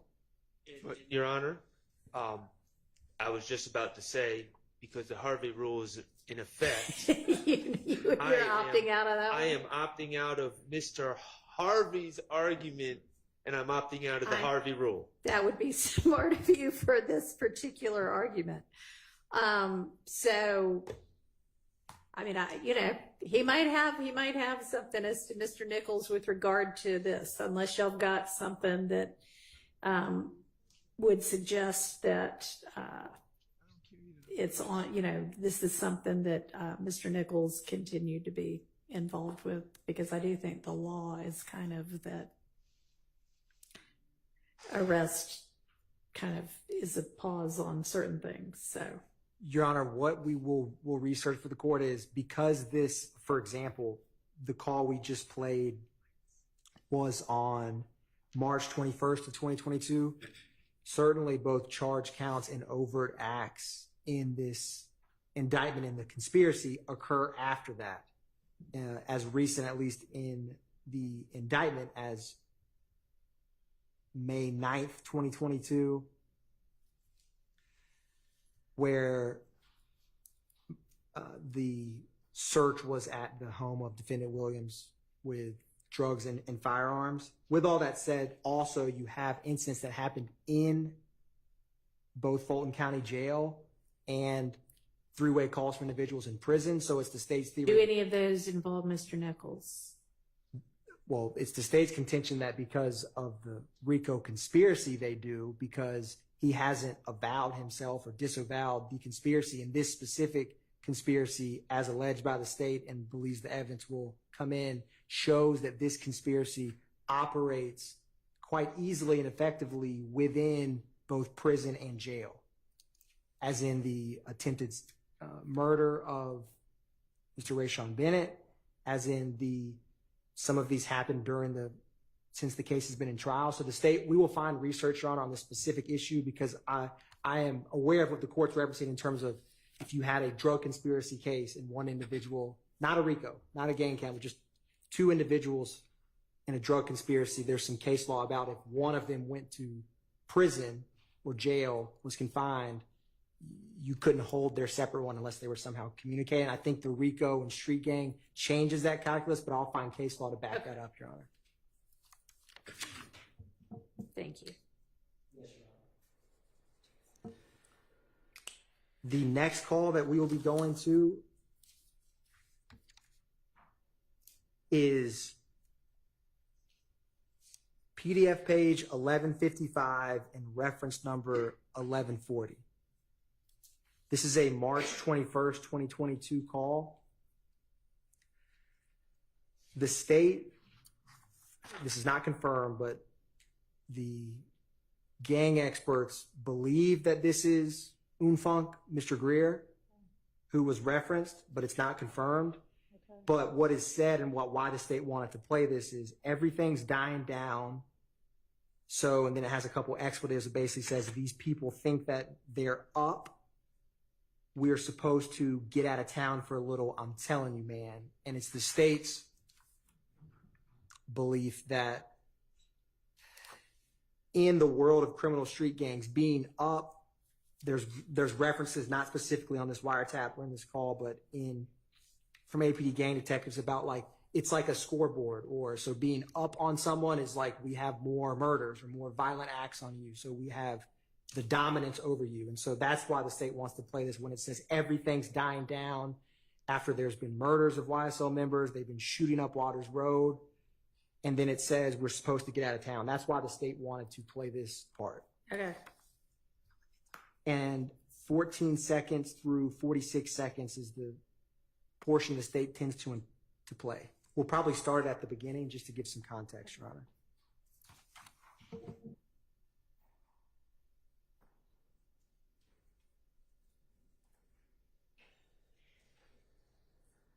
One thing to him, yeah, that shit, FaceTime shit was tripping. I said, let me know, I'm gonna pull up.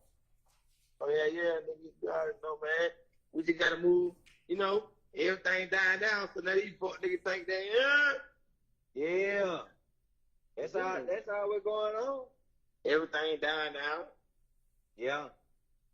You know how they go.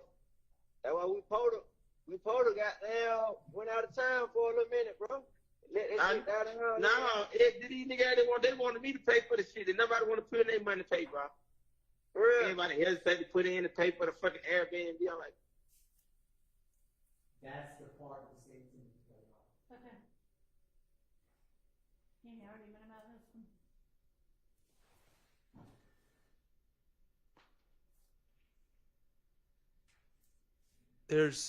There's no doubt that Mr. Garlington is a talker, but not everything he says furthers the conspiracy. And this is just two people being chatty. And it's just idle chatter and not in furtherance of any aspect of this conspiracy.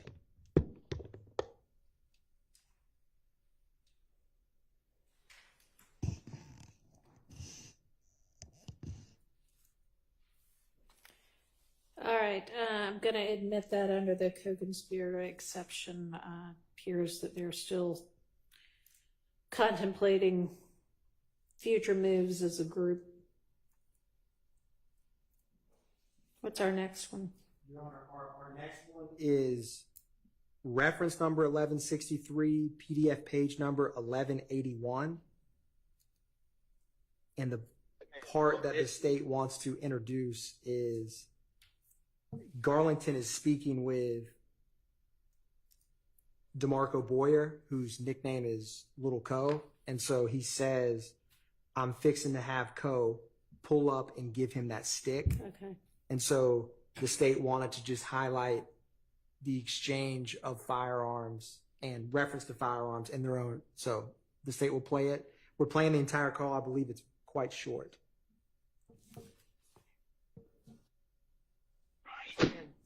Where you at? Mm-hmm. I'm finna have Cody pull up, give him that stick. All right. Alright.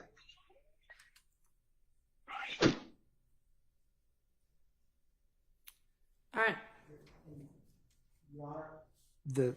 When I have this Excel spreadsheet on my computer, I think I read the one above. That's what Deputy Hilton was. Who he was speaking with is a female, but he's talking about Mr. Boyer, as in he's telling this female he's going to have Mr. Boyer get his stick. All right. That seems to be covered under co-conspirator exception. Are there other objections besides that? I mean, Again, Mr. Nichols is incarcerated, telling somebody else is going to pull up with a stick. I don't see how that is in the course of all it. right. Well, we're waiting on that law. Okay. Thank So you. just reserve my objection, please. Thank you. Your Honor, Yes. I'll email it to the court and everyone, but it's, I think, United States versus Harding, Harding. It's 2024 United States Appeal, Lexus 14995. It was decided June 20th of this year. It's in Division 3A, as in Elisa. And it does say what Mr. Harvey said. Generally, a co-conspirator participation in a conspiracy ends with his arrest. Oh, yeah, no, I know that's the general rule. What I'm looking for law on is what are the exceptions? When is that not the case? So, yeah, no, I thank you. That maybe wasn't clear about that. I'm looking for what I just said. Okay.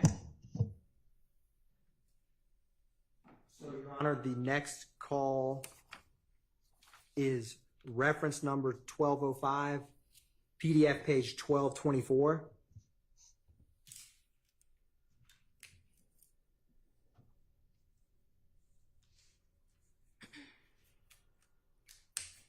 And this is Garlington talking with Mr. Wright, whose street name is WOT, where Mr. Garlington and Mr. Watt, like you've heard reference about 30 deep, it comes up with Mr. Copeland. And so they were 30 deep.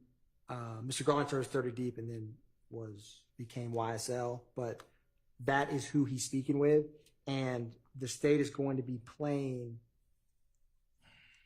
904 to 1032. Okay.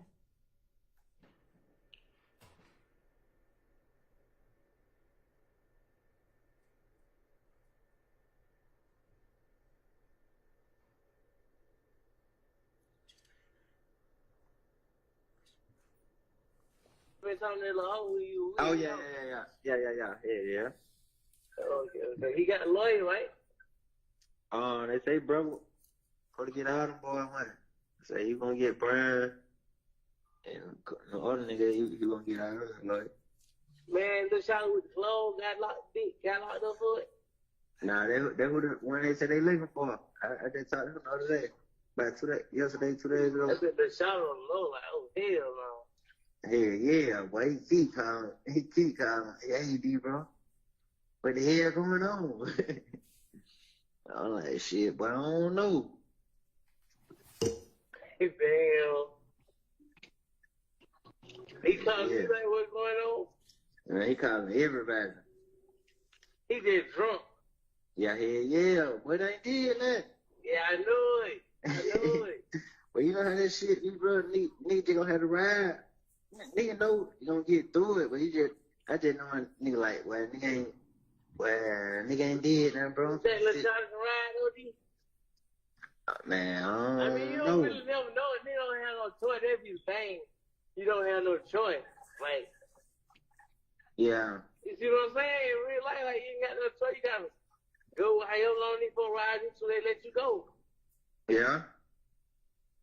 I said, them boys gonna be good, but wow, I'm gonna put my name in that shit.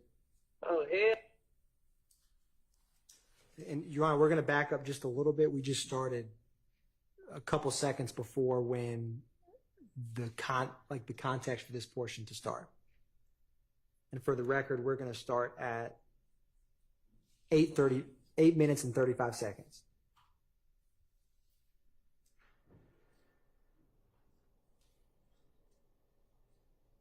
To the house tomorrow. Oh. She came by herself. Oh, okay. So she had came. Yeah, I had my phone on. I went to see the news and shit. Oh, okay. Yeah, what? He said me telling that little hoe? Who? Who you with did that first? When? I said, AB, he said me telling that little hoe who you with. Oh, yeah. Yeah. Okay. He got a lawyer, right? They say, brother, probably get out of boy money. They say he gonna get Brian, and the other nigga, he gonna get out of it, like. Man, the shot with the clothes got locked up for it. Nah, they were the one they said they looking for. I just talked to them the other day. Yesterday, 2 days ago. I said the shot on the low, like, oh, hell no. Hell yeah, boy, he keep calling. Hey, D, bro. What the hell going on? I'm like, shit, but I don't know. Damn. He calling Yeah. you like what's going on? Man, he calling everybody. He just drunk. Yeah, but I did that. Yeah, I knew it. But you know how that shit, you brother nigga gonna have to ride. Nigga know you gonna get through it, but I just know a nigga like, well, nigga ain't did nothing, bro. That little Jonathan ride, OG? Man, I mean, you don't really never know. They don't have no choice. If you bang, you don't have no choice. Like, yeah. you see what I'm saying? In real life, like, you ain't got no choice. You gotta go however long they for ride until they let you go. Yeah. I said, them boys gonna be good, but wow, I'm gonna put my name in that shit. Oh, hell no, I'm dead, y'all.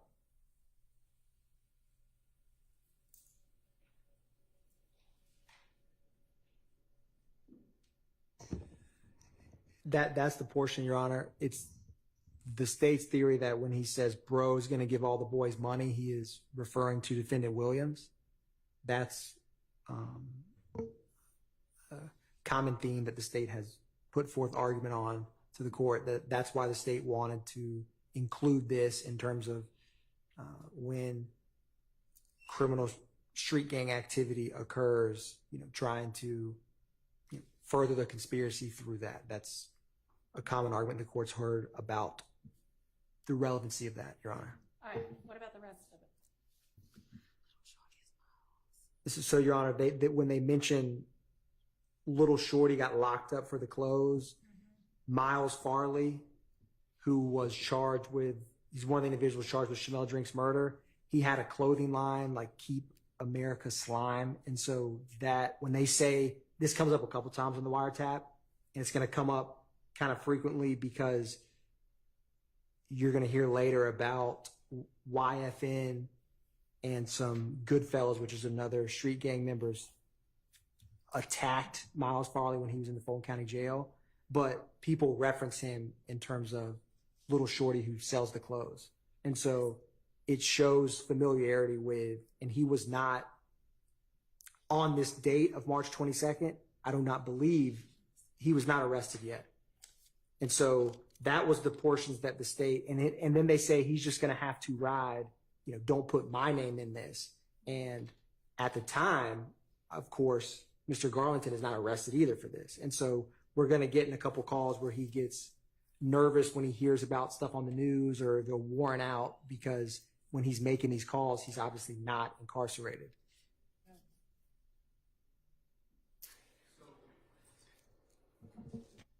So, in regards to the second part of that call, it is Mr. Garlington giving his retrospective version of events and talking about what Mr. Farley is feeling to, apparently the state believes this is Mr. Wright. I don't know how this kind of, again, idle chatter about what Mr. Farley is going through and everything else, while the state might believe that's relevant, it still has to fall under a hearsay exception. And this sort of chatter is not furthering the conspiracy. And so, I mean, I see the state's argument about relevance, but again, they need that hook to fit through a hearsay exception.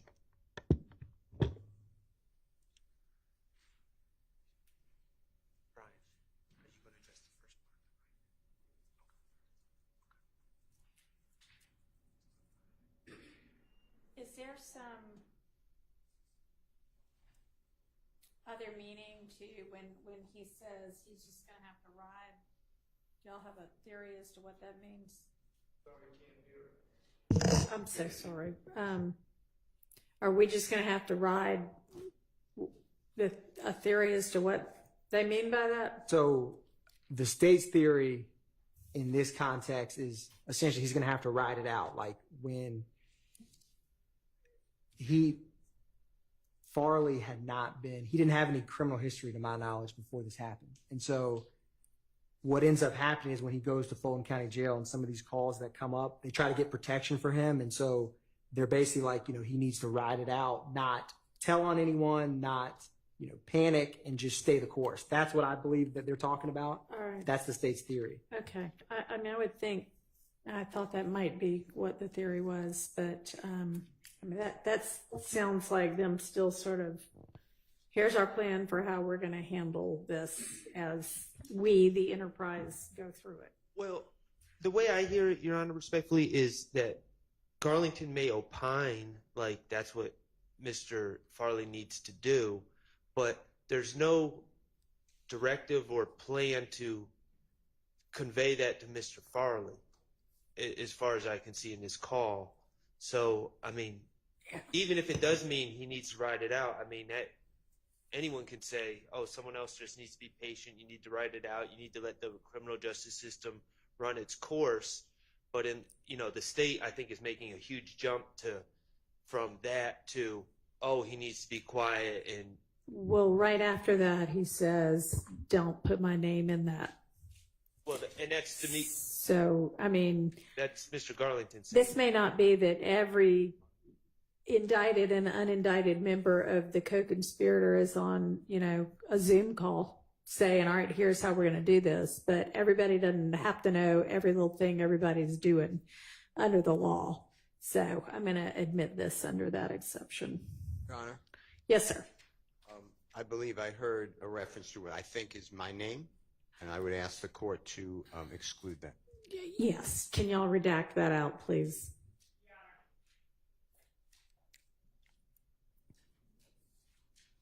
Yes. And of course, we'll do as the court instructs. We do have a point at which we believe later on in trial that we would be presenting evidence, and we would ask the court's permission, bring it up to the court as Judge Glanville had instructed us to do so.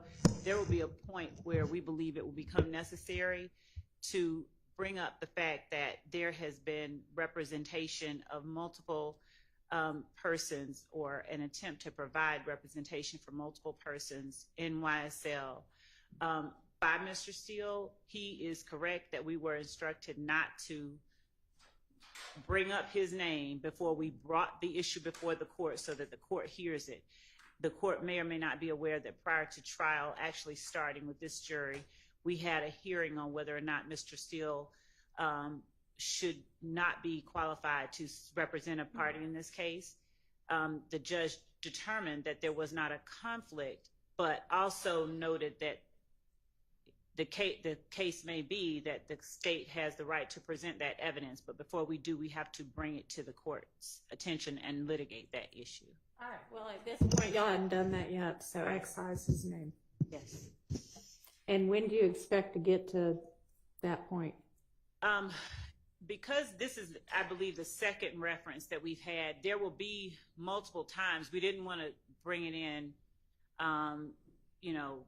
like piecemeal here, piecemeal there. So it would be later on, like at the latter part of the trial, around the time that we present the Drinks murder, that we would be bringing up Mr. Steele's representation. If the court permit, we're going to bring it to the court's attention. Okay. So I don't know. Obviously, we'll need some more non-jury days at some point besides what we've had this week to sort out other issues that we know are on the horizon. But for right now, let's just take his name out. Yes, Your Honor. And let's leave his name out of that, no matter what my ultimate ruling is on why it might ultimately be relevant. All right? Yes. Okay.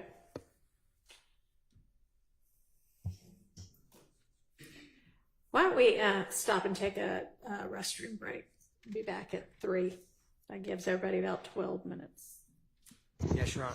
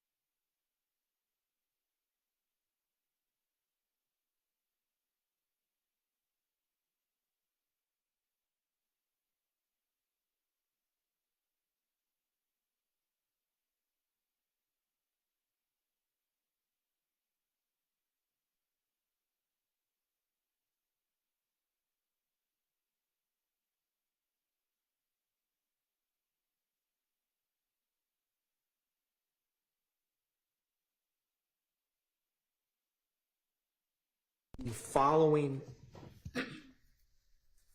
after that is reference number 1739, PDF page 1762, which is a March 28th, 2022 call.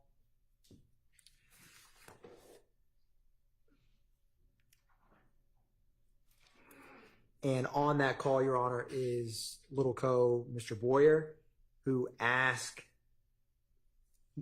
Demekion Garlington that he needs to come get the blick, and he told Garlington to take it home with him. And then Garlington replies that he has his fire at the house, but he just didn't bring it with him. And then they asked for an address. Again, that's what the portion of this wiretap call the state wants to play to show, one, how they reference firearms, and two, how firearms get exchanged between members. Quatarius Zachary, which the court has heard about when we went through his interview, and other evidence will come out. He gets arrested with a firearm that ballistically gets connected with the shooting of 1007 Hill Street, which was the mother of Mr. Bennett's mother's home. It's common, but the state doesn't actually believe or have evidence of that Mr. Zachary himself was part of that. So it shows that firearms get switched, exchanged,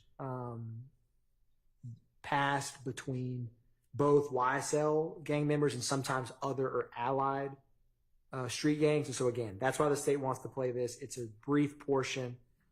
Okay, and it's to show how they reference the guns, like the terms they use to reference the guns, flick and fire, and that they exchange them amongst each other and allied people. Do I need to listen to that, or?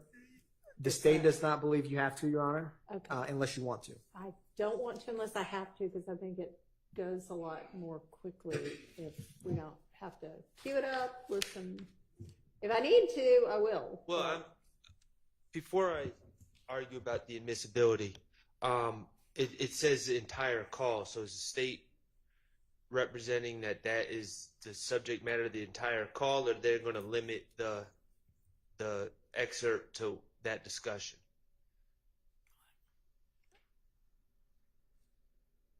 That is correct, Mr. Sharp. And I don't believe it's a very long call. It's 2 minutes, 52 seconds. I will get more clarity, but it's where you need to come over and get this blick. I'm geeked up at the studio. I told you to take the blick back. And then they mentioned running into someone, and I don't have that blick on him. I got the fire at the house, and they talk about send me the address. So I'll find when that time is, but that's the statements that we're referencing. Okay, well, I can just listen to it. I'll just listen to it. Yes, Your Honor. And we'll find out.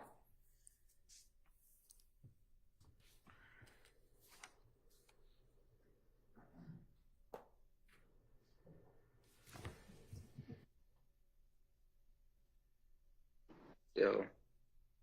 Hello? Yeah. Sorry. Hello? Yeah. Yeah, bro. Where? Bro, you need to come over and get me blick, bro. I'm back. Where the hell you at? Shout out, geek. I'm at the same one you just studio you just left, man. That shit got below me, bro. Your ass, I told you to take the blick on with you, bro. It don't matter, bro. Yeah, you right. Yeah, you go for then you have to go to him, bro. Like, come on, bro. Rubbing the niggas, you ain't having no popping. Oh, that's man. That shit like below me, man. I don't like this shit. It wasn't even that. It was just like this shit. I'm like, man, shit, I went cold. I ain't gonna run it, but I heard this on TV, but it ran that nigga. D, man. D, boy. D, boy. Nigga got down. He way out. That one nigga.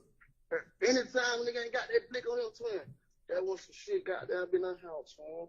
Yeah. Way like that, bro. No blick, bro. You need to go get that blick, bro. You can take that blick home, bro. You can take when you stay home, son, bro.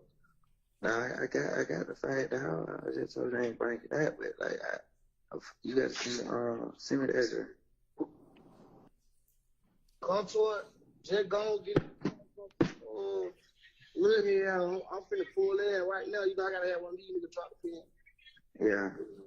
But I'm pulling up right now. So like on the GPS, what to type in? Type in look here, she just come to a little head house. Cause it is after little head house. You feel me? I'm Yeah. literally 2 minutes away from the studio right now. As soon as I get there, I can drop in. Alright, well I'm gonna have her go get my car. Type in the cave. Yeah, type in down the cave, gone. I don't even know that shit still on So the the whole prime thing. time. That shit gone too. Type. Your Honor, this wasn't this. There's a call that was shared in the initial Dropbox Okay. co-conspirator link. It's 1760, which is 2 minutes before this call. That should have been on this XL because it's directly related to why he's talking about getting the firearm. Okay. And so that call, I would like to play 1760, and the state also would like to introduce that call. And to give a little context with this is from consulting with APD gang detectives who investigated this in real time.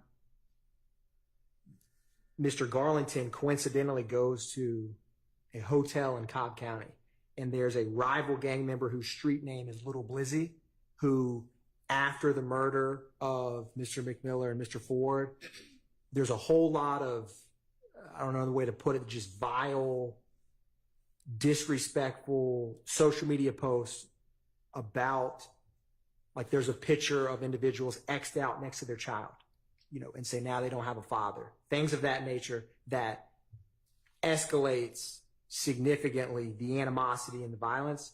And so Little Blizzy, that murder was never solved, but he is in the far end of the spectrum of sending out very disrespectful social media posts after that double homicide. And so the significance, and we'll play this call right now, of Mr. Garlington running into him. He didn't have a firearm on him, and so he just randomly runs into him in a hotel. And so this call we just played when he's talking about coming to get the gun is basically, they're like, you need to keep that gun on you because there's a lot going on. So I wanted to play and apologize for not having this on here. That was just an error. The 1760, which is at 1:56 a.m. The call we just played was at 1:58 a.m. Okay. So I'm going to play PDF page 1760, reference number 1736. Thank you.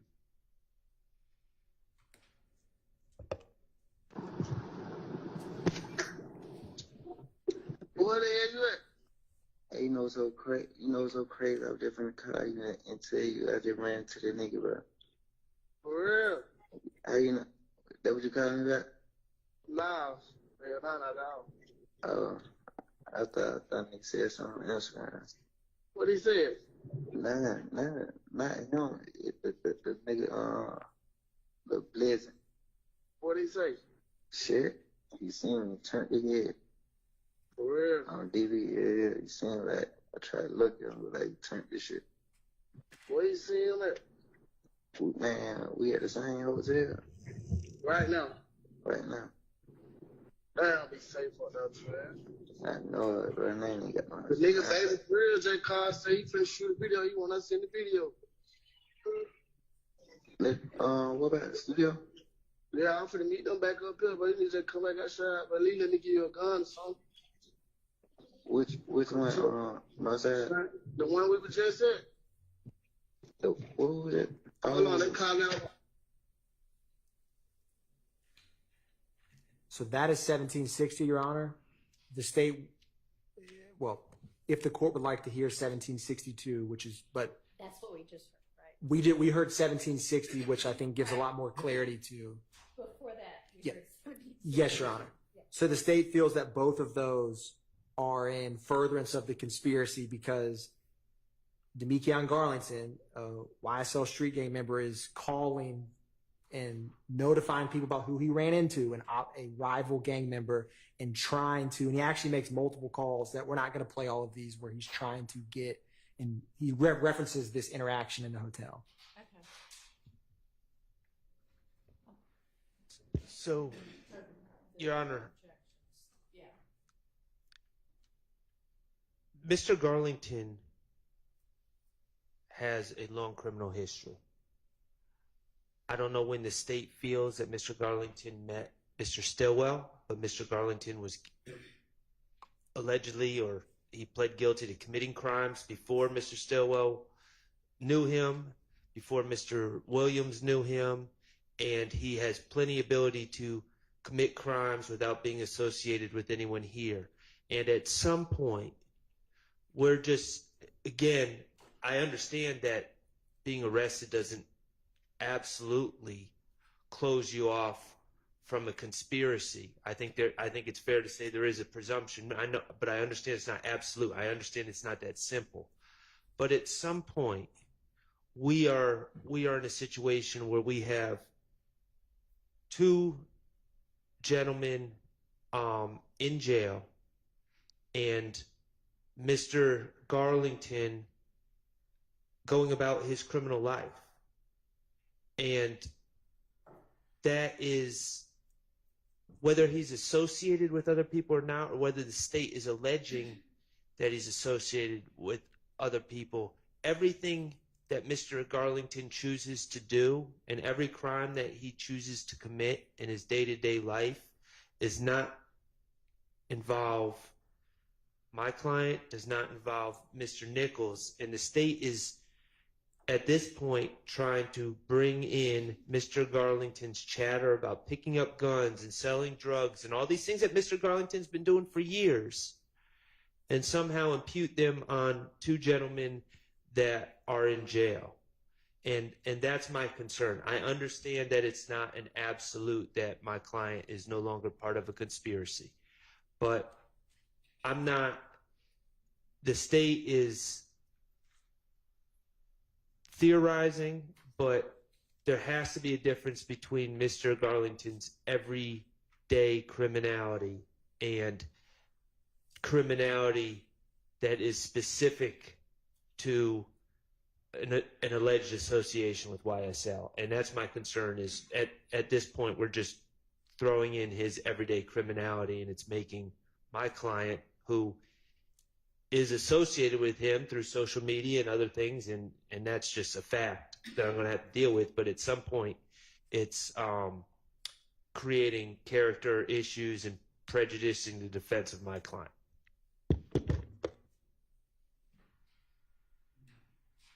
Your Honor, if the state may. Yeah. Well, who's the other person that? So, who the other person is? yes, it is DeMarco Boyer, Oh, right. You said that. Okay. who is affiliated with an allied gang, PDE. And so, with that said, also in reference, when defendant Stillwell is arrested, there's a contraband phone. He's still speaking with Demekion Garland. And the state indicted and believes that both Demekion Garland and Shannon Stillwell, 11 days before this, murdered Shamel Drinks, a YFN member. And this little Blizzy is, again, someone in that same rival gang. So Demekion Garlington trying to get a firearm to take out a rival opposition is in furtherance of the criminal conspiracy that the state alleges defendant Stillwell is still a part of, and all the defendants are, before, during, and after this March 28th call when it's made. So it's not just Mr. Garlington on his own. It's in furtherance of that criminal street gang, which has to retaliate for a double homicide that they are blatantly, disrespecting on social media. And that, in the world of criminal street gangs, cannot be tolerated and has to be handled with more violence. And so that's why the state's theory that this is in direct furtherance of the criminal conspiracy, because if Garlington got a firearm and shot or murdered little Blizzy, that would be in furtherance of the criminal street gang. So him trying to get that firearm is helping move that needle forward in terms of the conspiracy. Understood. These two both appear to meet the 801D2E exception. What's our next statement? Your Honor, our next statement is 1759. Reference number 1759, PDF page 1782, which is March 28th, 2022. I think Mr. Harvey likes the reference numbers. The state likes the PDF page numbers, so I'll give both. Well, thanks, because the court likes the reference numbers too. Then that's the state's preference, is the reference numbers, Your Honor. So we're going to play, I think it's only 57 seconds of the call. 57 seconds of it, but I don't know where they're starting yet. I don't think they've said that yet. Yeah, the total call is 57 seconds, Your Honor. And Mr. Garlington is calling. I want to make sure I read.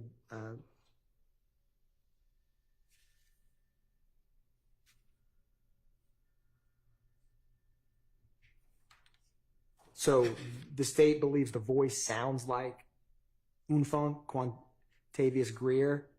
Not 100% confirmed, but that's who the state believes he's talking with. And so the state, and what is said is Garlington is told that a YFN member wants to talk to him, and the other party tells Garlington to call them when they are all around.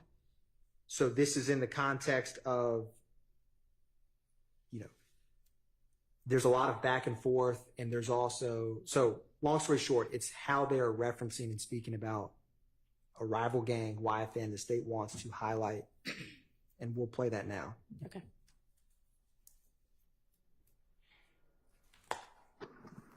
Yo, what's up, nigga? What the hell? Right here, shit, downtown. What up, from 77, I want to watch it and come to somebody want to talk to you. They want to talk to me? Yeah, you know the one who I told you about that while I used to be before, though. Yeah. Yeah, he told my man, tell him to call me, bro. Tell him to call me, bro. He not like that, bro. Tell him I just want to talk, bro. Good shit like that. I'm like, shit, bro. I heard later message, bro. But shit, bro, this shit back now. That's what I'm saying. Yeah. But, yeah, I just later message to you. Type shit. Yeah. So you call when we all around, so we, you know what I'm saying? Yeah. That what I'm doing. I'm calling when we all around. Alright, so I'm on my side. I'll let you call me, brother. Alright.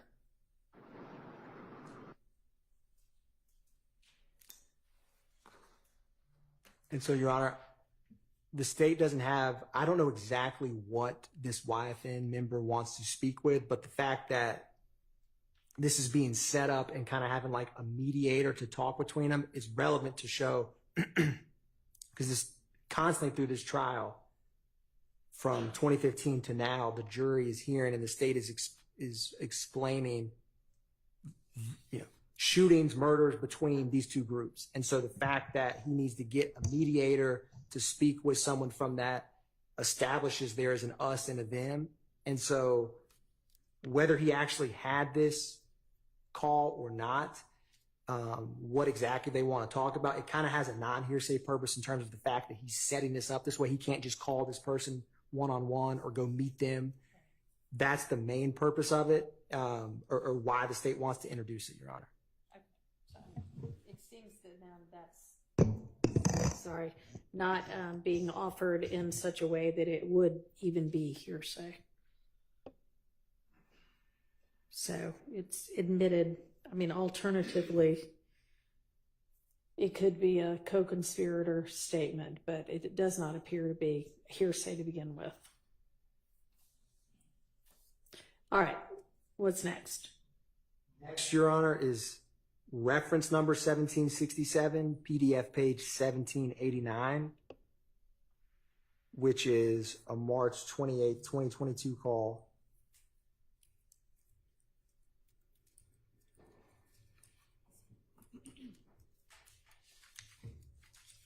The state believes that the other individual on the phone he goes by the nickname of Dad and is a 30 deep gang member. And what is discussed is Garlington tells, his name is Mr. Britty, tells Mr. Britty that he stayed in Cobb the night before because he ran into an op and didn't have anything on him. So it kind of gives context to wanting to get the blick. He specifically calls Little Blizzy an op in this call. And again, it explains and gives clarity to how Garlington views Little Blizzy. And the state will hear when Detective Viverito is discussing this part of the case about this inflammatory social media that Little Blizzy posted, how YSL members viewed him and why Garlington running into him is significant. Because if there's an us, there's a them, that is a key part of this. So the state will play this call now. It's 1 minute and 10 seconds, Your Honor, so the state will play it in entirety.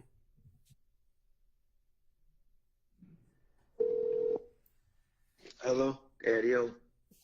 What's going on, bro? What the hell going? Pulling up in the hood? Pulling up in the hood? Yeah.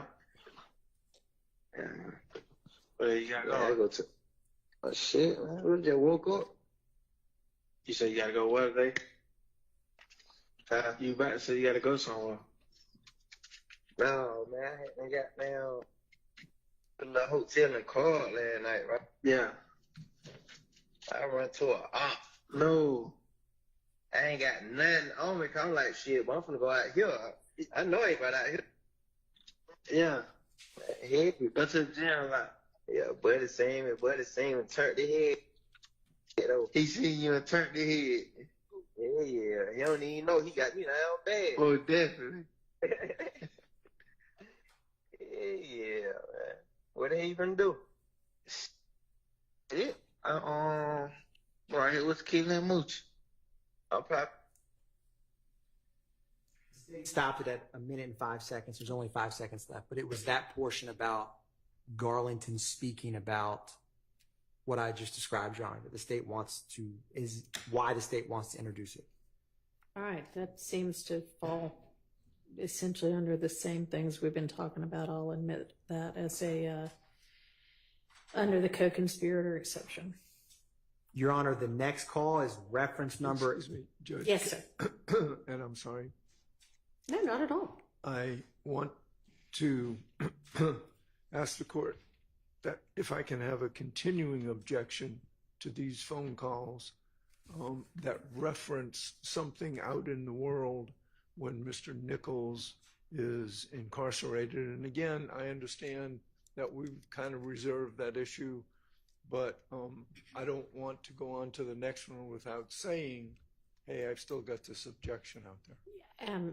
Sure. And I mean, he doesn't get out again, right? I mean, he's not, so. Unless you're going to let him out I'll take him to dinner tonight. Okay. So, I understand that it's, that it covers all of these from the time he's in until, I mean, who knows how many we're going to have till now, I guess, if they come up with some other call, but all right. So, Your Honor, this next call, reference number 1869, PDF page 1893. Okay. This is Demekion Garlington speaking with DeMarco Boyer. Okay. I actually think that this call, the strongest reason for its admissibility is a non-hearsay purpose because they're discussing, we got to take Buddy's name off that. Because if that individual, they're talking about a song where someone's name's in it and they literally say, if he gets whacked, you know that stuff's going to come down on us. I don't need nobody trying to put a RICO on me.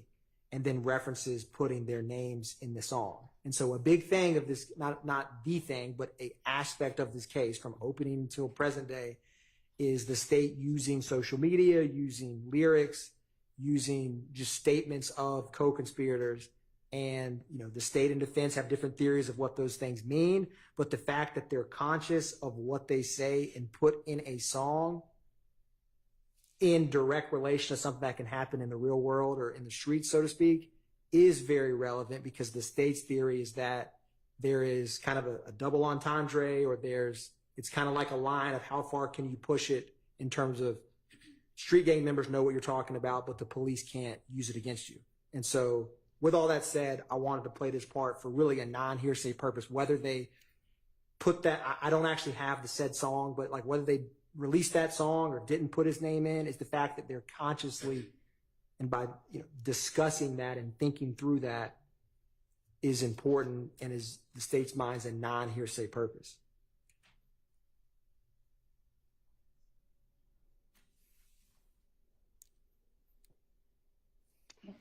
Yo,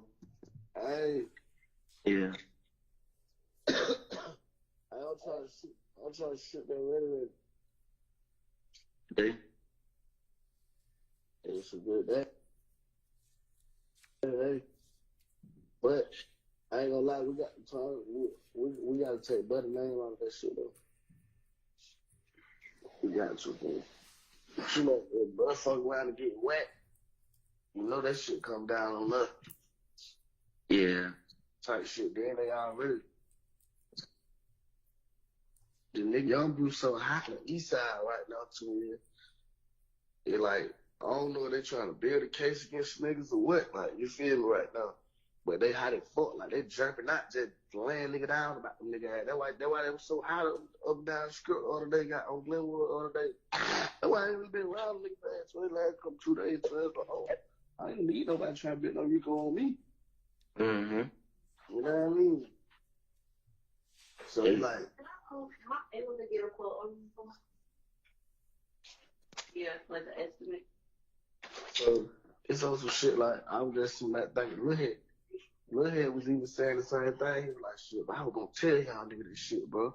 That y'all probably need to say bro name, bro, cause his ass finna be gone. And even if y'all drop the song now, he get gone, gonna look like somebody had something to do with it. We drop the song later. I mean, you know what I mean? Yeah, you damn sure right. We just gonna take the nigga name like this shit. We just gonna take, I ain't even scared shit, still fuck them niggas, you feel me? Just some smart shit, cause I don't think them niggas will put a song out there without that. Well, at least we just switch it up, you feel me? Mm-hmm. Even if we say that, like, we don't be Leaky 50D, get in Shell, say something different, like, you feel me? Shell got that, Shell don't want that, or some shit, you know, because I don't give a fuck, we say the same thing, I don't give a fuck about saying name, but I don't want to, you know what I mean, tie shit in. Alright. Yeah, we'll do it then. Tell them all. I don't think you're ready to get up and shit in a minute. Okay. And Your Honor, you heard they're talking when they say the line has something to do with Shell, and it's the state that they're talking about Shell Cal, who comes up repeatedly in this case, and is someone that YSL has been trying. You know, there's violence from January of 2015 until this call was made March 29th, 2022. And so Shell Cal's name comes up repeatedly throughout. And some of the social media I'd referenced about disrespect when individuals get murdered, Shell Cal's social media posts are a part of that will come up in Shamel Drinks. So that's why the state wanted to play this portion, is really for the non-hearsay purpose that they are thinking through, you know, they discuss the lyrics and how it can impact literally the police, because they're like, if he gets killed, it's going to come back on us. They're going to look at us. So we need to take his name out. So that's why the state wanted to introduce that. Okay. Anything from the defense on this? Well, if I am not mistaken, it's being offered for as non-hearsay. And if it's offered as non-hearsay, it's not offered for the truth of the matter asserted, and therefore there needs to be an instruction saying you can't consider this conversation for the truth of the matter asserted. So I am a little puzzled as to that issue.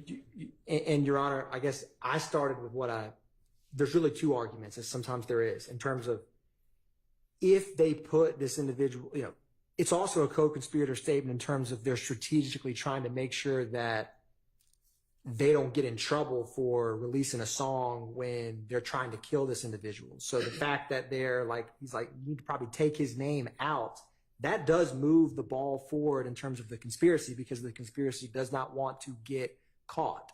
Because if it does, it can't continue as well.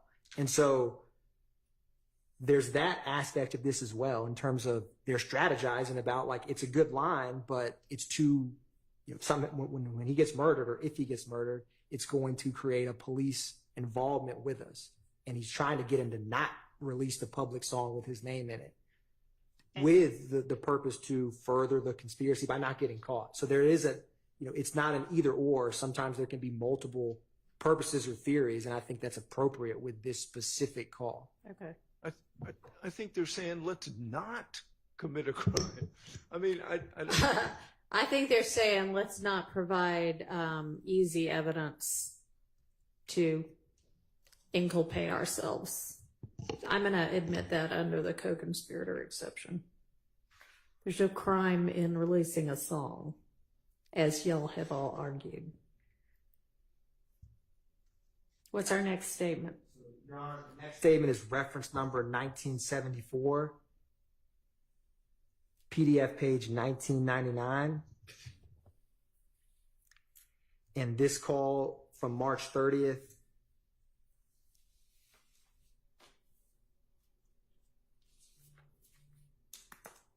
There's reference, so again, this call references Blizzy, who I've discussed with the court earlier. And it also references there's a reference to a street name of Haiti, which is a YFN member, Mr. Higgins, that is also connected with the killing of Mr. McMillan and Mr. Ford. And so we're going to play this entire call. And on this call, Garlington also references, he says SB, talking about defendant Stillwell's cousin, who's a female, was followed by a black Durango. There is, the murder of Mr. McMillan and Mr. Ford is not solved, but the black Durango, there's referencing to it in a couple wiretaps because they believe that that vehicle was involved and is associated with the rival gang. And also, Garlington tells the other party again, he's mentioning running into Little Blizzy. He didn't have the fire on him, and then he gives the address of where he was staying that night.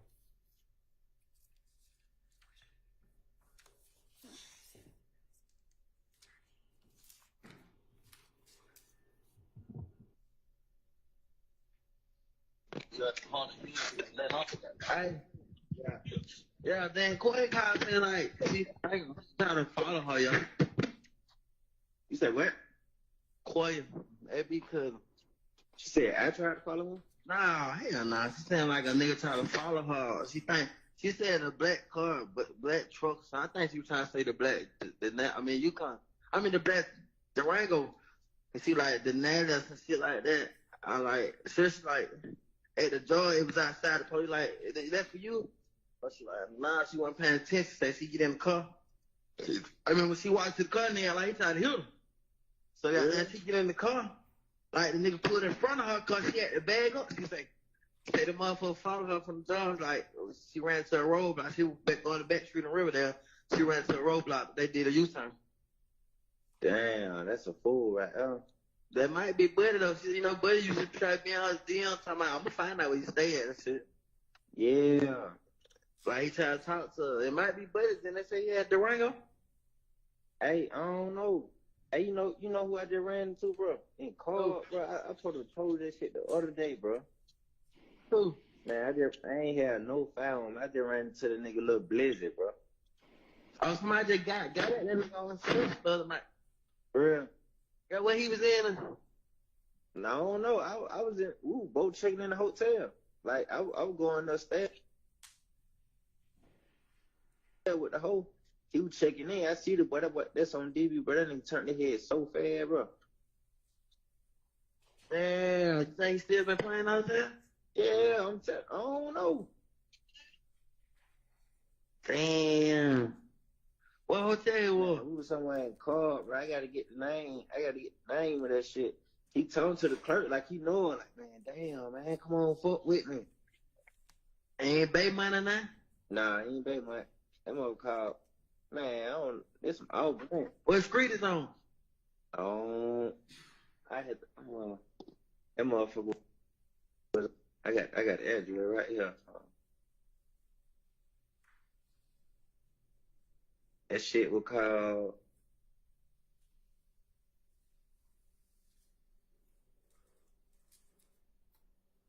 $3380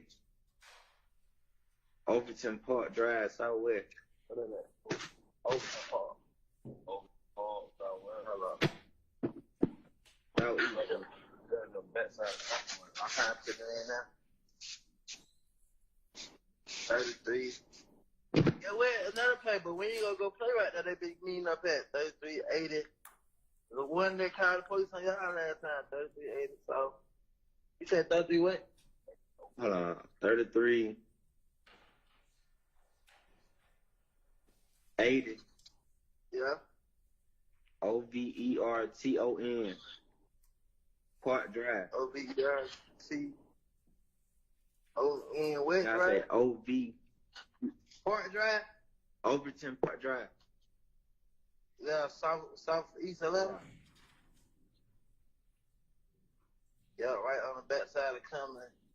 Cumberland, Engine Park. Yeah. Go make the left. Go make the other left. Come back now. Yeah, we got him. He might be playing like that because, he's scared. He just got spent, him and Hayden, like two more little other niggas. Got spent there and ran on something. For real? Mm-hmm. Yeah, I ain't even know that. Yeah. We ain't trying to play that. Yeah. They got to go. So Your Honor, the black Durango was associated with the shooting at Waters Road on March 16th. I misspoke when saying the Ford McMiller double homicide. So, Deputy Hill, actually, it's connected with both the murder of Mr. McMiller and Mr. Ford and the Waters Road shooting. So I wanted to clarify that. And also, Your Honor, there's a reference of getting the address where an op was the night before we got him. And so this discusses past events of running into a rival gang member at the hotel, but also references, be on the lookout for this black Durango, and also has references for future conspiracy activities of getting addresses of opposition gang members. The state does not know exactly who Mr. Garlington is speaking with, but a conspiracy can be furthered because Garlington gaining this information and discussing this still furthers the criminal street gang conspiracy. But I wanted to give all that information to the court. All right. Thank you. Borrow Mr. Harvey's term about nested hearsay. From my understanding, this call, and I'm going by the state's notes as well, this call has Garlington relaying what SB's cousin, that would be my client's cousin, said to him about being followed. That would be hearsay within hearsay. So I'd ask that anything involving what was said by my client's cousin be redacted. This again has been put in writing in the state's brief. I wanted to find it, but in terms of co-conspirator statements, you do not have to search through time to, there is not a double hearsay exception or objection that if something is a co-conspirator statement in furtherance, the speaker making it, you don't have to determine if they have personal knowledge or not personal knowledge of it, because the statement itself is in furtherance of the conspiracy. And I will find the case law to back that up, but the state has briefed that issue in writing in the initial, and I'll find the date, kind of general co-conspirator brief. Mm-hmm. And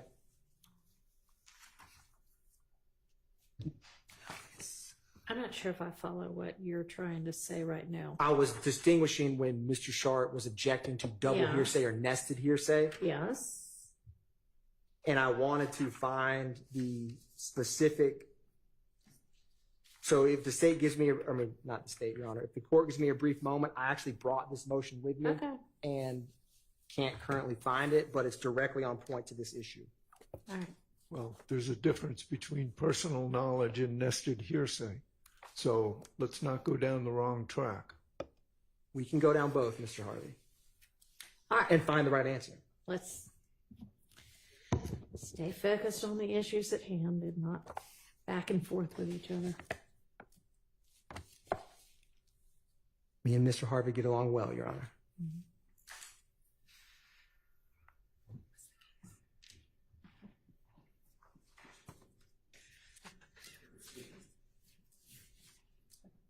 Let me see.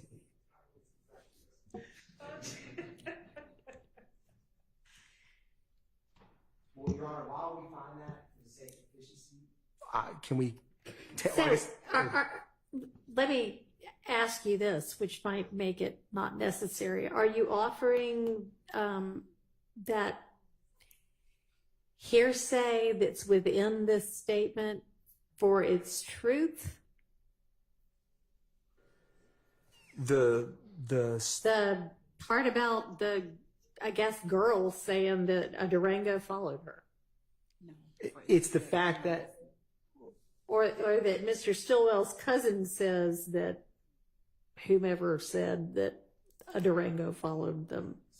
Your Honor, it is for them discussing the black Durango, because the state doesn't have any additional evidence that like that black Durango on this day and time was outside about to shoot someone. So it's the fact that they're discussing the vehicle that's connected with the murder and the Waters Road shooting, the fact that he's discussing in opposition terms Little Blizzy, and the fact that they are discussing whether they actually got the address and found the opposition member or not.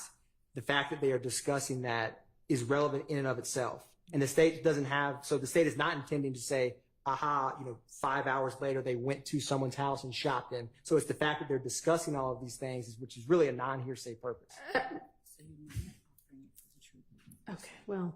To answer the court's question, Your Honor. Not sure it answered the question, but what I take from that is that your answer would be, no, we're not offering the nested part to establish that somebody actually followed her in a black Durango. Is that true? Yeah, correct. We are not. In which case, that is not hearsay.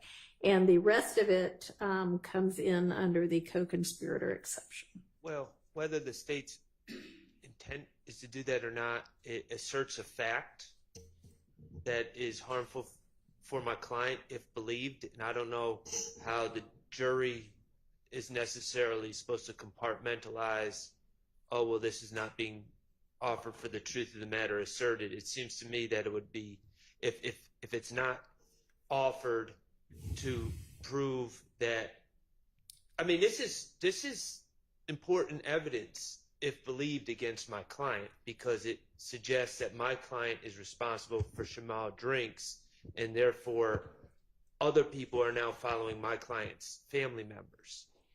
So it's not just a little deal in my mind.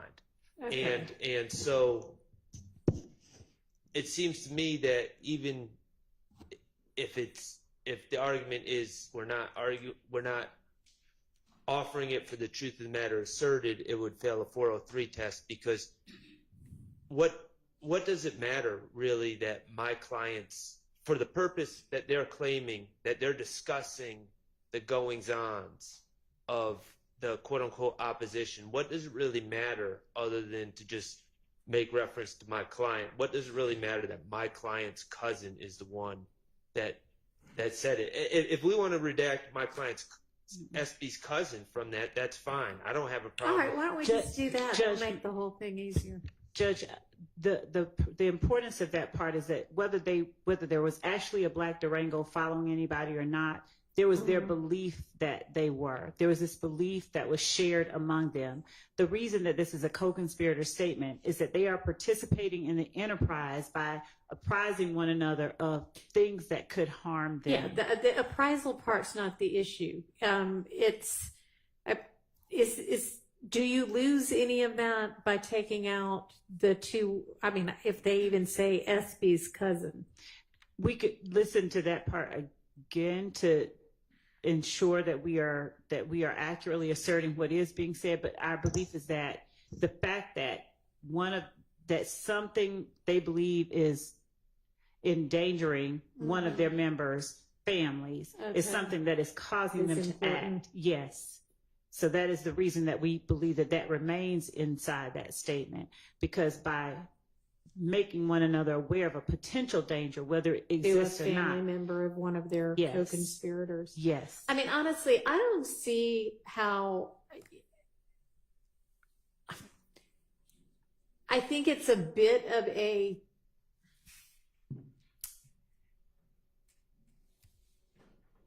It's not that it's a stretch. It's that you'd have to pile like one building block on another to get to, if some bad guy out there is following a cousin of your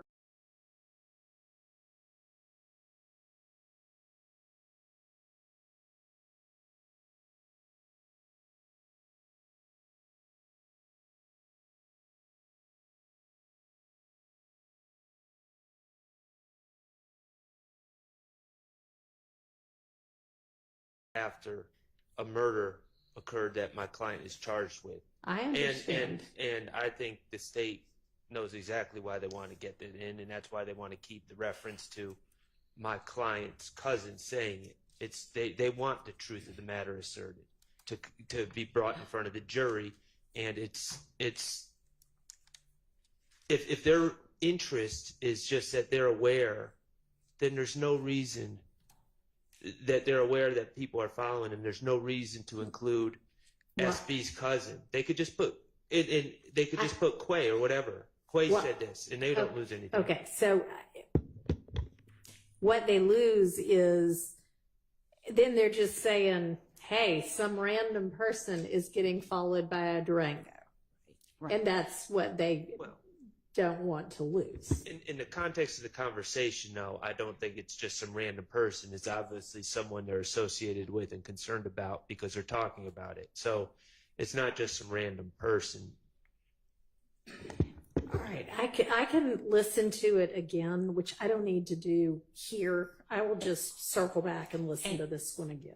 And Your Honor, I'd also point out that Mr. Shard is making a 403 argument, and given that there's nothing about this belief on their part that is substantially more prejudicial than probative of the fact that they believe that this Durango is following a member or a family member of one of their group, and that belief is being shared, and in order that they do something, that they act accordingly. They're participating in the enterprise by...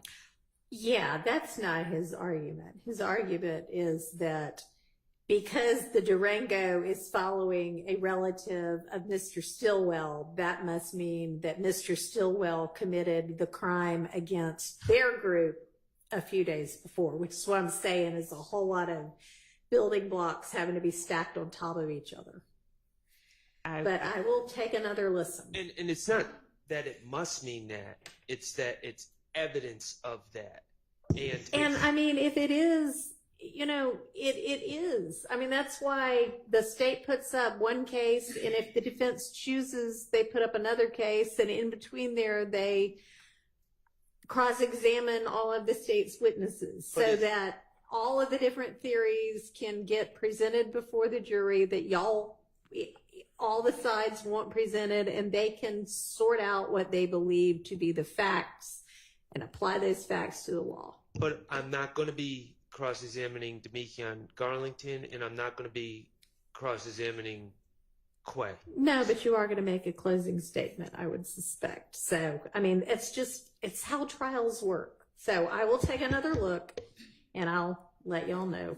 Thank you, Judge. All right. Your Honor, the next call we're turning to is reference number 2119, PDF page 2145.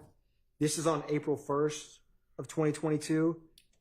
And the state, this is defendant Stillwell on a contraband phone talking to Demekion Garlington about a number of things. He discusses, so there's a lot of discussion about the Shamel Drinks murder we're going to ask to play this entire call, but defendant Stillwell says he doesn't know why Miles got out of the car, referencing to Miles Farley. And Miles Farley was arrested April 1st as well, which is the same day that this call was made. He also discusses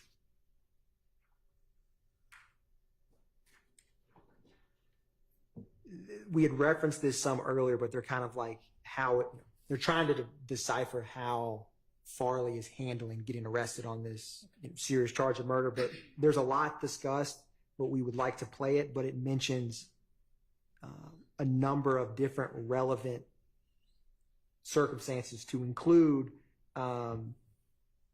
defendant Stillwell tells Garland that it's ugly and he needs him.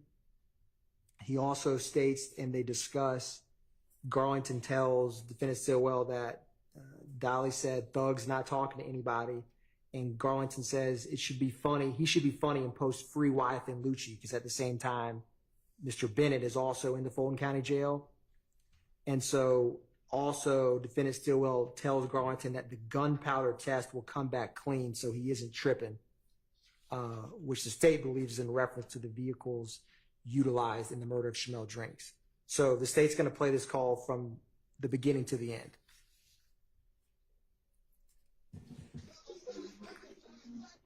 What's up, bro? What's up? Heavy. Say what? Heavy. What's up, man? What the hell going? Man, shit, right here, listen to this new weapon. Huh? I said, right here, listen to this new young boy. What you got going? Can I? Yeah, you know I can't hit you on that other phone. Shit, bro. I'm on that motherfucker. For real? Are you on? Oh, this another one? No, it's Yeah, that's what I'm saying. Yeah, bro. I know. I ain't just like FaceTime her today. That's what you like. I tell her I ain't got it. I really can't respond, so I just like, yeah. I can't, man. That motherfucker, I don't fuck tripping on that motherfucker. For real, man. Yeah. I said one shit. I said shit. I'm gonna go straight to my grandma house. I had stay out of that motherfucker. Yeah. But she told me they had to move your style. Yeah. Right now, like what? Don't know it inside. Nah, I'm with Fred. You with Fred? Yeah. Oh yeah, for sure. Yeah. And they done it for it. They do. Yeah, they. Damn. Somebody said it. T-Rock was up there with you or something? Yeah, T-Rock was downstairs with me. Yeah, cause somebody asked me in the hood. They're like, bro down there with T-Rock. I'm like, I ain't know T-Rock locked up. Yeah. What the hell was going on? Everything. What the hell? What's up with Trump, man? What the hell he talk crazy like that? What do you think? Just talk crazy, man. All that little shit there. You talking crazy about Mal? Nah, it's about me talking about Mal and shit. But I ain't on TV. I ain't heard that. Yeah, it's a lot of little shit I told boy. Yeah. Had me blowed. They blowed? Had me blowed. Oh yeah. I ain't talked to him, but that's the only person that be talking to is Mal. Yeah. Like, he be asking me like what's going on. I'm like, shit, I don't know.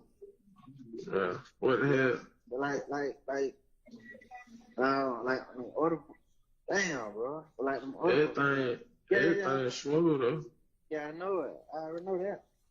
They just got down. They on Mal though. Yeah. Cause I don't know why the fuck he didn't get out the car. Yeah, that's what I'm saying. Like, that's what I'm telling folks.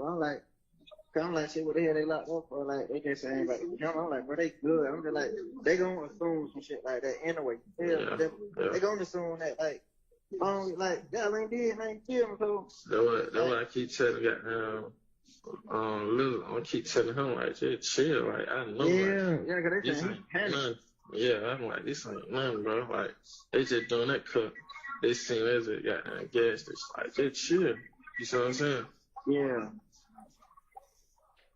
Hell yeah, man. That's what I'm telling. I keep telling my the same shit. I'm like, listen, bro. Just like you, like, bro. I'm telling probably in the cat. Listen, bro. No. Just tell him before you want to talk, bro. Like, man, listen, bro. I told Baba, I'm like, hey, tell buddy, do the same thing I did when I went in there. I told him, for, hey, I want to see my lawyer. I'm going to say nothing else to me. So he got to do the same shit. Don't say not one word. Yeah. You down what they try to portray or what they say, man. Don't say shit. Yeah.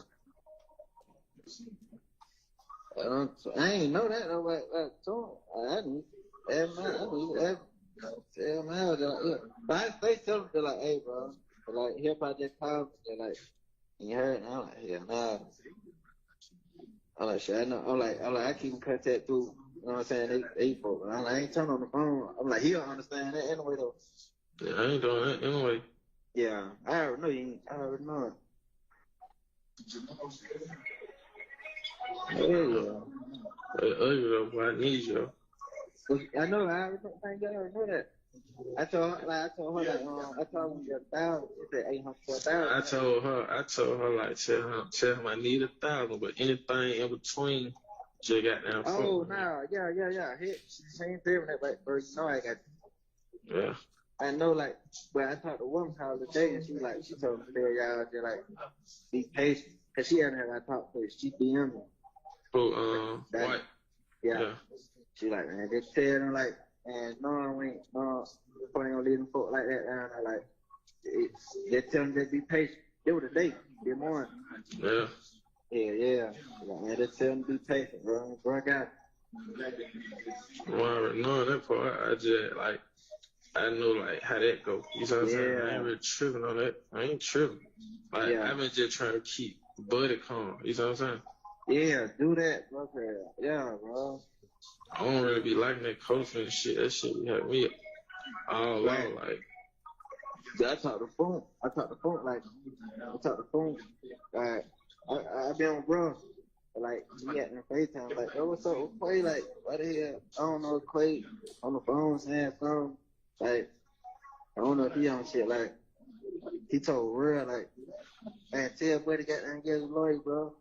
We did that shit for him. He paid, you know what I'm saying? What? Yeah, that was phone told me. He like, bro, tell him, chill out, man. Nah, I ain't know that about that. Yeah, then we out downstairs. He was like, yeah, they was on the cell phone. I ain't even say nothing. I'm like, I know I ain't even upstairs. I'm like, ain't even got access to no phone. Hell nah, it wasn't nothing like that. I don't think he said no shit like that though. Yeah. But then I thought what Bella was telling me something about what the hell she saying, foreign farming. Who? She told me they something about foreign farming. Okay. Yeah. She really kind of telling me to be careful. I was a little corn out. And they would a little nigga. I ran into the boy a little blizzard by myself. Yeah? Yeah, I ran into him. Yeah.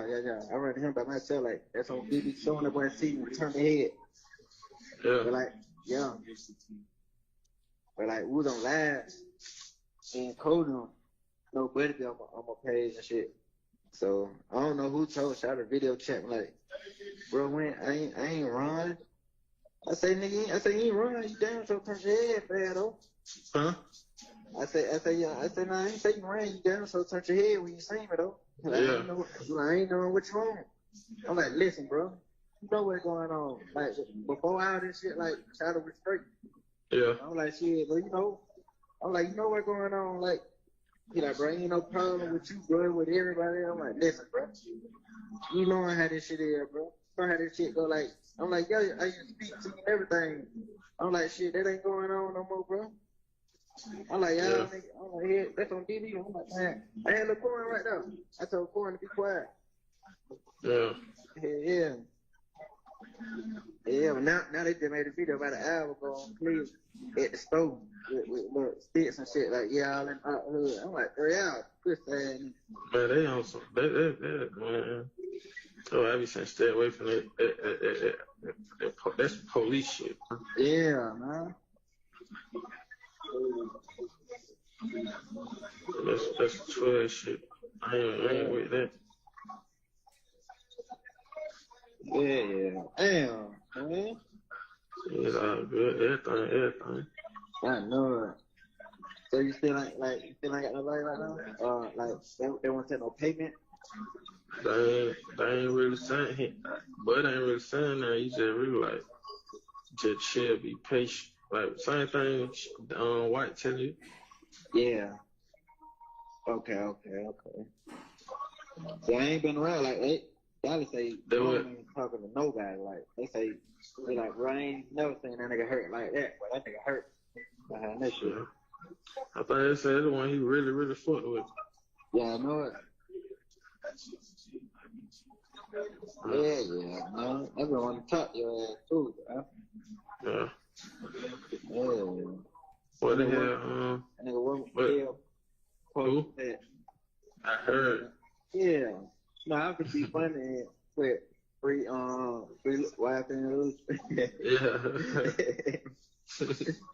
Yeah. All right. They had no talking about that shit. I'm like, man, that man helped 12 in here. Man, what? Bunk them say they call him. Bunk be slam on him. They say he working the police and the gang shit. Like, they say, like, he got police, like, he probably don't know, but, like, they, no folk, like, they watching his ass. Yeah. Yeah, like, they bonded his ass. Mm-hmm. Yeah. So they said they were gonna do it. We got, 12 pulled them over or some shit.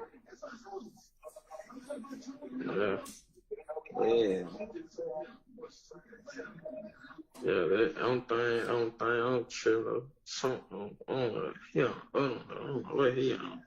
Yeah. I'll tell him boy about this shit. I was like, man, he was like, you ain't gotta tell me, I already know, like, home be got tripping. Yeah. Like, on the other one, like, people like, man, you know, I stand on more, man, I fought with, but home on the other, I think about that on some female shit. Man, where? I don't know, man.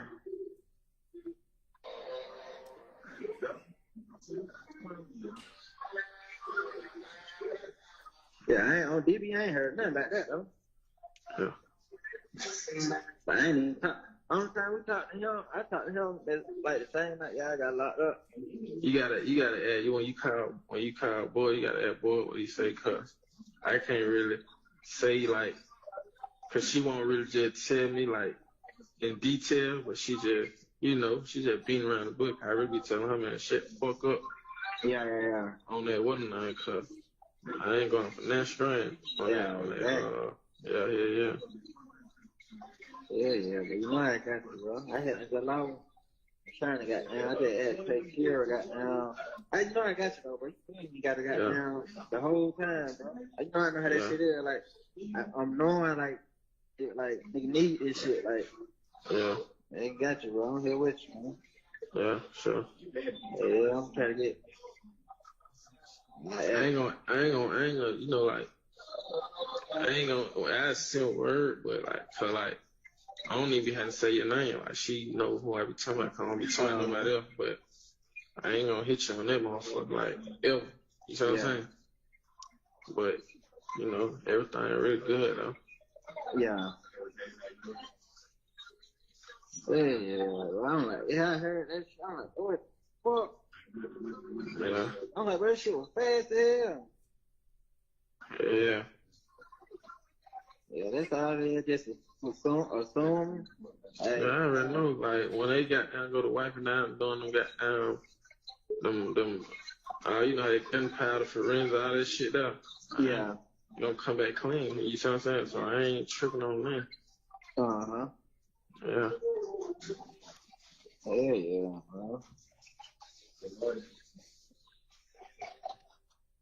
Yeah, man. What the hell swimming on? You still in the yo? Yeah. Okay, what is that? You know what's what? LT. Who? Yo folk. Yeah. I was there with him yesterday. Yeah. Yeah, he got now out of town now. So he's gonna get ready to come back. I was gonna lie with the guy. Yeah. You ain't talked all night. That's a night crazy, bro. Yeah, I just talked to her today. I talked to her today. Man, that'd be crazy. I was telling her, I'm like, he on the cell phone, like, he probably be over there, like, what not? She like, what? So you think you gonna tell on me? I'm like, man, hell nah. She can't. I don't even be texting my ass back no more. But she be texting on, like, on tablet and shit? Yeah, I don't even be responding to her. That's crazy. Yeah. Hey, look, I'm finna get bro back your phone, right? I'm gonna get up with you though. I do that, man. I got you. Love you. All right. I love you too.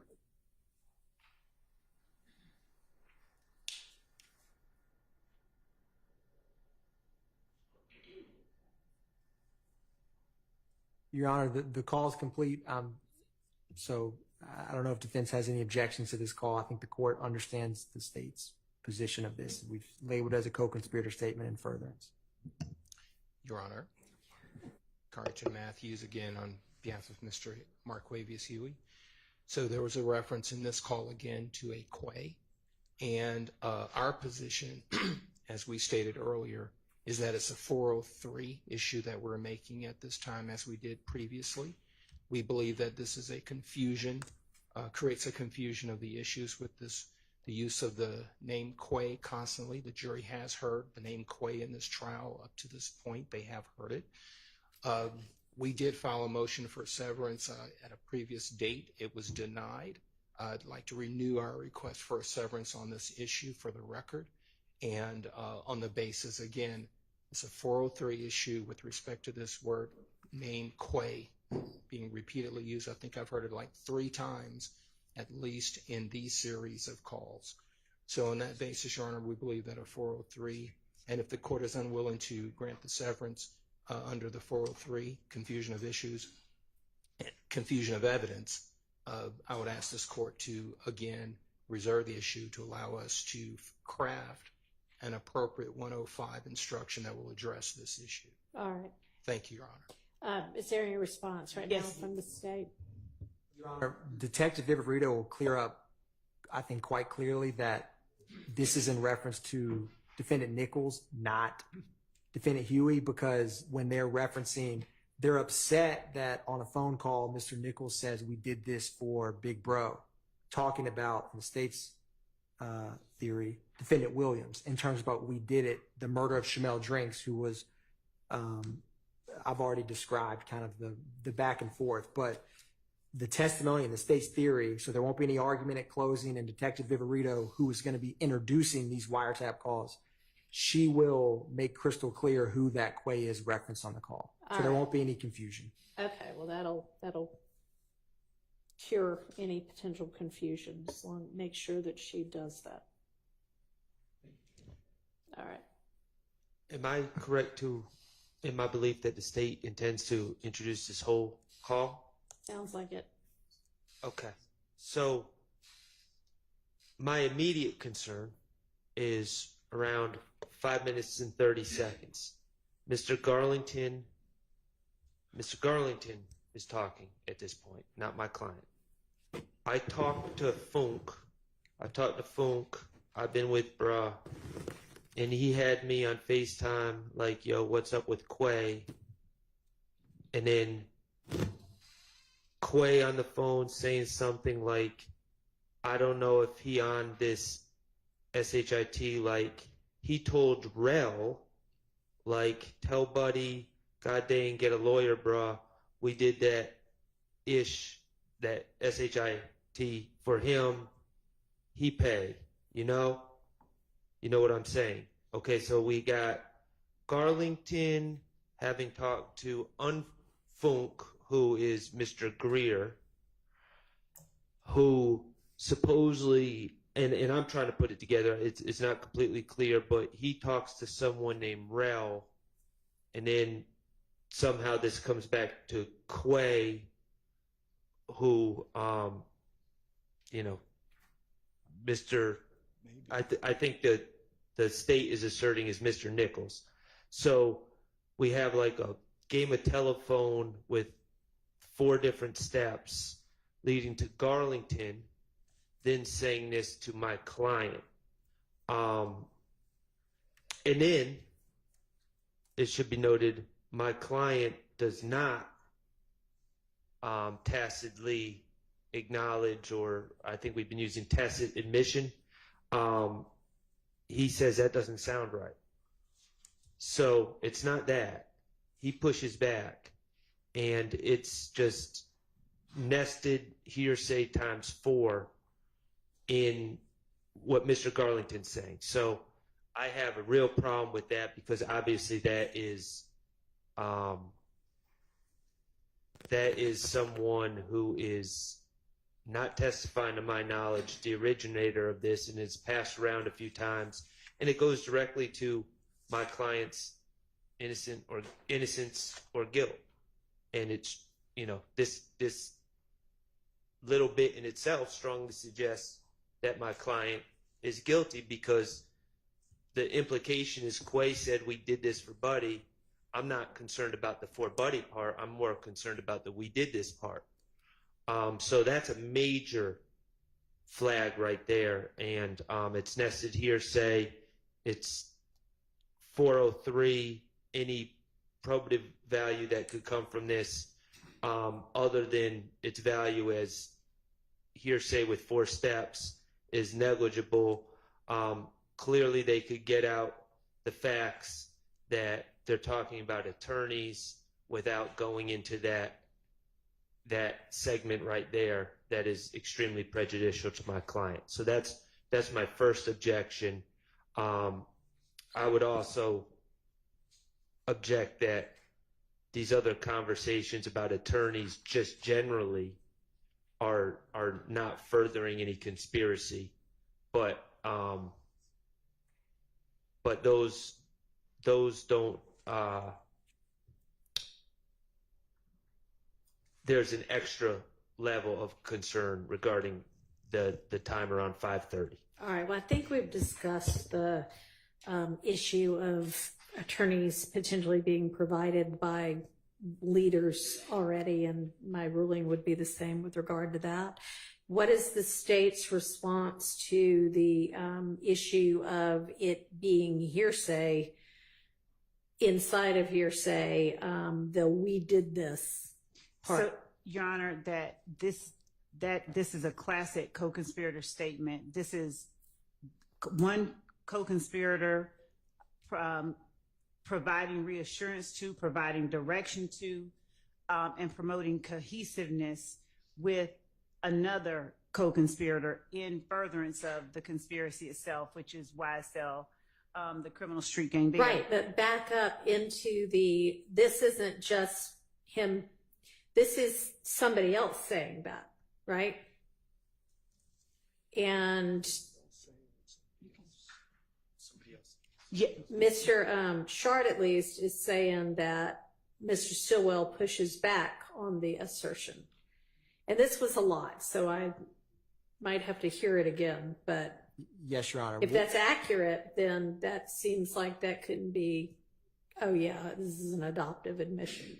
So, Your Honor, a couple things. One, defendant Stillwell was quite upset that Mr. Nichols made that. So the fact that Garlington and defendant Stillwell are discussing that, they need to know what's said on jail calls. They need to know who's talking to the police. They need to know who may fold, and they need to keep tabs on both members in jail and outside. So when they referenced earlier about Mr. Farley and how is he doing, and he needs to, yeah, that's not the part that they're raising, that Mr. Sharp's raising an issue about right now. You're specifically discussing, Your Honor. So defendant Nichols saying we killed him for bro, and Mr. Sharp saying cannot come in this conversation with his client, Mr. Garlington, when they're discussing the intimate details of the murder that they did for bro.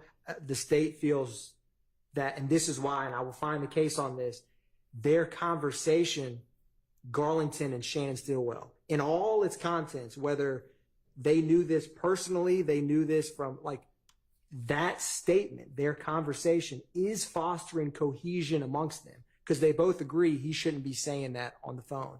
And that's where co-conspirator 801D2E is a little bit unique, where this nested hearsay, if it's deemed a statement in furtherance of the conspiracy, keeping abreast of the crime, future, past and or future activities, fostering cohesion among street gang members, that type of analysis is incorrect. If you deem that statement and them discussing what one of the other co-defendants did in the murder that the state indicted both defendant Stillwell and Mr. Nichols with, and Mr. Garlington with, I think it is classic co-conspirator hearsay, which takes aside Mr. Sharp's objection. The nested hearsay is not an appropriate analysis if you deem that statement, which the state believes it is co-conspirator statement. That's the state's position on this nested double hearsay. I really need to see your case law. Yes, Your Honor. I think that's just an incorrect statement. I would be surprised that it just makes what would otherwise be a valid evidentiary objection disappear. Maybe it does. And so if it's hearsay, and I'd have to, like the court, I'd have to hear that little part again. But if they're saying that it's hearsay, that Mr. Nichols' statement about what they did is hearsay, and Mr. Stillwell is on the call. Right. Right? Yeah, this is Garlington and Stillwell. Right. And when he says that his client pushes back, he's not saying we didn't kill him. No, I don't know. But let's hear it again. There was a lot to unpack with this. Maybe it would have been better to take this in sections. He says that doesn't sound right. And to push back, you don't need to repeat everything that was said and said, no, that's wrong, no, that's wrong, no, that's wrong. I mean, it could have been in reference to whatever the arrangements were for an attorney. I don't know exactly where that came. But let's start with the proposition that it's Garlington and Shannon. Garlington is talking about talking to Funk, who had him on FaceTime, and that's what Mr. Nichols allegedly told Rel, which was repeated by Funk to Garlington. So, I mean, we're talking about layers upon layers. And this is the classic nested hearsay. You can't just say, if one statement, the first conversation comes in, everything else in the world comes in. It doesn't. Well, I don't think it does, but the state seems to think that there's law that says it does. So we're going to let them find that. And so can we play it for the pen? And if you just want to point me to wherever the original motion is or response is, I can read it on my own. But I mean, if that's easier than you trying to find it right now. Your Honor, I'm trying to find both the date and the motion itself. And they be patient. They were the date. Good morning. Yeah. Yeah. Man, just tell them to be patient, bro. Bro, I got it. Well, I already know that part. I know how that go. You know what I'm saying? I ain't really tripping on that. I ain't tripping. I've been just trying to keep Buddy calm. You know what I'm saying? Yeah, do that, bro. Yeah, bro. I don't really be liking that coaching shit. That shit be having me all out. I talk the phone. Like, I be on bro. Like, he got in FaceTime. Like, oh, what's up with Quay? Like, what the hell? I don't know, Quay on the phone saying something. Like, I don't know if he on shit. Like, he told real, like, man, tell Buddy got there and get his lawyer, bro. We did that shit for him. He paid, you know what I'm saying? What? Yeah, that was Funk told me. He like, bro, tell him, chill out, man. Nah, I ain't know that about it. Yeah, then we out downstairs. He was like, yeah, they was on the cell phone, but I ain't even say nothing. So I'm like, I know I ain't even upstairs. Can you play just maybe the last 30 seconds again?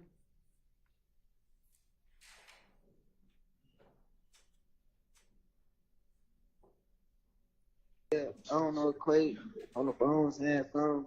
Like, I don't know if he on shit. Like, he told real, like, man, tell Buddy got there and get his lawyer, bro.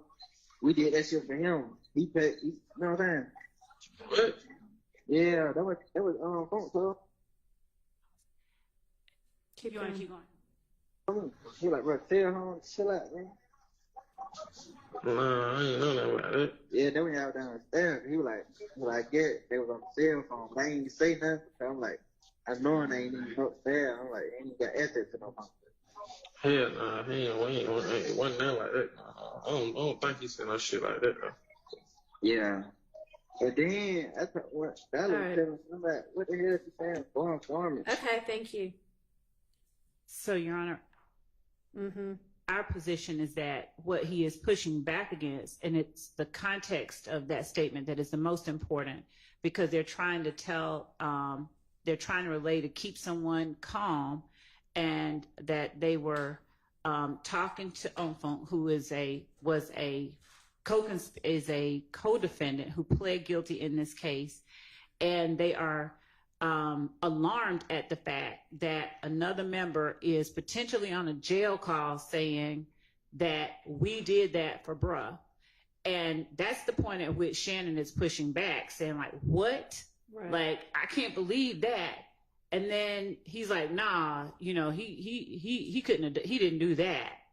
And the other guy says, you know, I don't know, he could have been on a cell phone or what, but that's what I heard him say. So his alarm isn't at, he's lying on me. His alarm is that, and this is what we would argue, of course, anyone can make their own arguments at trial, but we believe that this is what the evidence shows, that the alarm is at the fact that this person on a jail phone is saying something highly incriminating to them and sharing this information between them all.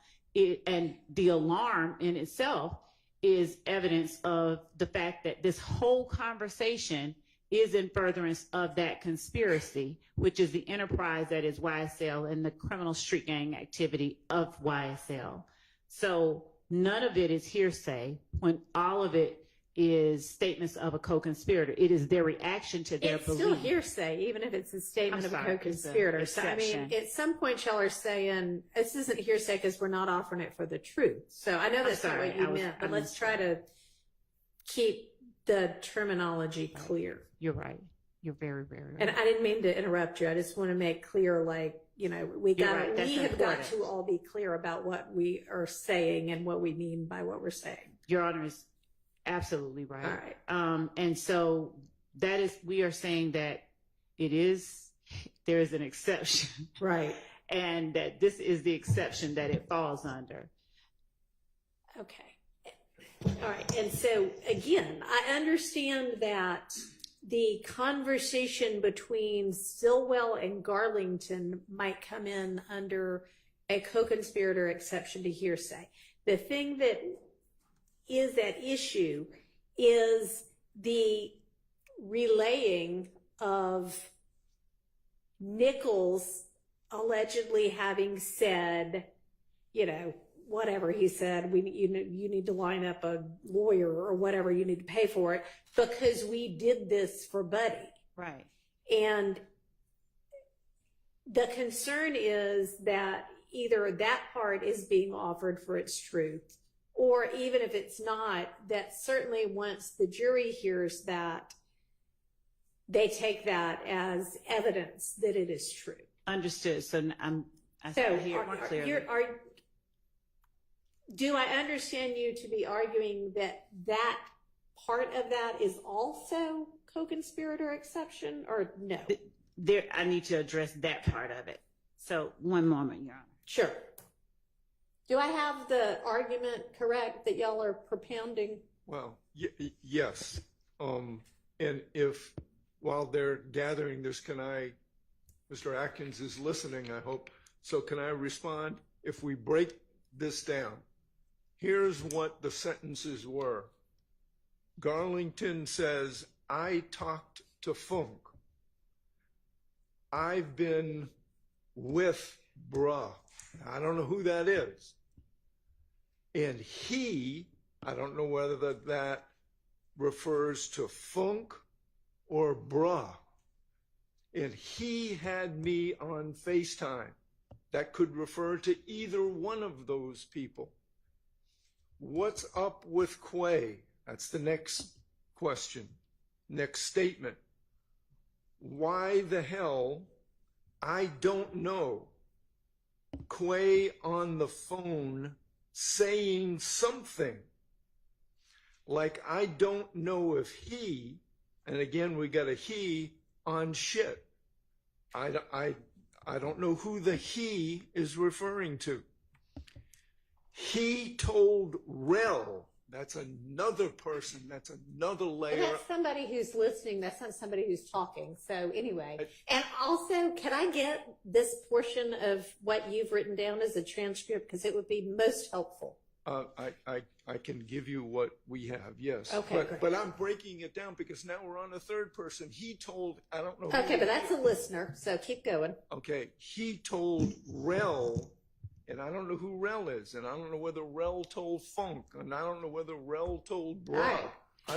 We have no clue. Okay, but keep going. Okay. He told Rel, like, tell Buddy, god dang, get a lawyer, bruh. We did that shit for him, he paid, you know? And then Garlington says, you know what I'm saying, to Garfield. To Shannon, I'm sorry. And Shannon says, what? And Garlington says, yeah, that's what Funk told me. He was like, tell homie to chill out, bro. Now who's homie? And who's the bra? I mean, we have so many layers of unknown, and nested hearsay is exactly that. That's the whole point. Okay, so the short answer is yes, I've got your argument correct in terms of understanding what it is you're arguing. Yes. Okay. Your Honor, to be clear, because I may not articulate this well, my position with what Mr. Harvey just broke down, at least what these statements they say. Yeah. Funk, who was a defendant in this case, and the state believes was a YSL street gang member, him telling Garlington that Nichols needs to chill. Funk isn't charged with the murder of Shamel Drink, so him telling him that is a statement in furtherance of the conspiracy. Nichols needs to chill. That's not what I'm concerned about. Yes, Your Honor. Okay. I'm concerned about the Funk saying, Garlington saying Funk told him that Nichols said he needs to pay. We did this for him, so he needs to get us a lawyer. And Your Honor, the state feels. But said it to Rel, not to It Funk. doesn't matter who he said it to.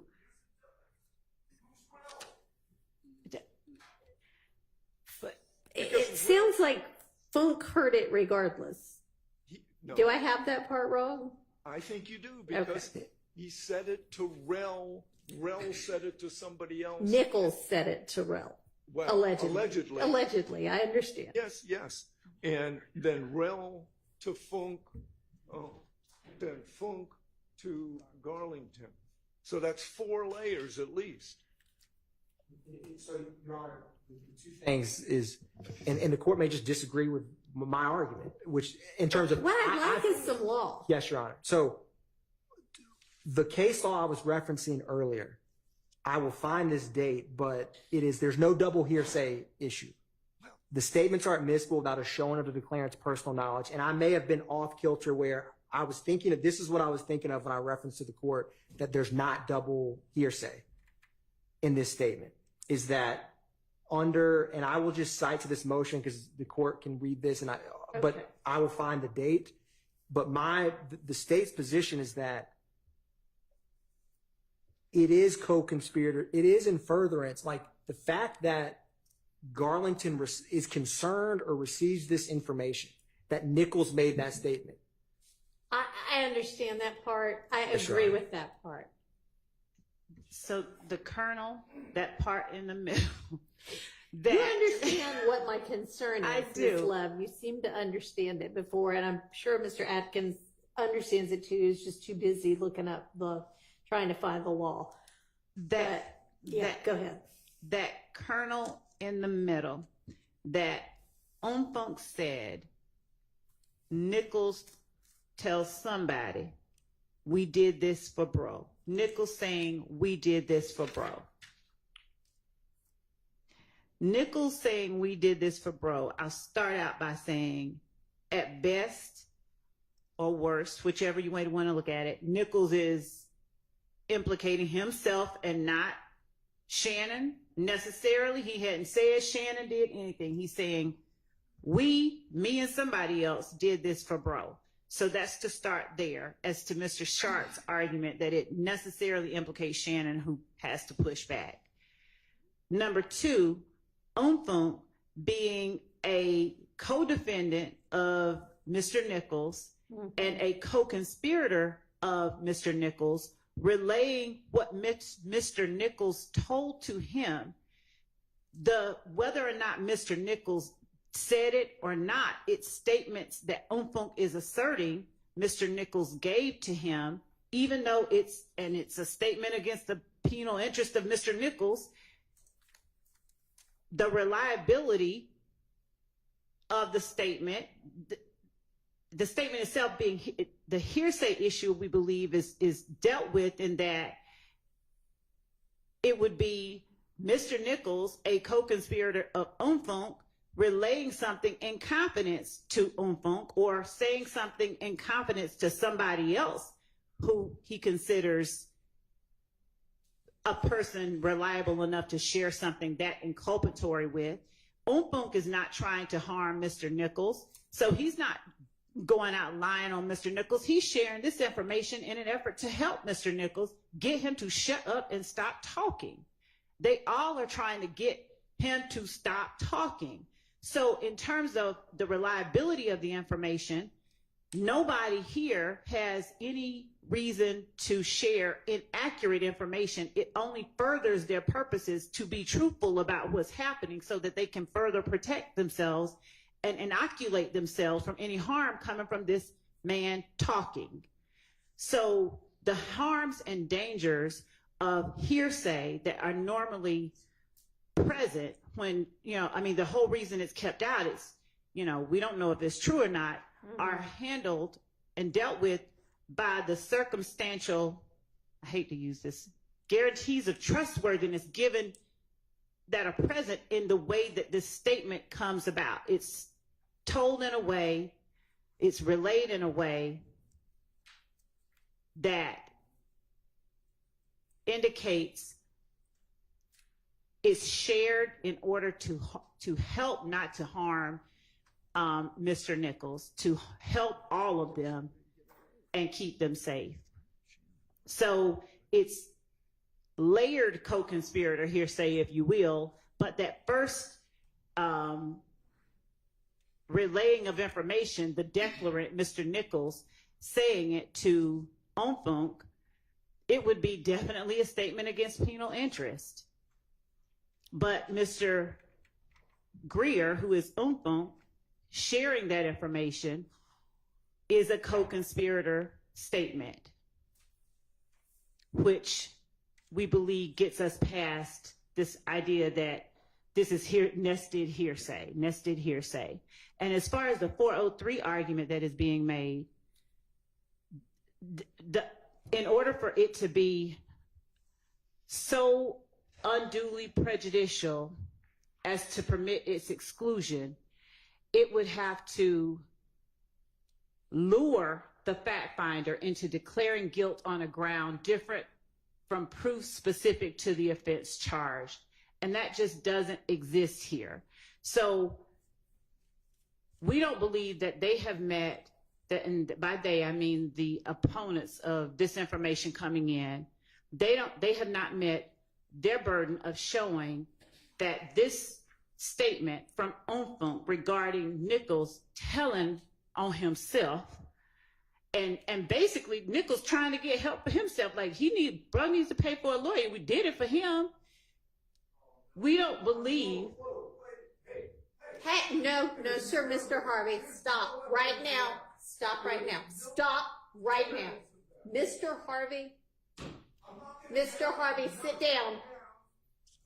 I am not going to have you interrupt court. You may object in just a moment. We will get to your objection in a moment. Go ahead. Thank you, Your Honor. There has been no showing that this information is so substantially more prejudicial than probative that it should permit the exclusion of what we believe is obviously relevant evidence. Okay, thank you. Mr. Harvey, your objection.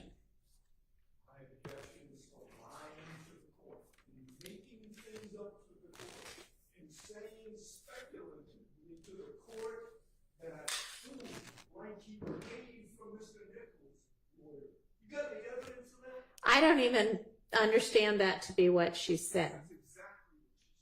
Okay, well, the record will reflect what she said, but I understood her to be talking about what was being said within the context of this conversation we just listened to. Your Honor, just yes.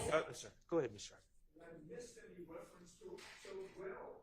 Well is the person to whom this allegedly. I'm going to listen to it again, offline, not in court. Your Honor, this is where I'm at with this. Just because the state says something is so doesn't make it so. I understand. And the state is saying, oh, well, this was done in furtherance of the conspiracy. This was done in furtherance of the conspiracy.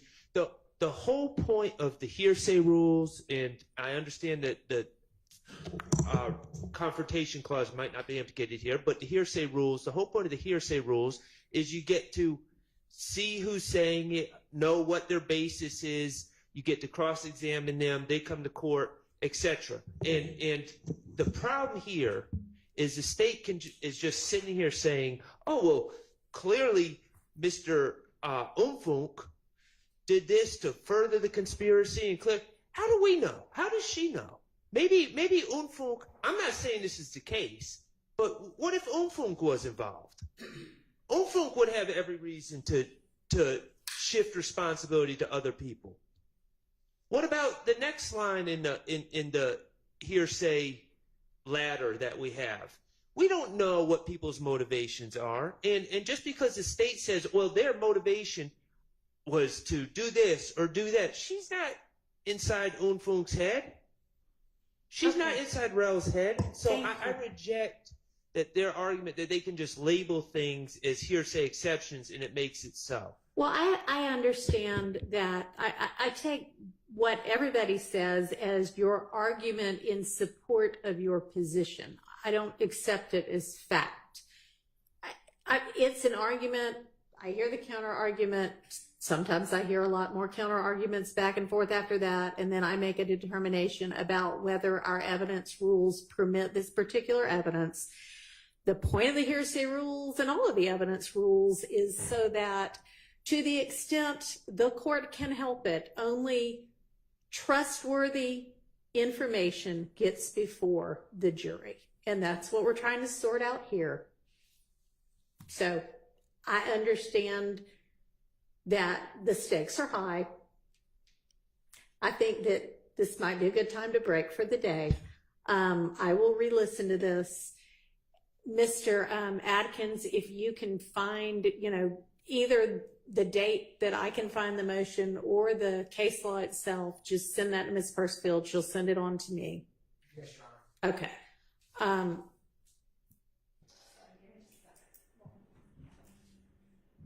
And I will try to get the court and send to Mr. Atkins what I read to the court as the transcript of that. Would be great. I appreciate that. Thank you. All right. All right.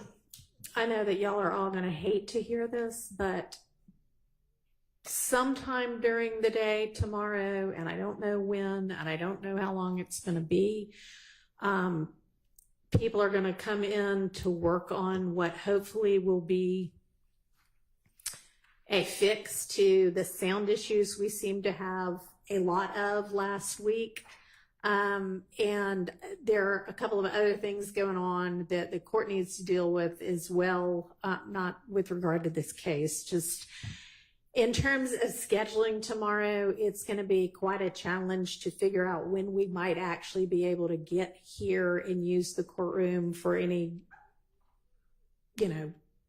amount of time that will be worthwhile. And so we are not going to have a court day tomorrow.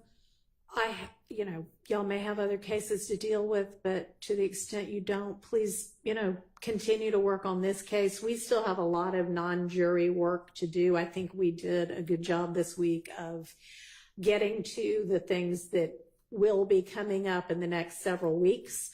So thank y'all, everybody, for working hard on that. And we're going to have to circle back on, the stuff that is still facing us in this wiretap and some other things. I understand the state is going to get witness 61 through the end, and the information about the exhibits generally coming in with those witnesses to the defense by Monday. And I will see everybody Monday at 8:45. We'll have the jury back with us then. Okay? Anything anybody needs to put on the record before we adjourn for the day? The question, Your Honor, we were internally, we wrote down the dates that the court said that we had admin days, but as I was speaking with one of the counsels for defendants, she and I, my team did not have the same recollection, was that there was another period of time that the court had mentioned that we would have the ability to further make these arguments. Was this the only week? This is the only week so far that I know of that I have established. I mean, I didn't establish this week, but I have not established other dates that we're going to be in court without a jury. We are going to have to determine what those are because we clearly need some more of them. But the dates that I've given to y'all and to the jury so far are dates that the jury will be out and we also will be out. So I'll just have to, I know one of the things I need to do is figure out some more in court for us, but non-jury dates. And I anticipate some of them will be maybe the